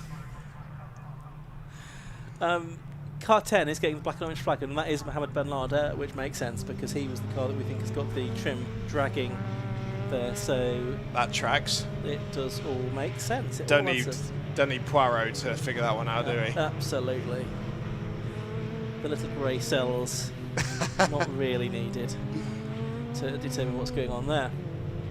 Can't wait for that 4th movie.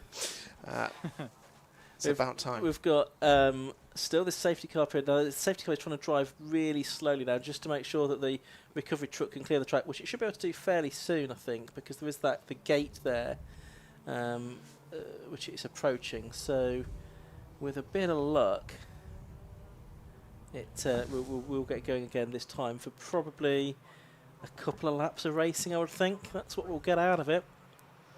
Well, it's going to be a mad dash, isn't it? And hopefully that just means it'll be worth the wait.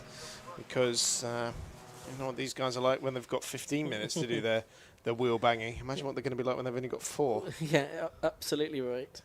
Yeah, you've got to be careful, haven't you? You've not got to let the blood rush to your head. You've got to still take it calm. I mean, Trafford King, of course, is leading.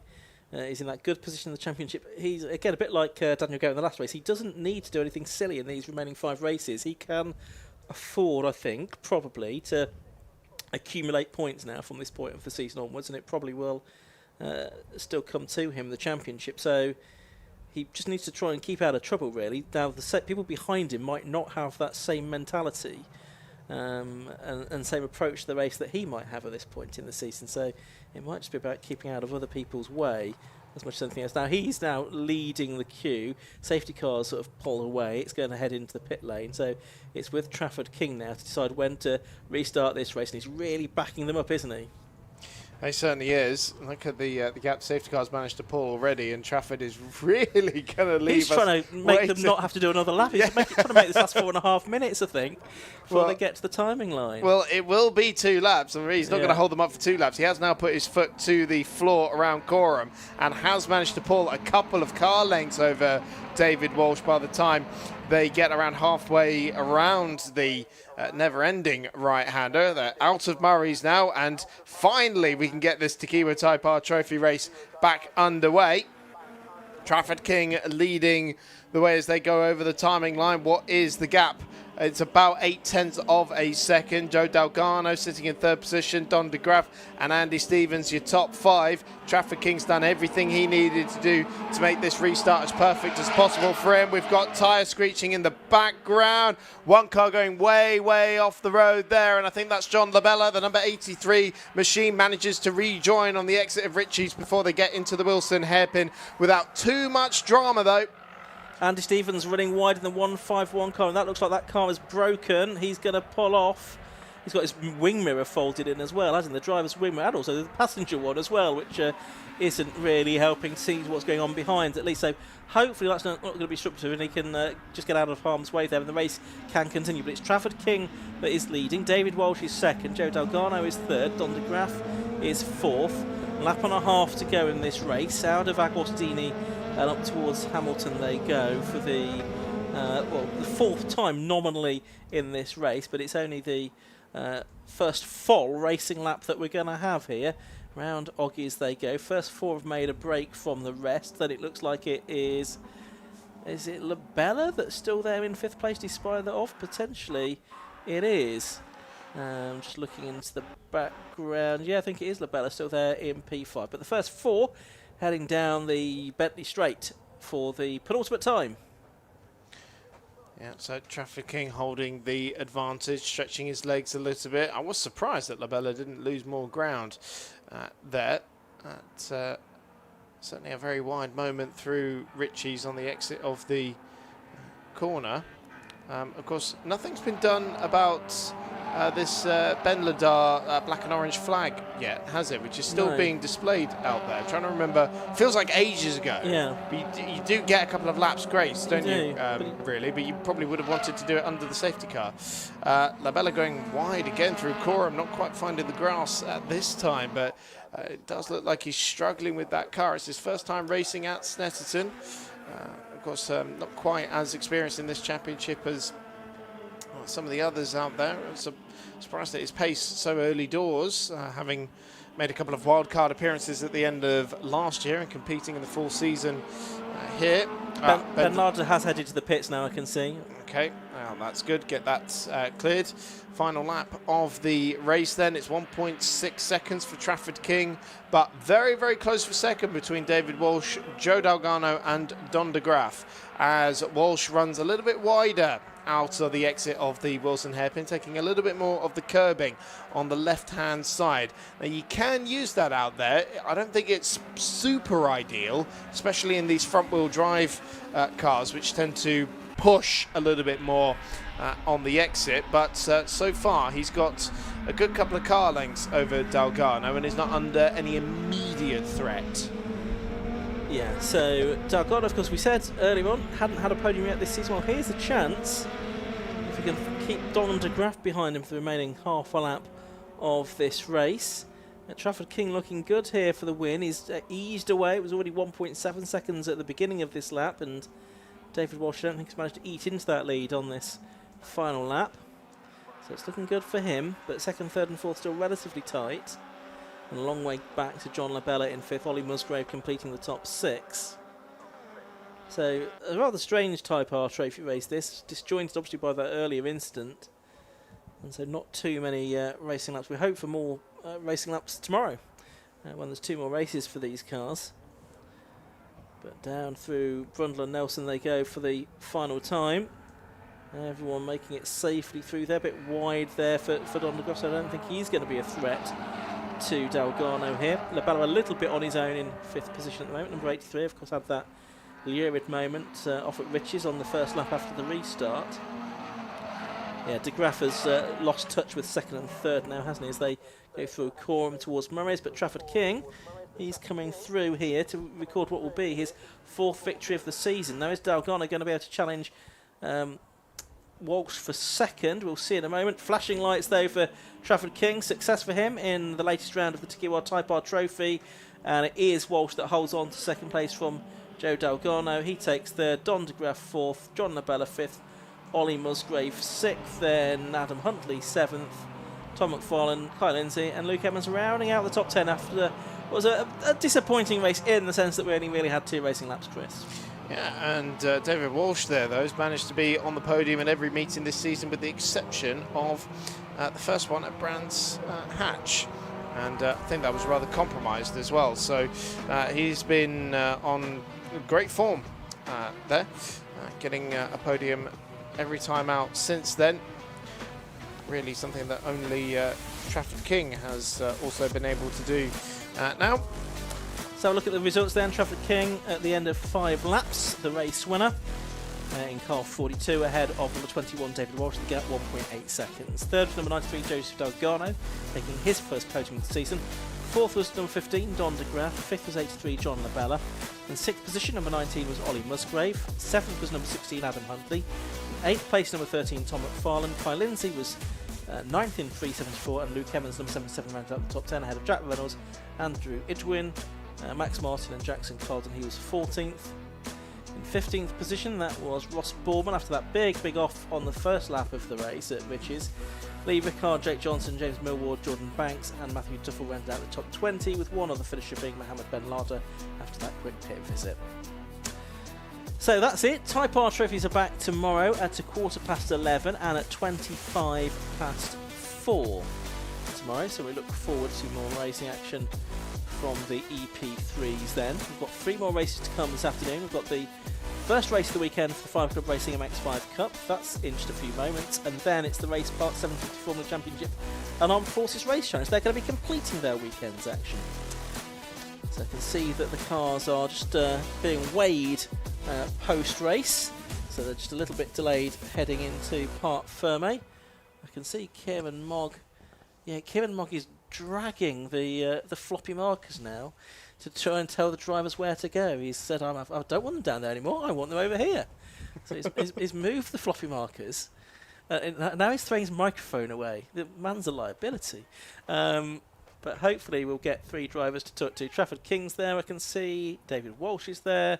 And just on the weighing scales at the minute is Joseph Delgado. So, yeah, in just a tick, we should be able to head down to Kieran, and we'll have a word with those 3 successful drivers from the first race of the weekend for the Tiguan Type R Trophy.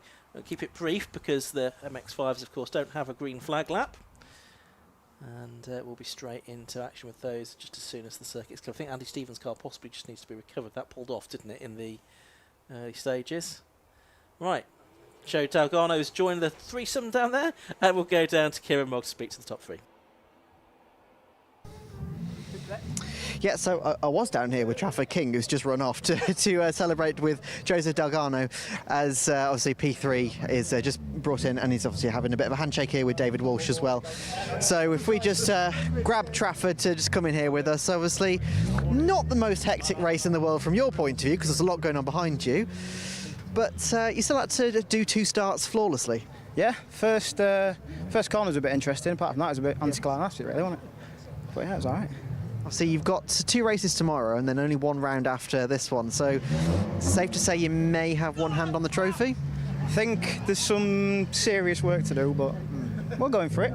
Car's good. I'm all right. Getting there. Yeah. So obviously you've got some stiff competition out there as well. So 2 races tomorrow, potentially some rain as well, some people are saying. So it could throw up some things for that race, for those races. That one over there, he's danger man for tomorrow if it rains.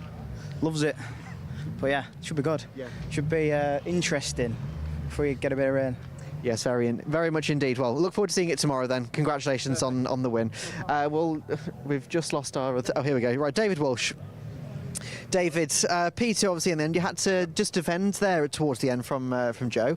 But when I realised we weren't going to go forward, there was no point going backwards. So I thought we might as well just park it here and just go from there. So yeah, no, it was good though. It was fun. It was fun, even though it was short. Yeah. Obviously, you've got 2 more races tomorrow. Do you reckon you could probably take it to Trafford? Hopefully, it's raining. Yeah. Hopefully, it's raining, and we'll find out. But we did quite a lot of testing here in the rain last week, and obviously yesterday when it was lashing it down. Yeah. And it went really, really well. So it'd be nice to have one in the wet. But he's on another level in the dry around there this weekend. He's doing really well. So you think the wet is the best way to fight him? Well, I don't know. If you see me tomorrow, the answer was yes. If you don't, the answer was no, isn't it? But yeah, we'll find out, I suppose. But yeah, we've done so much running in the wet. I hope so. Otherwise, it was a lot of money wasted. But yeah. Absolutely. Well, congratulations on P2, and hopefully we'll see you again tomorrow. Thank you very much. Yeah, hopefully. See you then. Cheers. Thank you very much. All right. So let's talk to Joe. P3 couldn't quite get the P2 there in the end, but obviously didn't have a lot of time to do it. No, that's it. The safety car came out early doors, so it was a bit of a shame really, because these 2 are both carrying weight. So I thought if I bide my time, something will hopefully come up. Their tyres will go off, and I'll be able to catch up towards the end. Obviously, you've got 2 more races tomorrow as well, and hopefully we'll get the full 15 minutes as well. So, what do you think you can do tomorrow? Yeah, it was a reverse grid, so I'll be starting a bit further back. So just reset, start again, and try and work our way forward. I just want to say as well, big thanks to all the sponsors on the car. They've made a huge difference to us this weekend and throughout the whole season. I mean, Hills Auto Detailing is here with us as well. Also, a big thanks to both my parents, because it's mainly my dad that spanners for the car. So wouldn't be here without any of them. Awesome. Well, congratulations on P3, and hopefully tomorrow again. Thank you very much. Cheers. Thank you. All right. So, coming up to the next race, Ian and Chris, back to you.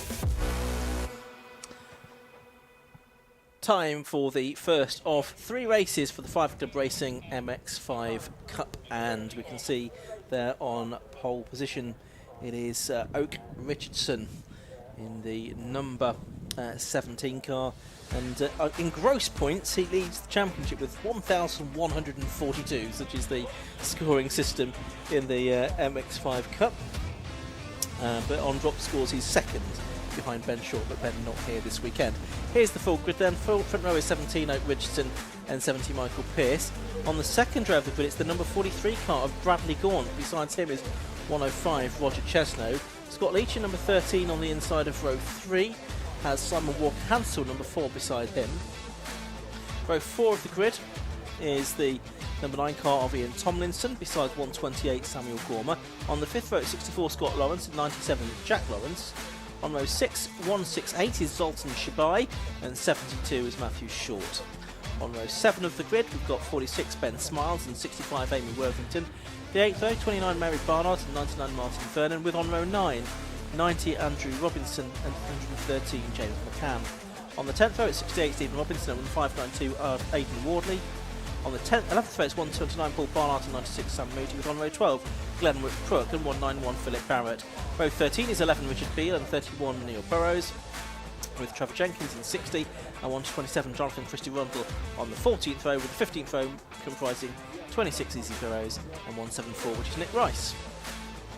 So 30 cars we should have then. They are pretty much in position. Yeah, green flag is just about waved at the back of the grid as I say that. So we're straight into action for 15 minutes of racing in the MX5 Cup for these iconic 35-year-old, roughly Japanese roadsters styled on the Lotus Elan, of course. And for a couple of decades now, they've produced really great racing around the UK in different championships, but the 5 Club is, I think, the championship that's getting the best of the grids at the moment, running here with the 750 Motor Club, which is great to see. So 30-second board has been shown, and shortly the race will be getting underway because there's no green flag laps for these cars. 5-second board is shown. So it's the blue car of Oak Richardson, the green car of Michael Pearce on the front row, 2 black cars on the second row for Bradley Gaunt and for Roger Chesno. The race gets underway then. Best of the starts, thinks from Pearce from the outside of the front row in the bright green car, and he's leading. There's an oil flag board being shown to the drivers there, so possibly a little bit of fluid down somewhere around here, so that can make the first corner quite interesting. Simon Walker-Hansel's come through to second place from row 3 of the grid in the Eco Trailers car, number 4. Yeah, quite a bit of dust being kicked up there, but I think everyone's made it round okay. And off they've gone up to the Wilson hairpin for the first time of asking. So it was Pearce that had the advantage when they left our sights. There's the packed midfield. I can see Amy Barker's yellow car in the middle of the field there. But who is it that's got the lead at the moment? It is still Michael Pearce. It looks like Simon Walker-Hansel second and Oak Richardson in third place as they turn their way out of Palmer and down towards Agostini for the first time. Very difficult start for our championship leader from pole position, losing 2 places off the line. Certainly not an ideal start to this race, but Oak Richardson, we know he has got an awful lot of tricks up his sleeves, but has not won a race since the opening meeting of the season. That was all the way back at Brands Hatch. Started off the campaign with 2 victories, and then, well, the arrival of Ben Short rather curtailed anyone else's chances, really, didn't it? And very nearly losing third position there in the middle of the Hamilton and Oggies complex to Ian Tomlinson. It's 4 very much for the lead as we make our way down the Bentley Straight for the first time. Michael Pearce, that green mean machine, leading the pack into Brundle and Nelson. Simon Walker-Hansel, he's been a demon off the line this year. So Oak Richardson very nearly into the back, or there may have just been a kiss between the yellow star on the nose of his car to the rear bumper of Walker-Hansel that has a little bit of a twitch through the bomb hole and getting on the curbing. Not anything to worry about too terribly much, but certainly that will have caught his attention. Yeah, it certainly will have done. So out of Murray's they come for the first time. It's in all likelihood going to be another 7-lap race here, but here comes Simon Walker-Hansel pulling alongside Michael Pearce as they run along centre straight for the first time. Oak Richardson, though, is pulling Pearce, or pushing, I should say, Pearce along, and that allows Pearce to keep the lead. Richardson to get up to second, and Walker-Hansel, I thought was going to get the lead, dropped down to third place. It's Ian Tomlinson, who started 7th. He's up to 4th now. And then in 5th, it's Roger Chesno, isn't it? So he's lost a position from the start. Bradley Gaunt's dropped back down from 3rd to 10th on the opening lap as well. Tomlinson making up another place here. He's up the inside of the championship leader, Richardson now, and up to P3. Great first lap and a bit for him. Richardson lighting up those rear tyres on the exit of the Wilson hairpin, so it was a dive back on the inside from Simon Walker-Hansel for second, and then Richardson getting pushed out wide as Tomlinson tried to find his way through as well. So it was sort of 1 up, 2 down for Oak Richardson. He's now in 4th position, and I must say the elbows are already starting to come out, and I've been really looking forward to this one all day. The second race at Silverstone we had back in May, probably one of the greatest motor races I've ever seen in my life. Roger Chesney entering this fight as well. It's 5 for the lead.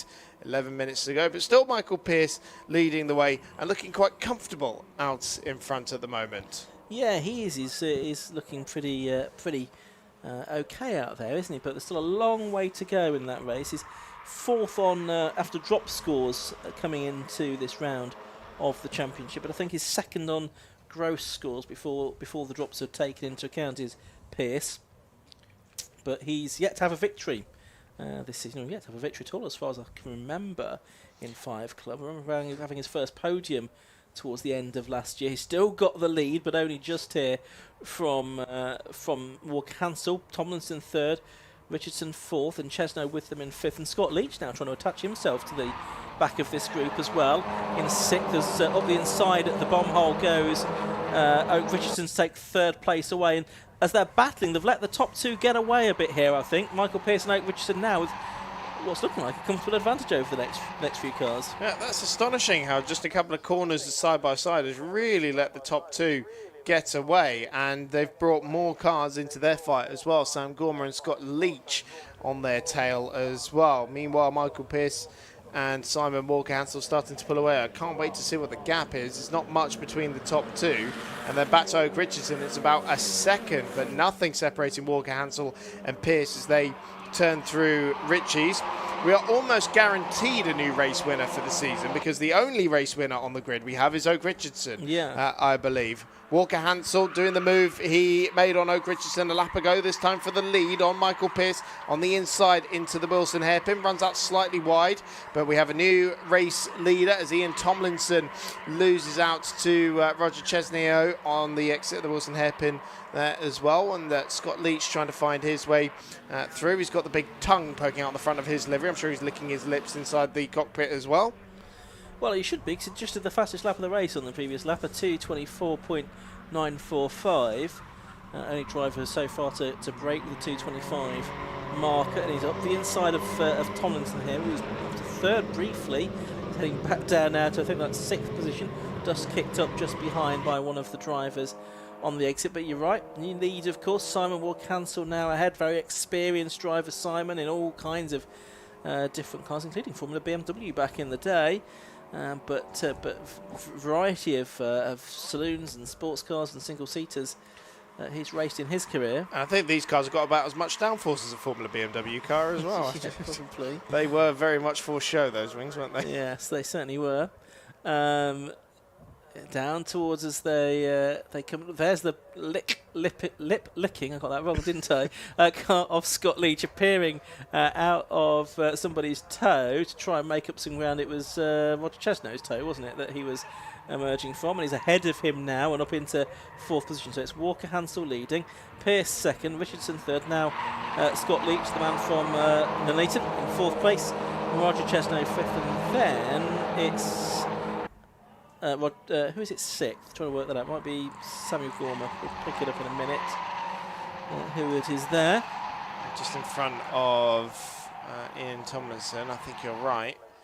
Should be Samuel Gormer. That's Walker-Hansel who leads them out of Murray's. And you see, look how much they've closed up again already. Like we were talking a lap ago. Oh, there's a second between the top 2 and the rest of the field. Well, it's nothing again now. Oak Richardson straight onto the back and actually ahead at the timing line over Michael Pearce, but settling back in behind what is now effectively his nearest title rival with the departure of Jordan Johnson. Big dive out to the inside at Wilson, but that was covered off very nicely. Oh, no, not quite enough, though, because Pearce has lost that place. It's Richardson through into 2nd place. Scott Leach trying to take advantage of that on the exit of the corner as well. Chops from one side to the other. Tries to get the inside line for Palmer, but he'll have to be licking the heels of Michael Pearce for just a little bit longer.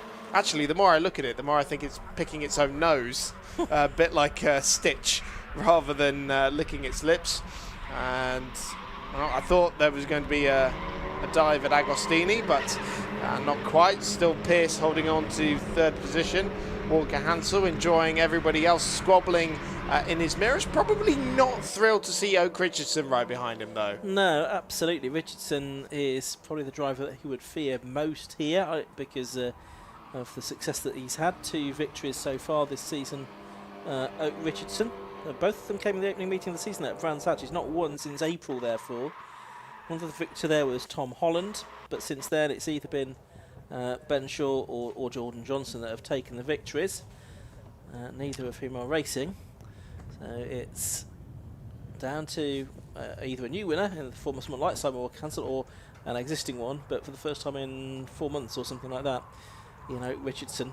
So Scott Leach again, he's done another fastest lap on the last lap of 2:23, and he's taken time out of Pearce again on this lap. He's on a charge. Don't bet against Scott Leach being on the podium here before the end of this race. He's hugely experienced in MX5. He's been racing them pretty much since MX5 racing, Mark 1 racing became a thing.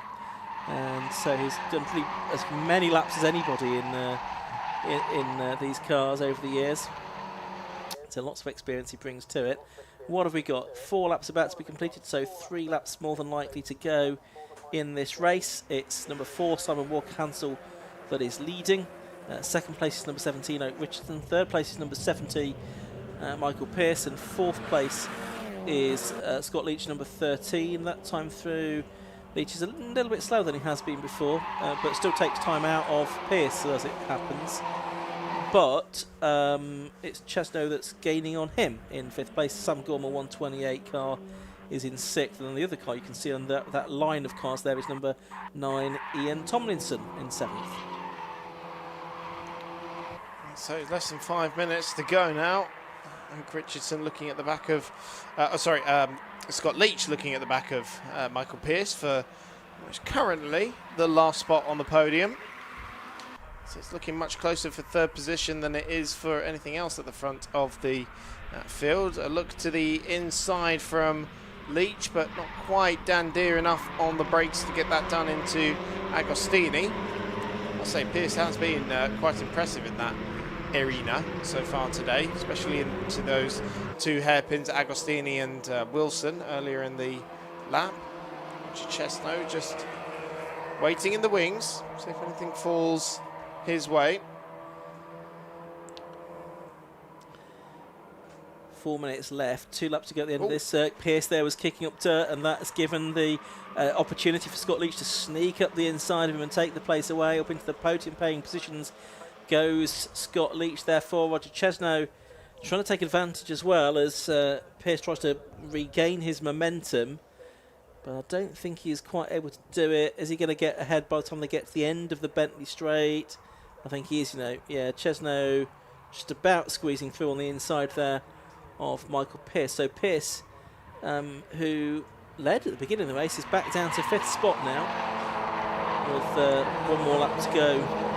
2 more laps to go, I think, at the end of this one, so I should say. Round Coram then, they go.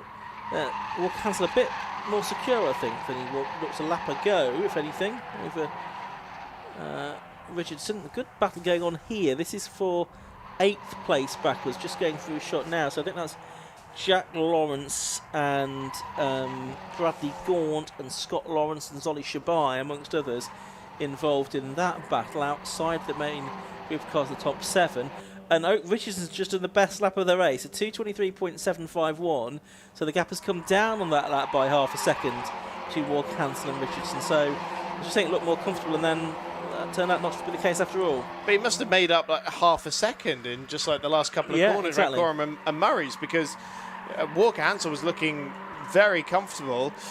So it is 2 laps to go then. Richardson with the pace as it stands. We don't think Walker-Hansel's won a race in this championship yet? Certainly not this season. So not this season, certainly. I don't think he has previously. Okay, so this could be a big moment for Simon Walker-Hansel. He's about to be tested to the very limit here. It's Scott Leach we saw on there in 3rd position, but closing up for the lead. 2 minutes to go now.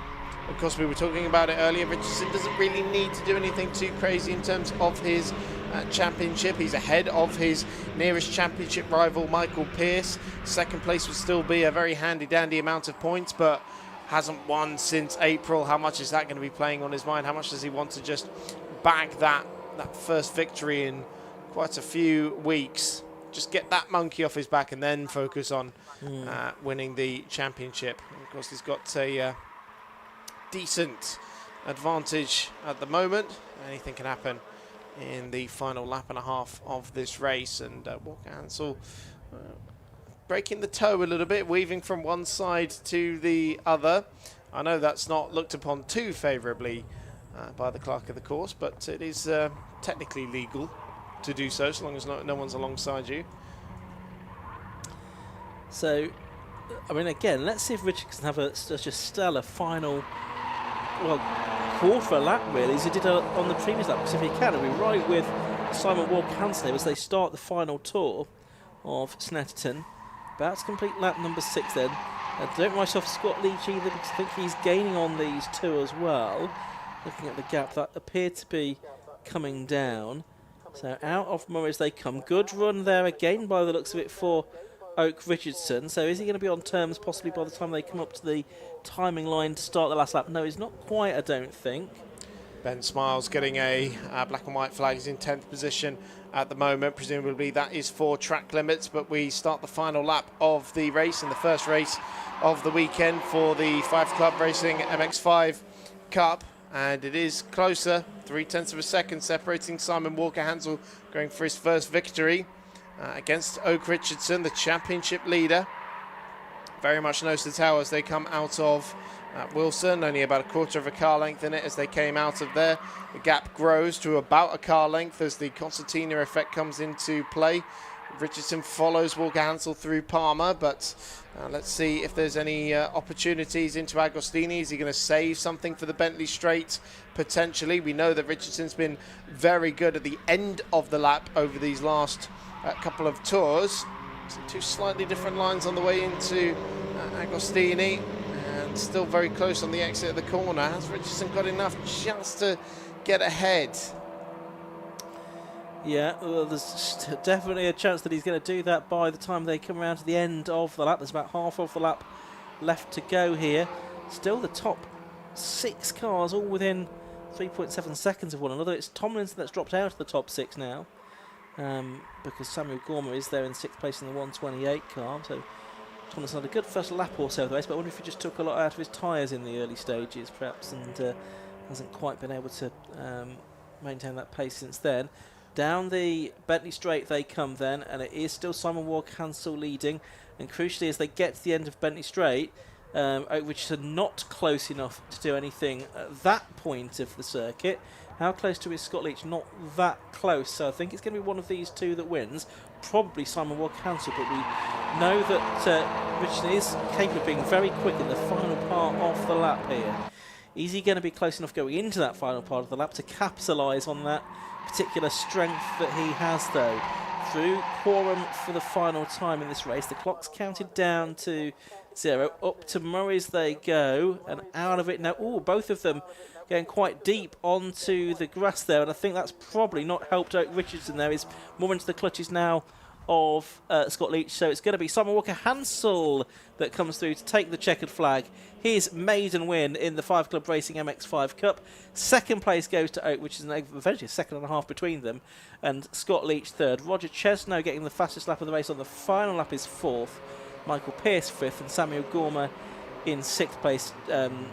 Tomlinson in 7th. Then a gap back to Jack Lawrence in the 97 car. There he is who wins the next battle. He's 8th. 9th, Solly Shabai. Ben Smart, who's often been further up the grid, rounds out the top 10, Chris. Great stuff. Walker-Hansel was so quick out of Williams. I think that's what saved him, really, getting the advantage down the Bentley Straight, but 2 seconds covering the top 4 in the end. Great stuff, and it was that 4th place car, Roger Chesno, that managed to bag the fastest lap of the race at 2:23.644. It's an extra point in there, of course, as well, but a great drive there from Simon Walker-Hansel to bag his first victory in the championship. Yeah, it certainly was. So number 4, Simon Walker-Hansel, the winner at the end of 7 laps, beating Oak Richardson number 17 by 1.5 seconds. 3rd place went to number 13, Scott Leach. 4th place, number 105, Roger Chesno, also getting the fastest lap. 5th to number 17, Michael Pearce. 6th was 128, Samuel Gormer. 7th, number 9, Ian Tomlinson. Then a 10-second gap back to 8th place, number 97, Jack Lawrence. 9th was his mate, 168, Solly Shabai. Landing out the top 10 was number 46, Ben Smart. Bradley Gaunt, who qualified 3rd. finished 11th in car 43. Then Scott Lawrence, Mary Barnard and Matthew Short 14th. And then next up in 15th position was Andrew Robinson, Stephen Robinson 16th, Sam Moody 17th, Paul Barnard, Amy Worthington and Martin Vernon rounding out the top 20 at the end of that 5 club race.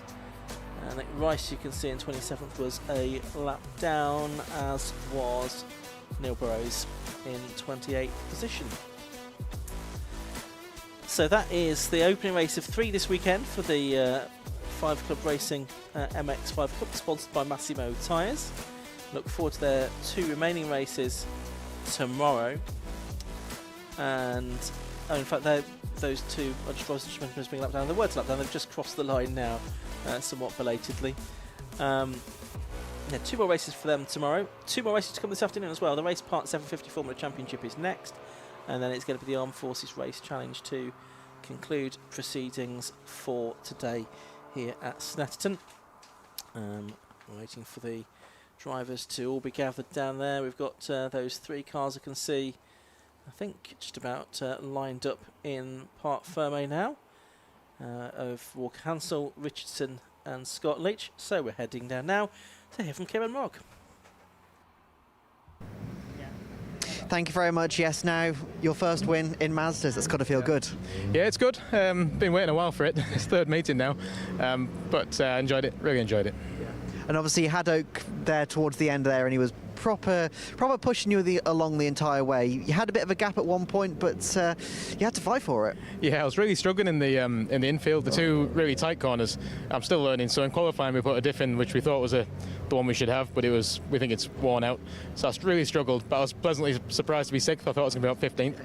So I knew we had the pace if we put the old diff back in, but this isn't as good in tight bends, so it seems. So in all the quick stuff, we were fast.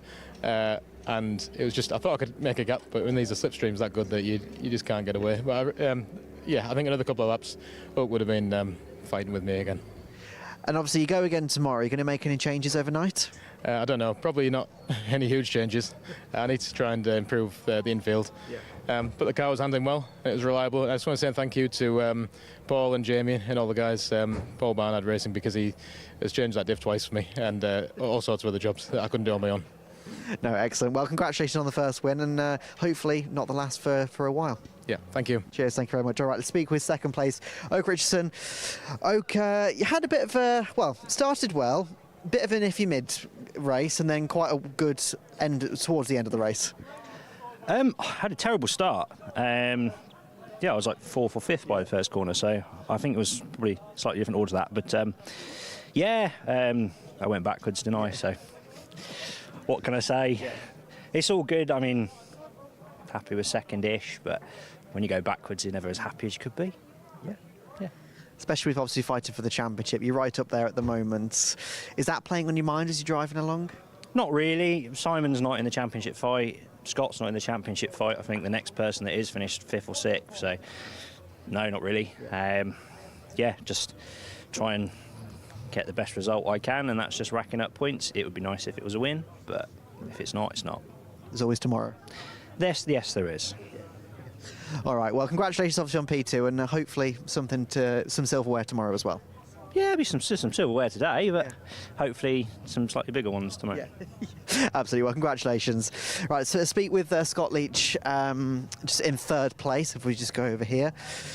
Now, Scott, you had a very busy race there. Yes, Tell us about it. Yeah, I started 5th, had a bad start, must have dropped about 3 or 4 places, and then just chipped at them and worked my way up to 3rd. It was quite good at the beginning because they were battling, and it allowed me to catch the pack up. So yeah, I was very happy with 3rd. And obviously, it's not just a case of if you see a gap, you've always got to go for it. You've got to time these moves. So how difficult was it to pick the moments to make those moves? I think it's just catching the one up in front, seeing where he's a little bit wider maybe than what I would be, and just pick your time and then just go for it. So, excellent. Yeah, and obviously, nice way to end the day. Obviously, you go again tomorrow. Do you reckon you get on the podium tomorrow? Hopefully. I start 3rd again, obviously, in the next race, but it depends. My starts this season have been terrible, so I have it all to work for. But if I can get a good start, yeah, don't see why not. Awesome. Well, look forward to seeing it, and congratulations on P3. Thank you very much. Cheers, thank you very much. All right, so we've got 2 more races still to come, and as you can see just on the grid over there, we have got the 750 formulas. So, Ian, Chris, take it away.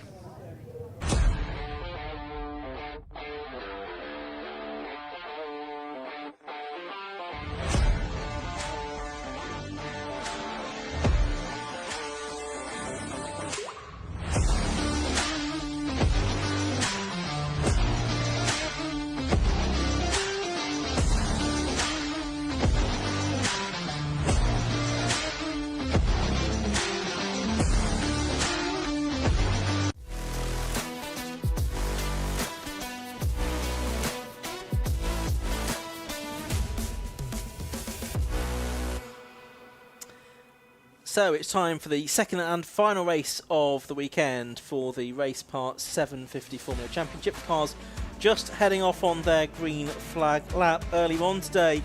It was a win for Bill Cowley from Richard Rothery and Robin Dorr, but the grid for race 2 is set by the second fastest qualifying time. So it's number 33, David Reed, who's on pole position once again, and beside him is Bill Cowley, number 77. Second row of the grid is number 17, Richard Rothery, and number 78, Robin Dorr, fast starter in race 1 in that Clubman's car. Third row of the grid, 26, Richard Jenkins, and number 12, Conway Dorr, who had a podium finish earlier on today.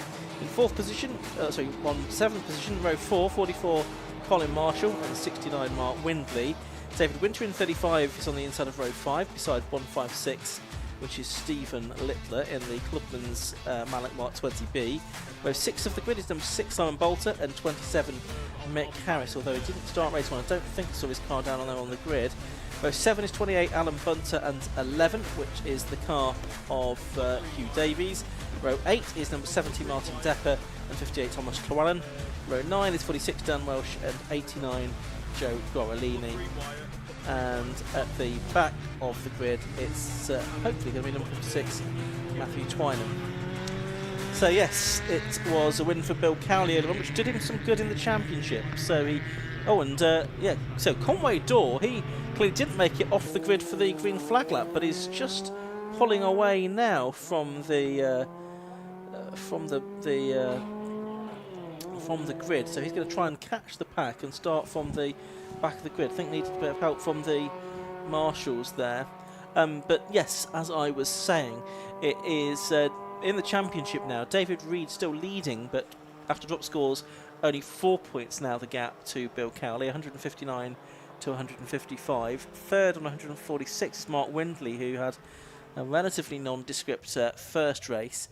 Then it's Richard Rothery, 132, and Jake Doherty, who's not here this weekend, 120. So he's going to fade out of championship contention, I think, and it's going to be Reed or Cowley or Windley, you would think, Chris, for the championship this season. You would think, and it is closing up very nicely. David Reed with some sort of problem in race 1, despite having all the pace in the world, not able to come away with a top-class result. Did recover actually very nicely to, what was it, 5th in the end? Yeah, 5th, but gets the points for 4th because the Clubman's car, Robin Dorr, was in front of him. So, all things considered, not that bad, bearing in mind he drove through the pit lane to resolve whatever issue something that to do it with was. fuel, we think it was, but not 100% certain. I'm assuming pressure rather than amount. I'm guessing so. Yes, there's no quick refuelers here. No, not that I've seen anyway. So yeah, in terms of today, advantage Cowley in the championship, but I mean anything can happen over the next 15 minutes of racing, and if David is able to utilise the pace he was showing earlier, then he's going to be pretty unstoppable. Yeah, so after this weekend there's another 2 races at Croft, and still at this point there's 1, 2, 3, 4, 5, 6, 7 drivers in mathematical contention for the championship. So I don't think it's going to be wrapped up today. I think it will go down to North Yorkshire next month. There you can see in the background Conway Dorr desperately trying to catch the pack to start from the back of the grid now. He won't be able to retake his original grid position, of course. Let's hope he is aware of that rule and joins the field at the back of the grid. Just looking out of my commentary box window now to see if that is the case, yeah, isn't it? He's certainly not sort of urging his way forward. So I think Commodore is going to start from the back and see if he can replicate his podium from race 1. That'd be quite the achievement from there if he does. So about to get the 5-second board. There it goes, shown by the marshal beneath our commentary position.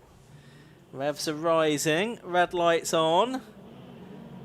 Out they go, and it's a good start again from Robin Dorr, as it was in race 1 in that Diamond, the 50-year-old Clubman's car with a cross-flow engine, gets the jump on the Fiat Fire engine 750 Formula cars. It was this way in race 1, but he couldn't hold on to the lead. David Reed it is then in second, and it looks like he might get the lead back by the time they get up to the hairpin, Wilson hairpin for the first time when he does. So it's David Reed leading, Robin Dorr second, Richard Rothery third. Not a great start that time from Bill Cowley, he's fourth.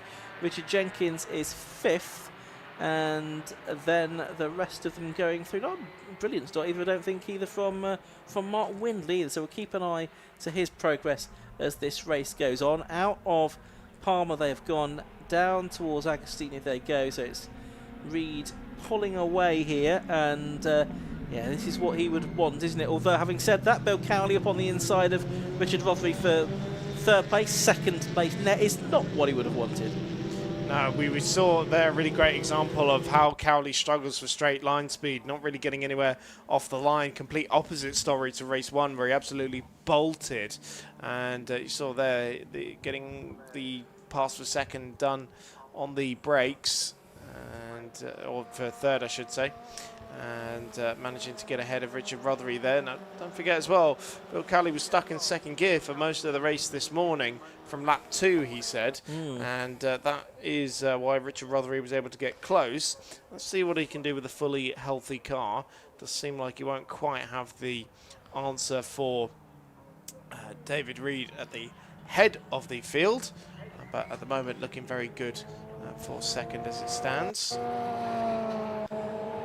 Yes, so of course, Cowley was concerned whether he'd need a new gearbox, because I think he was on his last gearbox already. So he changed one this morning after qualifying. Yeah, and then he was worried he might need to change another one. So quite what they've done to mackle something together, I'm not quite sure. But either way, he's about to take second place. There's Thomas Llewellyn pulling off onto the grass in the number 58 ADR2. So it's Reed leading. Who's second over the line? It is Robin Dorr, then Cowley, and then in a straight line Richard Rothery. And the PRS is able to get alongside Cowley. Can he make the move complete by the time he gets to Rich's? Yes, he can. So third is Rothery, fourth now is Cowley as they go across the line. Then it's Richard Jenkins in the Shepherd fifth, and then it is in sixth place the 35 car, which is David Winter, who's out there in the race kits Merlin. So again, we're seeing the Cowley being beaten down the straight by the PRS machine. So Rothery up into third position. So they're still trying to get around the Robin Dorr Clubman's machine. That was very impressive at Silverstone, but a few more slower corners here where the Clubman's car cannot really utilise its additional power, its superior engine capacity. 1600cc engine compared to the 1108cc Fiat Fire engine in these 750 Formula cars. It'd be quite a bit heavier, I think, as well than some of the certainly some of the 750 Formula cars, not necessarily all of them. Yes, but it's such a tight package, isn't it? That It is. That machine. Oh, this is Cowley. That's tight. Yeah, that looks like a bump draft down the Bentley Straight from Bill Cowley there, didn't it? On Richard Rothery, still hasn't popped out. You barely see the Mark IV. There's the. That's Rothery going through. Oh, through the middle. And they both got round Dorr as well doing that. That was cracking stuff from Bill Cowley. It was, wasn't it? Great fun. Bill Cowley sort of right in the toe. He couldn't have been any closer to the back of Richard Rothery's car, and popped out. And by the time they got there working together, they'd both got ahead of Robin Dorr. So they go second and third. Dorr is fourth. Monoposto racer of many years.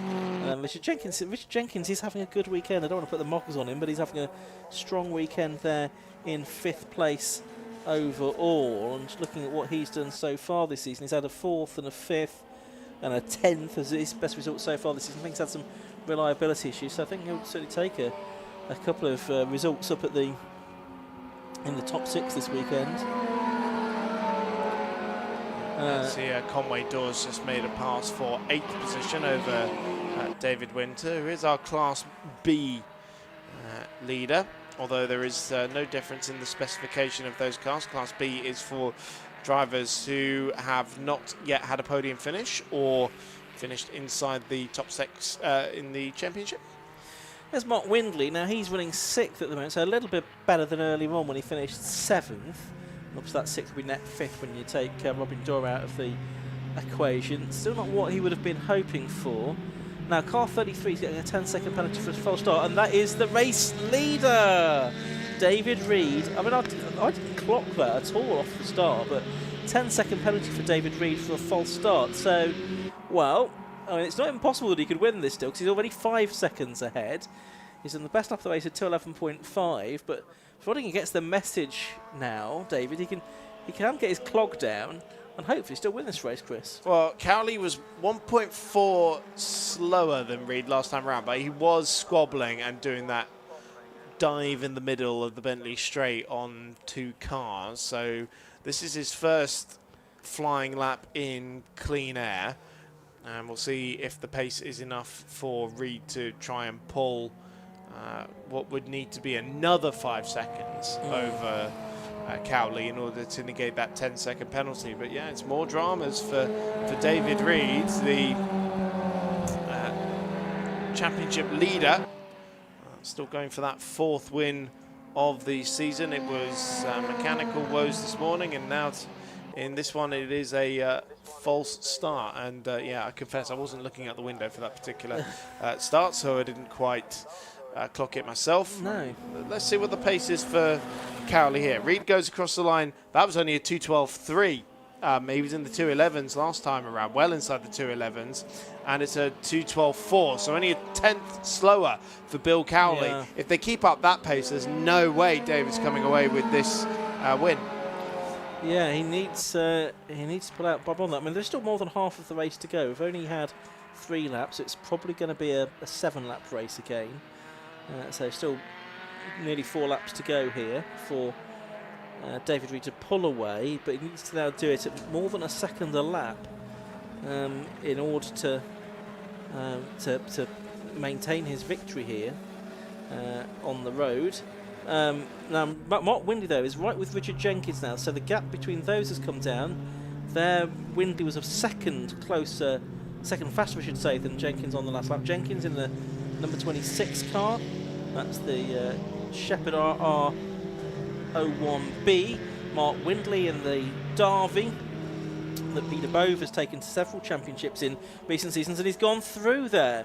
So up to 5th place now has gone Mark Windley in that sort of Dayglow car. It's a new colour for this year. It was sort of orange when Peter Bove and had it, and Robin Gearing also won a championship in it in those colours. Yes, I think we discussed this at Silverstone, but I make it 4 titles that car has won between Robin and at Peter. Least, yes. Yes, Peter's certainly had a lot of success in recent seasons. But Mark Windley taking that car on for Mallory Park at the end of last year and had a big off at Gerrard's Bend, so it basically needed to be rebuilt for this season.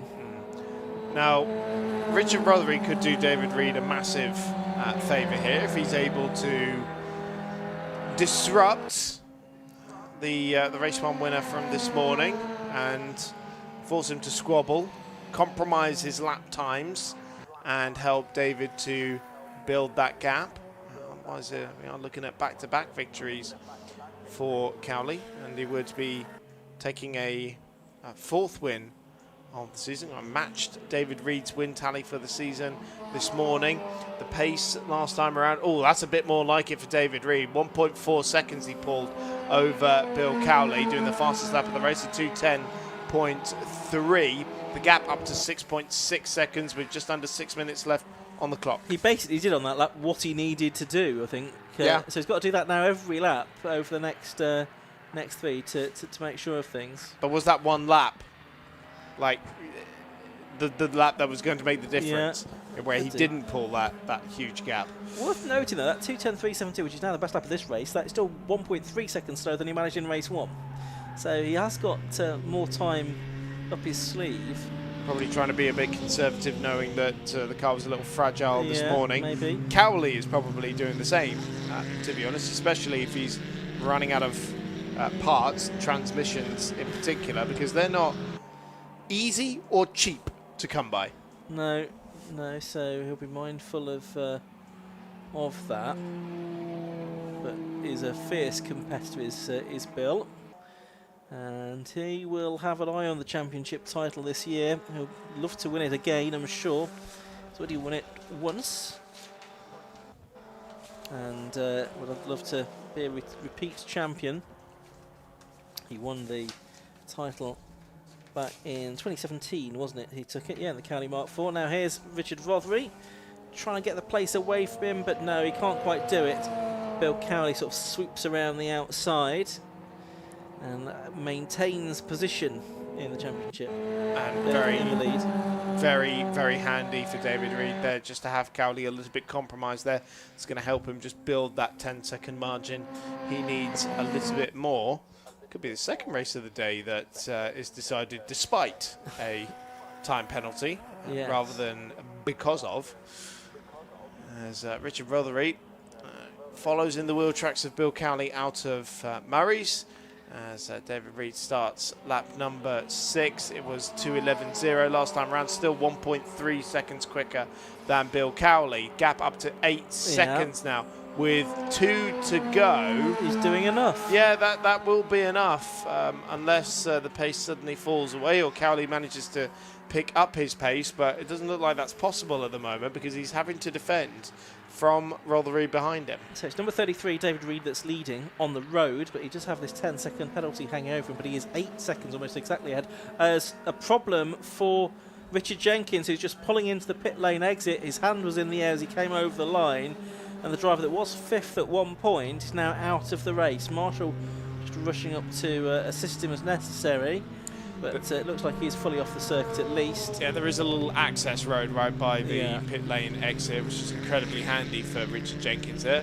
Real shame to see. He was having a very good run here in this race, and the marshals just pushed that car fully over the white line and a little bit further into that access road, so should be no need for any additional intervention. There are just some double waved yellows down the start and finish straight while those marshals are at the scene.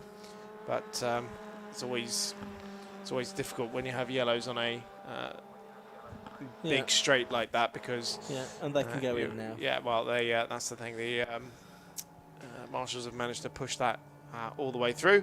Side by side for second again here. Richard Rothery on the inside, and it looks like this is going to be the places being changed. Now Cowley braving it out around the outside, getting very, very close, and the PRS gets pushed out onto the curbing and a little bit further. So Richard Rothery showing his hand there, and Cowley pulling out a pickup 2. Yeah, and you'll never be any doubt with Bill Cowley that you are in a race. He will always push hard. Now, interestingly, I can see that Mark Windy is catching Robin Dorr behind him as well. Of course, Robin Dorr not gaining points in this because he's in an invitation class, but Mark Windy might gain track position here. There he is in the Derby, just hassling the Diamond as they head on to the centre straight. Now, the gap is nearly 10 seconds now, first to second. It's 9.679 seconds between David Reed and Bill Cowley. So, really, David Reed only needs another 3/10 on this lap to maintain the victory. And the way Cowley and Rothery have been going at each other, that I think, Chris, there's a good chance that he'll do that. Yeah, 2:13.3 last time around for Cowley, with that little bit of side-by-side through the Brundle and Nelson complex, plus a little bit more defensive driving. That's put the gap at 9.6. And so long as David Reed doesn't make any big boo-boos, he should quite comfortably come away with this victory, I'd have thought. As we see again that battle for second place, this is what is deciding the race, potentially in favour of David Reed, despite the 10-second penalty for a false start. Cowley continues to lead Rothery through Agostini and then into Hamilton. This is the part of the circuit where the Cowley should extend an advantage a little bit, but then we get onto the Bentley Straight where the PRS will have a bit more speed down the straight, throwing a little bit of toe there as well. And we saw they were side by side a lap ago. There's David Reed, well clear. Rothery pulls that to the outside this time. Cowley with the slightly more favourable line. Doesn't matter, because by the time they get anywhere near the braking zone, it is Richard Rothery well ahead. But Cowley coming straight back at him on the outside, and again manages to get that manoeuvre done on the inside at Nelson. And that one was even more impressive because he was fully behind Rothery when they went into the corner. Certainly was. Now, their battling, though, has been a godsend for David Reed, I reckon, who is just about to appear over the horizon to take the checker flag, which is being made ready. Other cars going on to their final lap, but the checker flag is now out, and David Reed has taken it. And now it's a question of counting to 10. Is it we're going to get there before Bill Cowley comes over the line? I rather suspect that we are, and it is Cowley that gets taken yet 0.925 seconds behind on corrected time. So by 10.9 seconds, Reed is ahead, but that is enough for him, with even the 10-second penalty applied for him to beat Bill Cowley. Richard Rothery third, Mark Windley fourth, Robin Dorr in fifth, and Stephen Littler in the Mallock, second of the Classic Clubman's cars, takes sixth position. Seventh place going the way of Conway Dorr, good effort from the back of the grid.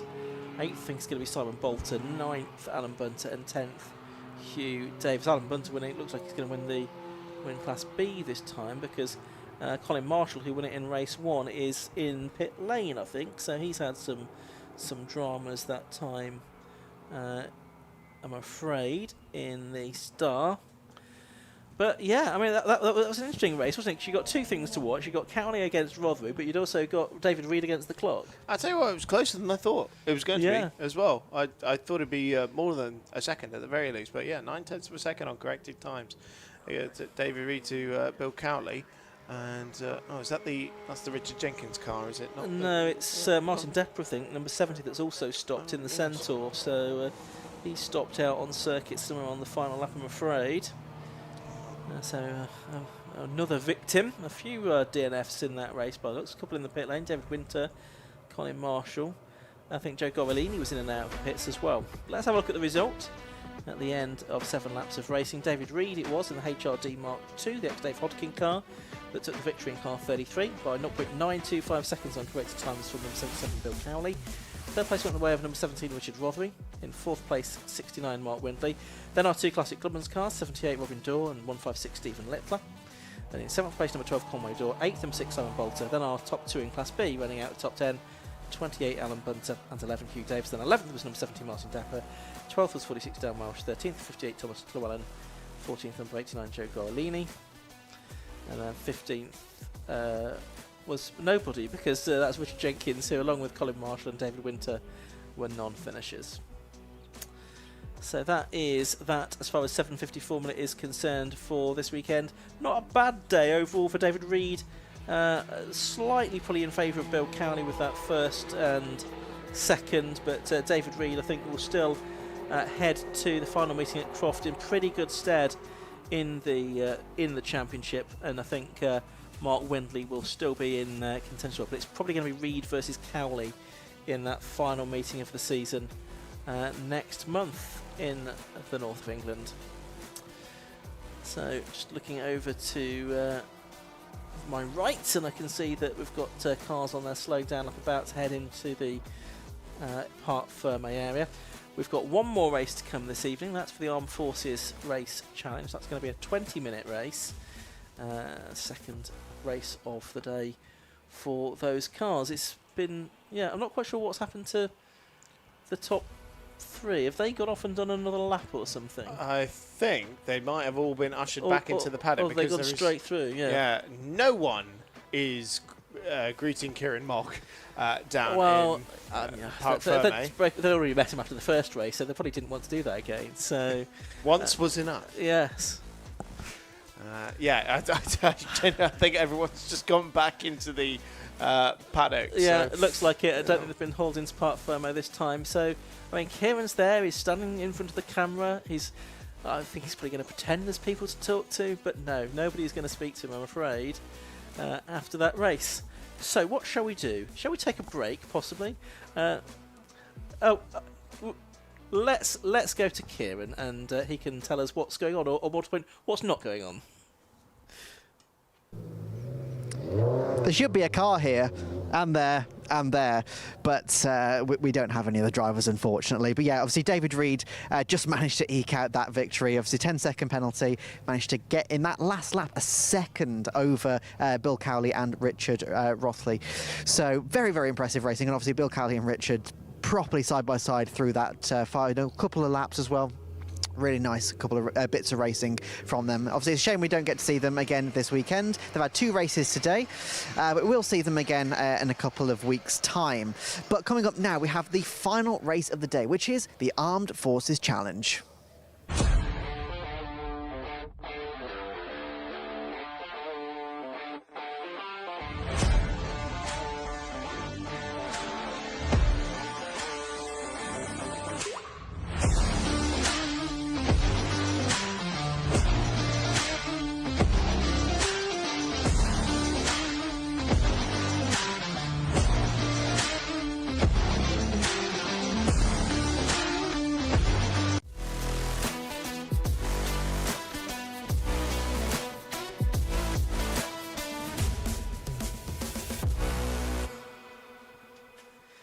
Time for the second race of the day for the Armed Forces Race Challenge then, which we will have just as soon as some clearing up has been done. At the end of the 750 Formula race, we'll get the cars out on track for the 10th and final race of the day. Earlier on today in the Armed Forces Race Challenge, it was a win, if you remember, for Peter Dilnott, because Mark White was beaten for the first time this season, had that off at Quorum on the penultimate lap and another one further around the final lap as well, which sort of handed the initiative to the driver of the Porsche 911. So Peter Dilnott taking the win, Mark White took second, and Jonathan Candler took third. Class winners going the way of Dilnott and Candler, and also in Class D, Luke Harpino in the Mazda MX5 with no Class A starters. Andrew Holmes having problems with his MG in qualifying, although I did see him out on track behind the pace car at lunchtime, so hopefully we'll see Andrew, I should say, at the back of the grid for race 2 very shortly. But Chris, what if you've turned your microphone on as if you were going to say something very wise there? I don't think I've ever said anything wise in commentary.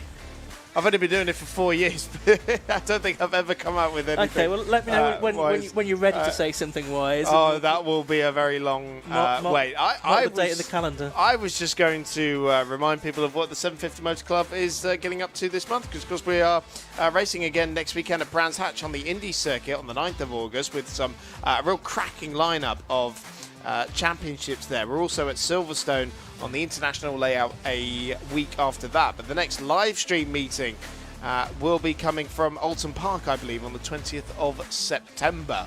So mark your calendar for that. Make sure you subscribe to on Alpha Live or the 750 Motor Club on YouTube, and find us on Facebook as well, so make sure you don't miss those meetings. And of course, before you know it, we'll be in October, the final meetings of the season at the Donington Park, and then of course the Burkett Relay at the end of the year as well. Yeah, I mean, where are we? Beginning of August now, so we're less than 3 months away from the Burkett, the 6-hour relay race. That's a race that has been held here at Snetterton in the past as well. The Burkett, it's been to various circuits, Donington and Thruxton as well over the years, but Silverton is where it's sort of found its home, really. So we have cars on the grid. We do not have Peter Dilnott on pole position though. So having talked about his victory in race 1, he's not there for race 2, which is a great shame. He should have been on pole position, but there is a gap on the front of the grid where his car should have been, which means that it's going to be Mark White on his own on the front row of the grid, which we'll come to in a moment. Here we are, let's do it. So Peter Dilnott is not on pole position, number 69. but on the outside of the front row, number 65 Mark White is. On the second row, you've got number 1 Jonathan Candler and number 66 Scott Townsend. They are both there. Third row is 178 Pete Seeley and 935 James Flint in MR2 and Fiesta. Row 4 is 7 Kieran Lambourne in the BMW, 26 Gareth Moss. Yes, he is there with the application of judicious amounts of gaffer tape to get that car back out. Then you've got the 44 car, which is next up, which is the car of Jake Osborne. That's the Clio, besides Luke Arpino's number 22 Mazda MX5. So that's row 5. Row 6 is the 15 car of George Harvey, and 95, which is Mark Jones. On the 7th row of the grid, 96 is Ben McLaughlin, and 230 is Paul Waterhouse. Row 8 is 55 Josh McClelland, and 43 Matthew Beach. Row 9 is 35, the Richard Brown MR2, and 25 being James Hancock's Peugeot 206 GTI. Green flag lap gets underway. Row 10 is 113, which is Alex Martin, and 700, which is Mark Oliver. The 11th row, 305 being Ben Seaton, and 92 Lee Keneally.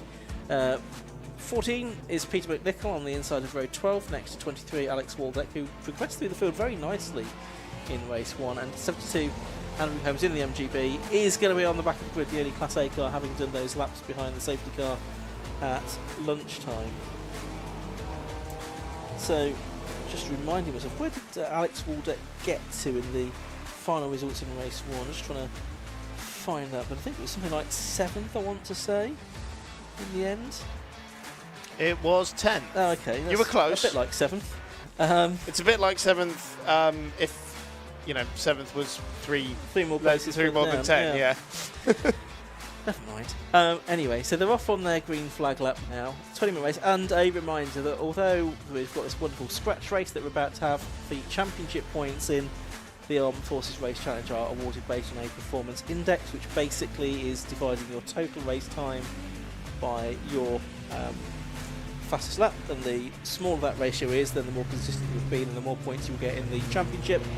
And coming into this weekend, on that metric, it was Mark White that led, from Jonathan Candler and James Flint and Richard Brown and Ian Cooper and Paul Waterhouse, with 4 more races to go at that point, and now 3 more races to go. The final 2 rounds of the championship will be at Croft, won't they, next month. So we'll look forward to that. So, with Peter Dillnott not here for this race, it's for Mark White to throw away, and as we did see in race 1, he is capable of throwing it away at times, but I mean, such as the performance differential between himself and Jonathan Candler, who's the next best of the cars, then he's got to do it in an even more epic way than he did first time round. Yes, quite. Chalky very much the front runner there. It was only Paul who could get anywhere near his lap times in qualifying and in this morning's race. So hopefully all has been repaired on that number 65 Honda Civic Type R that did seem to have some problems earlier on in the day. We saw some big sideways moments and then a real lack of pace towards the end of the race, which very much helped Paul Dillnott to win the first race this morning, because remember, he did have a 5-second time penalty for, I think it was track limits. Yes. And managed to overcome that, still by 4.6 seconds, owing to a real drop-off in pace from Mark White.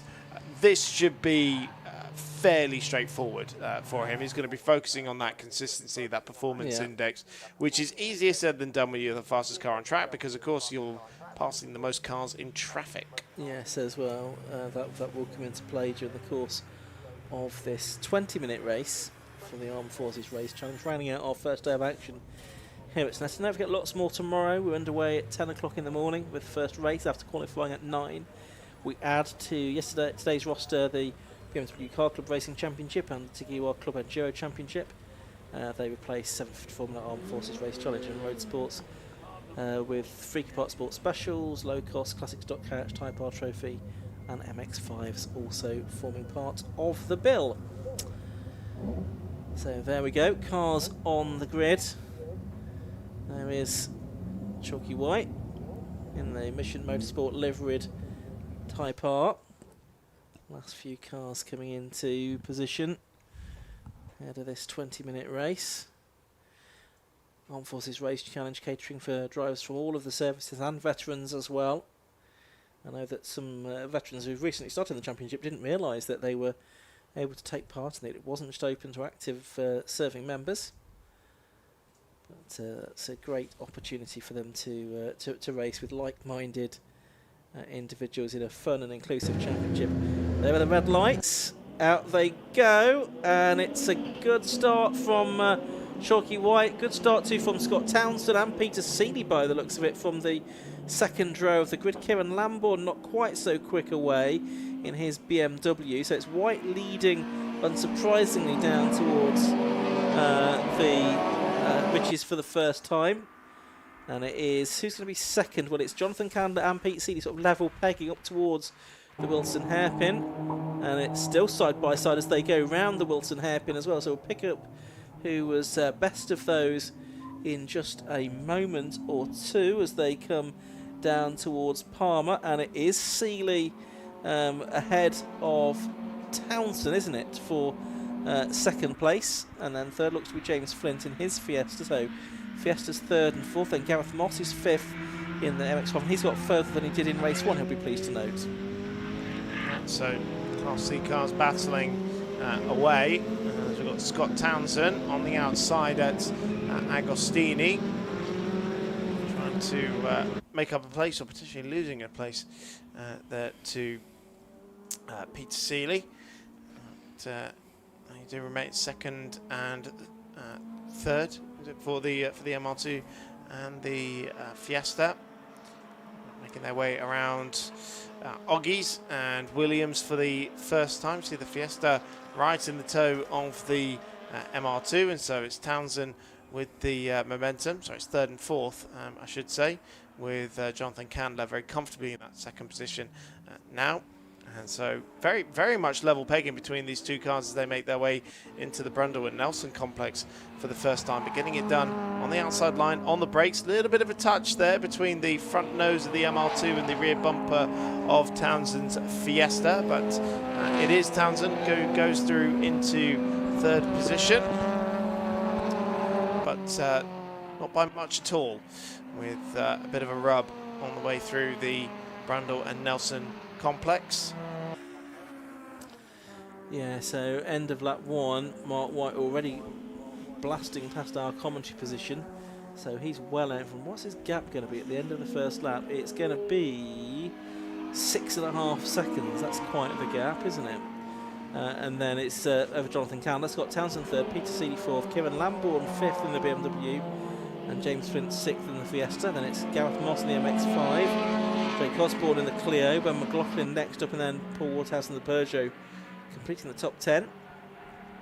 As we work now the second lap of this 20-minute race. In the first lap we had 9 laps in total that we completed, and they will probably get 9 laps out of this time around as well. So familiar lick of flame from the back of Townsend's Fiesta as they made their way through Palmer, looking a lot more comfortable there, but it is Peter Seeley, the one who is under pressure from Kieran Lambourne behind, the number 7 BMW 330, which is freshly reshelled after a big crash for that car at Croft last year. And Lambourne himself, no stranger to competition. He's competed in the Armed Forces Karting Championship before coming here to the Armed Forces Race Challenge, a multiple Class C podium finisher, and is running third in his class at the moment. Yeah, with still 60 minutes of this race to go. The Peter Seeley battle now is with Kieran Lambourne in that BMW. And so Peter Seeley is having sort of conceded ground to Scott Townsend now. So battle taken up with Lambourne, the 25-year-old from Connor, plant operator, competing for 3 seasons now. This Army Sports Car Racing prepared BMW that was reshelled after a big off at Croft last year. And running third in class. Ahead of that, James Flint Fiesta, which had a bit of a moment at the start this morning, the number 935 machine. But Flint a little bit detached from, let's say that actually, he's closed in on this lap, hasn't he? He's only about 0.4 of a second away from Lambourne for what is the last spot on the Class C podium, and if anything, towards the end of that lap, Pete Seeley was able to pull away a little bit. So there's a good class battle happening here. James Flint with an additional year of Armed Forces Race Challenge experience under his belt compared to Kieran Lambourne, and also some stock car and oval racing to add to that as well. Mark White at the end of the second lap, led by 10.026 seconds in car 65 from number 1.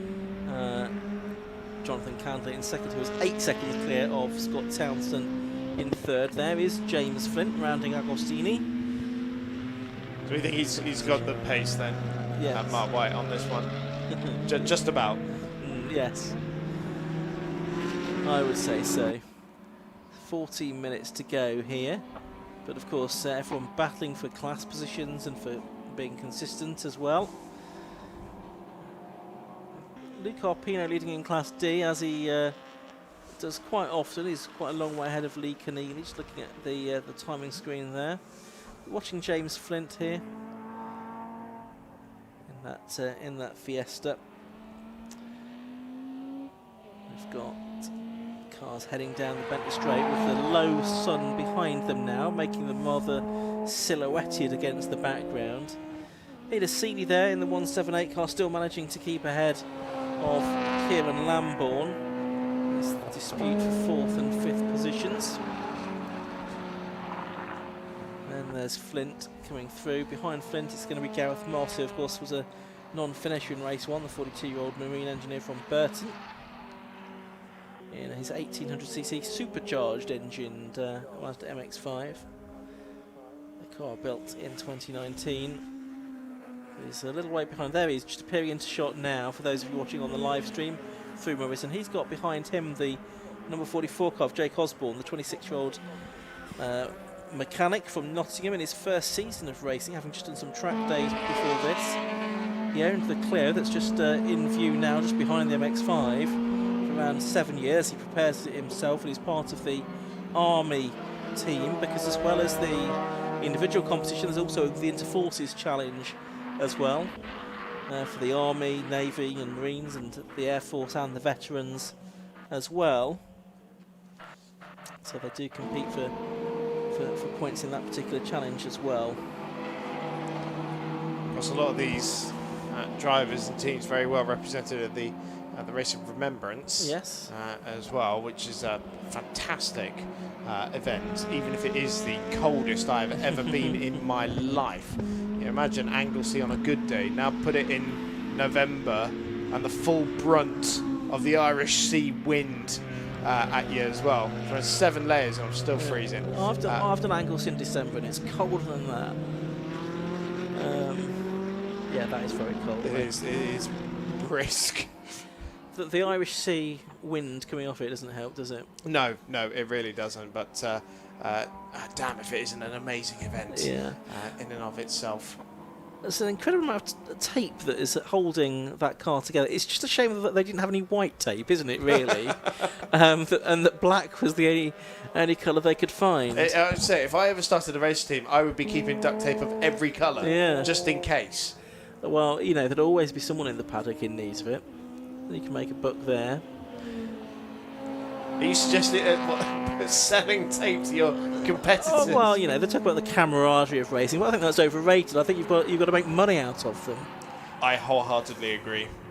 I mean, if you're really thinking about it, you could drive into them, cause damage to their car, and then sell them some tape afterwards. That certainly wouldn't happen in the Armed Forces Race Challenge, though, because it's much, much friendlier than all of that. There's Paul Waterhouse going going through shot, long-time racer in his Peugeot. He's running in 11th place overall. And there we just saw briefly a shot of Andrew Holmes in the MGB, which started at the back of the grid, having missed the first race, qualified out of session, but he's clawed his way up to 14th place in this race. Andrew Holmes in that number 72 car for the 60-year-old from Chesterfield. Been racing since 1993, and there's the Class A MG Car Club BCV8 champion in 1997. Is an RAF veteran as well. And it's very nice to see the veterans out there competing with some of the those who are currently serving. A veteran car in his case as well, isn't it? It's the oldest car on track, the MGB, I think, by quite a margin. Yes, I think you're right.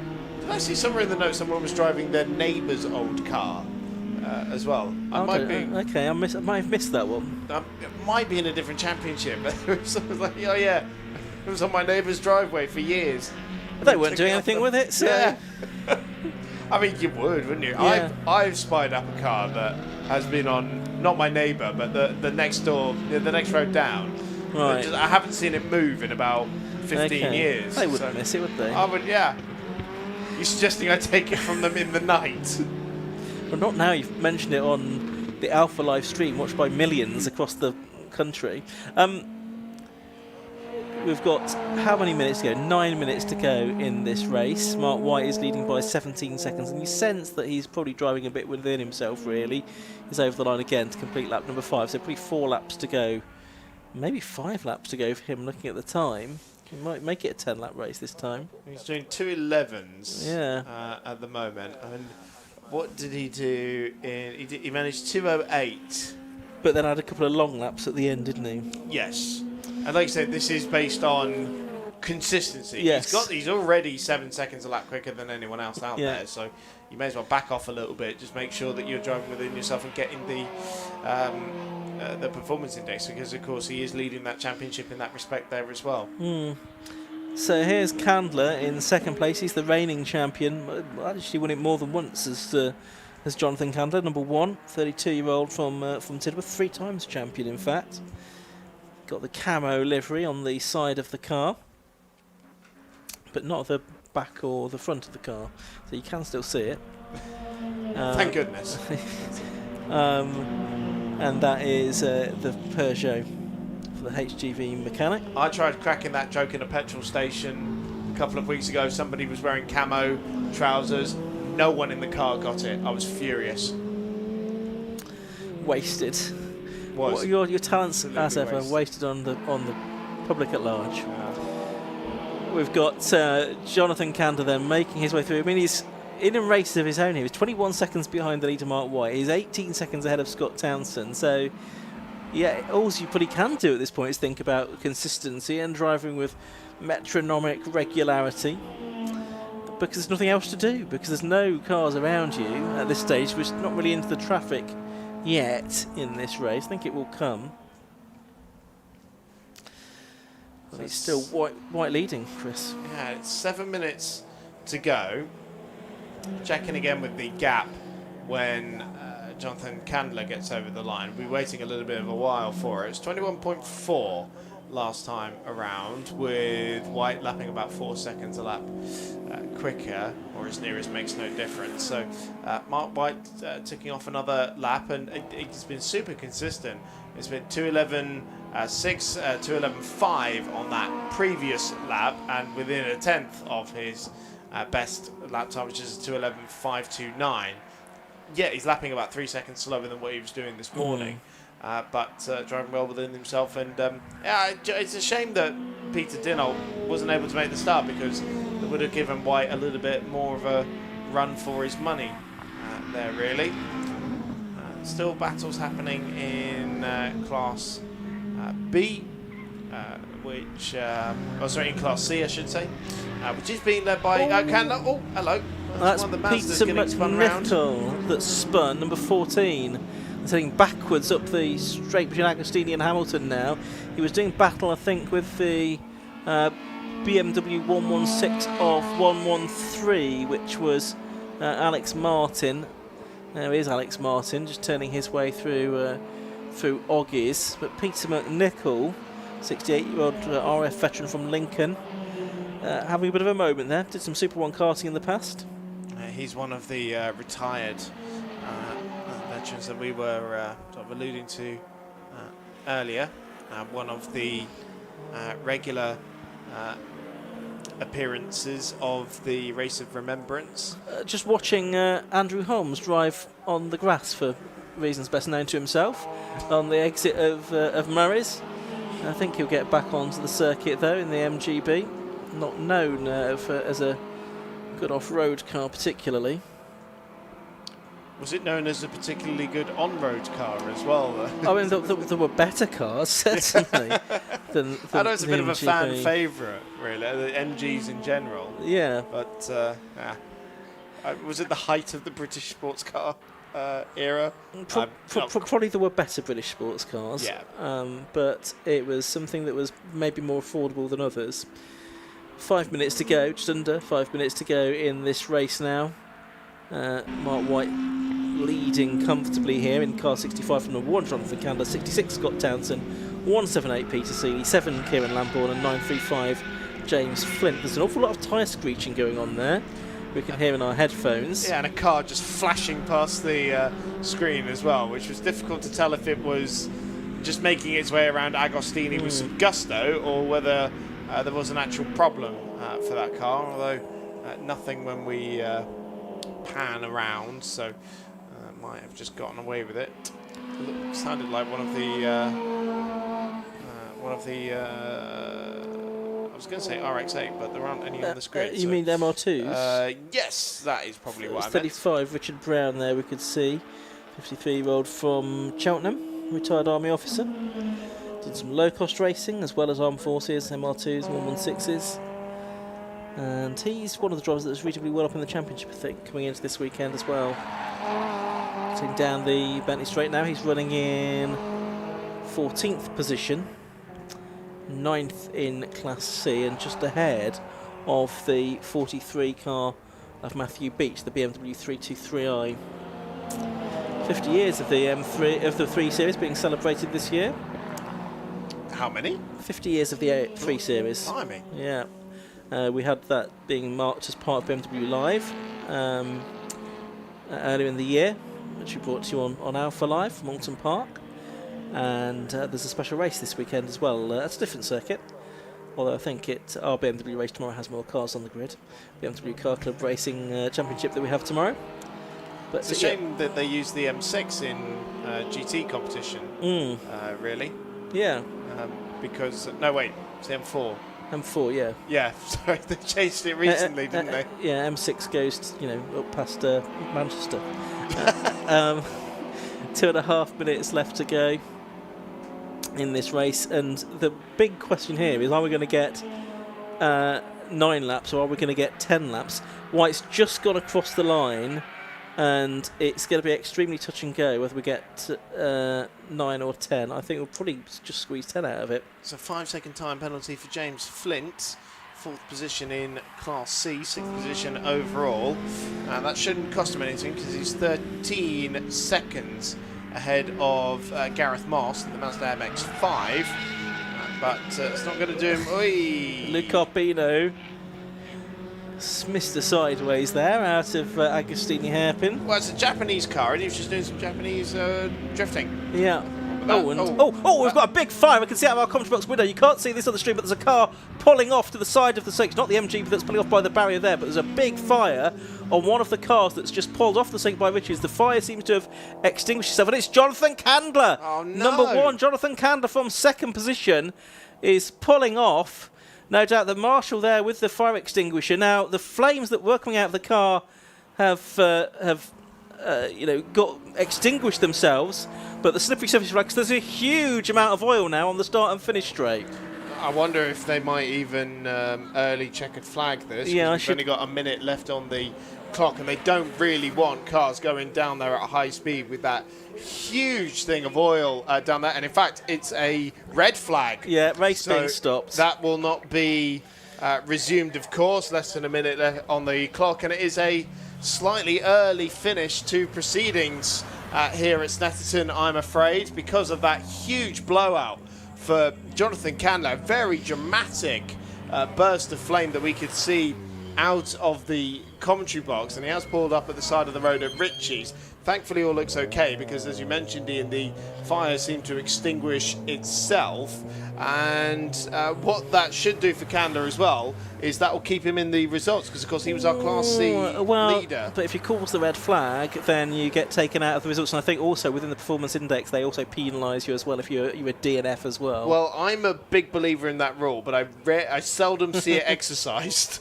So anyway, that's it. That's all the racing for today, folks, because the red flag has flown. Whether we're going to get any drivers to talk to, again, is a moot point. So Kieran might have a very quiet end to his day, because whether we'll get anyone brought in to speak to them this time remains to be seen. Keep an eye out for that, Kieran, but they are stopping. Are they stopping cars beneath us? They are stopping cars beneath us. The results gone back to 7 laps then, I can see, and we'll bring that to you in a sec, I think. But yeah, we've gone back to 7 laps with Candler in there at the moment. I think they may well take him out. Let's have a look. Yeah, 7 laps completed for number 65, Mark White, the winner. At the moment, second place on the screen is number 1, Jonathan Candler, 29 seconds behind, but we'll see if he stays there in the final classification. Third place, number 66, Scott Townsend. Fourth place to 178, Pete Seeley. In fifth position, number 7, Kieran Lambourne. Sixth is 935, James Flint. Seventh is 26, Gareth Moss. Seventh is number 44, Jake Osborne.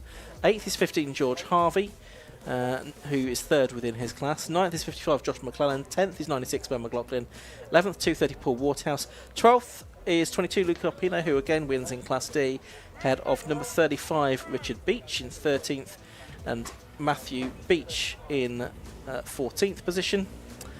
Over the page, we've got Mark Jones, Andrew Holmes, who also pulled off right at the end there in 16th place. Then James Hancock, Mark Oliver, and Lee Keneally. Everyone else was either a lap down or a non-finisher. So the drivers look like they're going to be pulled into Parc Fermé the back way. They're going to go off the start and finish straight. And is anyone going to come into the clutches of Kieran Mogg is the question we ask ourselves. While all of this is being sorted out, we'll remind you that we have qualifying underway tomorrow morning at 9 o'clock for the BMW Car Club Racing Championship. We've got the Tiki-Owa Club Enduro Championship qualifying session that follows that. A 30-minute session for the 2-hour race tomorrow afternoon. And then we're into racing at 10 o'clock tomorrow morning. So do join us bright and early here at the circuit or at Alpha Live with Freaky Park Sports Specials Championship, Yokohama Lowcosts, Vulcan Racing Classic Stock Hatch, Tiki-Owa Type R Trophy, 5 Club Racing MX5 Cup, and the BMW Car Club Racing Championship. 6 races before lunch, 6 more after as well, including the Tiki-Owa Club Enduro Championship, the 2-hour race at around about 2:10 tomorrow afternoon. Chris, so let's have some final thoughts from you while we try and figure out what's going on. Yes, we are just waiting to see who's going to be into Parc Fermé, and they do seem to be driving past Kieran Mogg, sadly. Although actually, I think he's captured Mark White at least. Yes, he has at the very least. So we should have one, hopefully, in a minute. But yes, great day here at Snetterton. The weather's certainly brightened up since we arrived. It's turned into quite a gorgeous early evening with the sun finally poking out. But yes, another great day of racing here in the 750 Motor Club. Looking forward to an awful lot more tomorrow as well, particularly with the Tiki-Owa Club Enduro Championship, that little warm-up that we have from the road sports, hopefully with a bit less safety car. And of course we bid farewell to the Race Parts 750 Formula Championship and the Armed Forces Race Challenge for this weekend. They've been wrapped up for the day. And also very much looking forward to seeing the BMW Car Club Racing Championship out tomorrow as well. Okay, right. Well, thanks to all of the marshals for all of their hard work today. Thank you all. And thanks to all of the other officials that make this race meeting possible at the 750 Motor Club, and the recovery drivers, circuit staff, scrutineers, timekeepers, race admin, anyone and everyone that plays a part in running these race meetings. So thank you to you all. I can see that Kieran is at least going to have all of the class winners to talk to, so that's wonderful. So he's just trying to shepherd them into some kind of order. So we'll head down to him in a moment. We'll leave him to wrap things up and say goodbye to you. But as the sun starts to set over Snetterton and is out now, then we'll be back tomorrow. Don't forget, for racing from 10 o'clock here at the circuit and on the live stream as well. So we look forward to you joining us then for more action from the 750 Motor Club, by which time the oil slick that is on the Senna Straight caused by Jonathan Candler's exploding Peugeot will have been sorted out.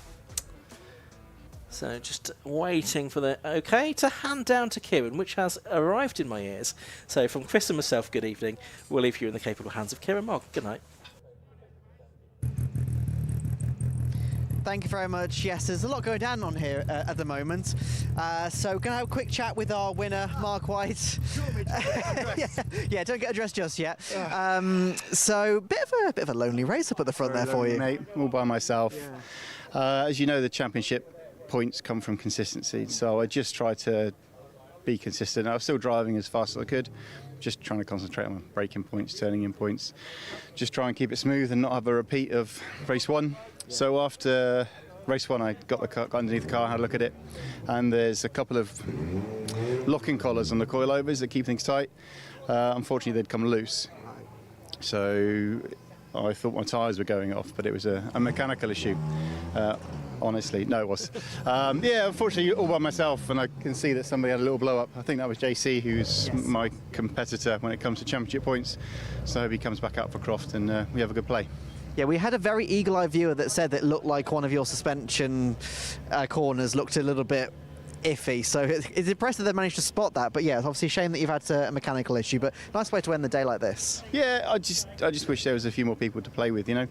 But it's nice to get the win. I was devastated that I had a spin. I'm normally quite precise, you know, without trying to be a big-headed. I'm not being big-headed. I'm normally pretty careful. But yeah, unfortunately, I was already on the limit.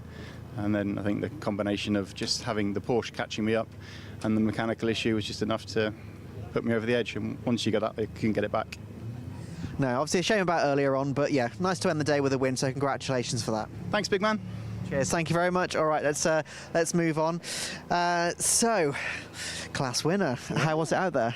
How about that? Yeah, it was pretty easy from the front. I sort of was just chasing MR2 and a Peugeot in front of me. Yeah. But then after that, it was just keep trying to plod away, trying to keep consistent. I don't know if I was, but yeah, it was all right actually. It was sort of a little bit boring at points because I was like, oh, I'm just on my own now, just trying to be consistent. And then getting a bit silly trying to slide it just for fun. But yeah, it's right, good, happy. I think that's what seems to be what most people's experience of that race was until the last lap. But yeah, very consistent race for most people. So does that almost bring a different element of a challenge for you in terms of the fact that you haven't got the cars around you in terms of fighting wheel to wheel, but you've got to remember that they're not putting their foot wrong, I can't either.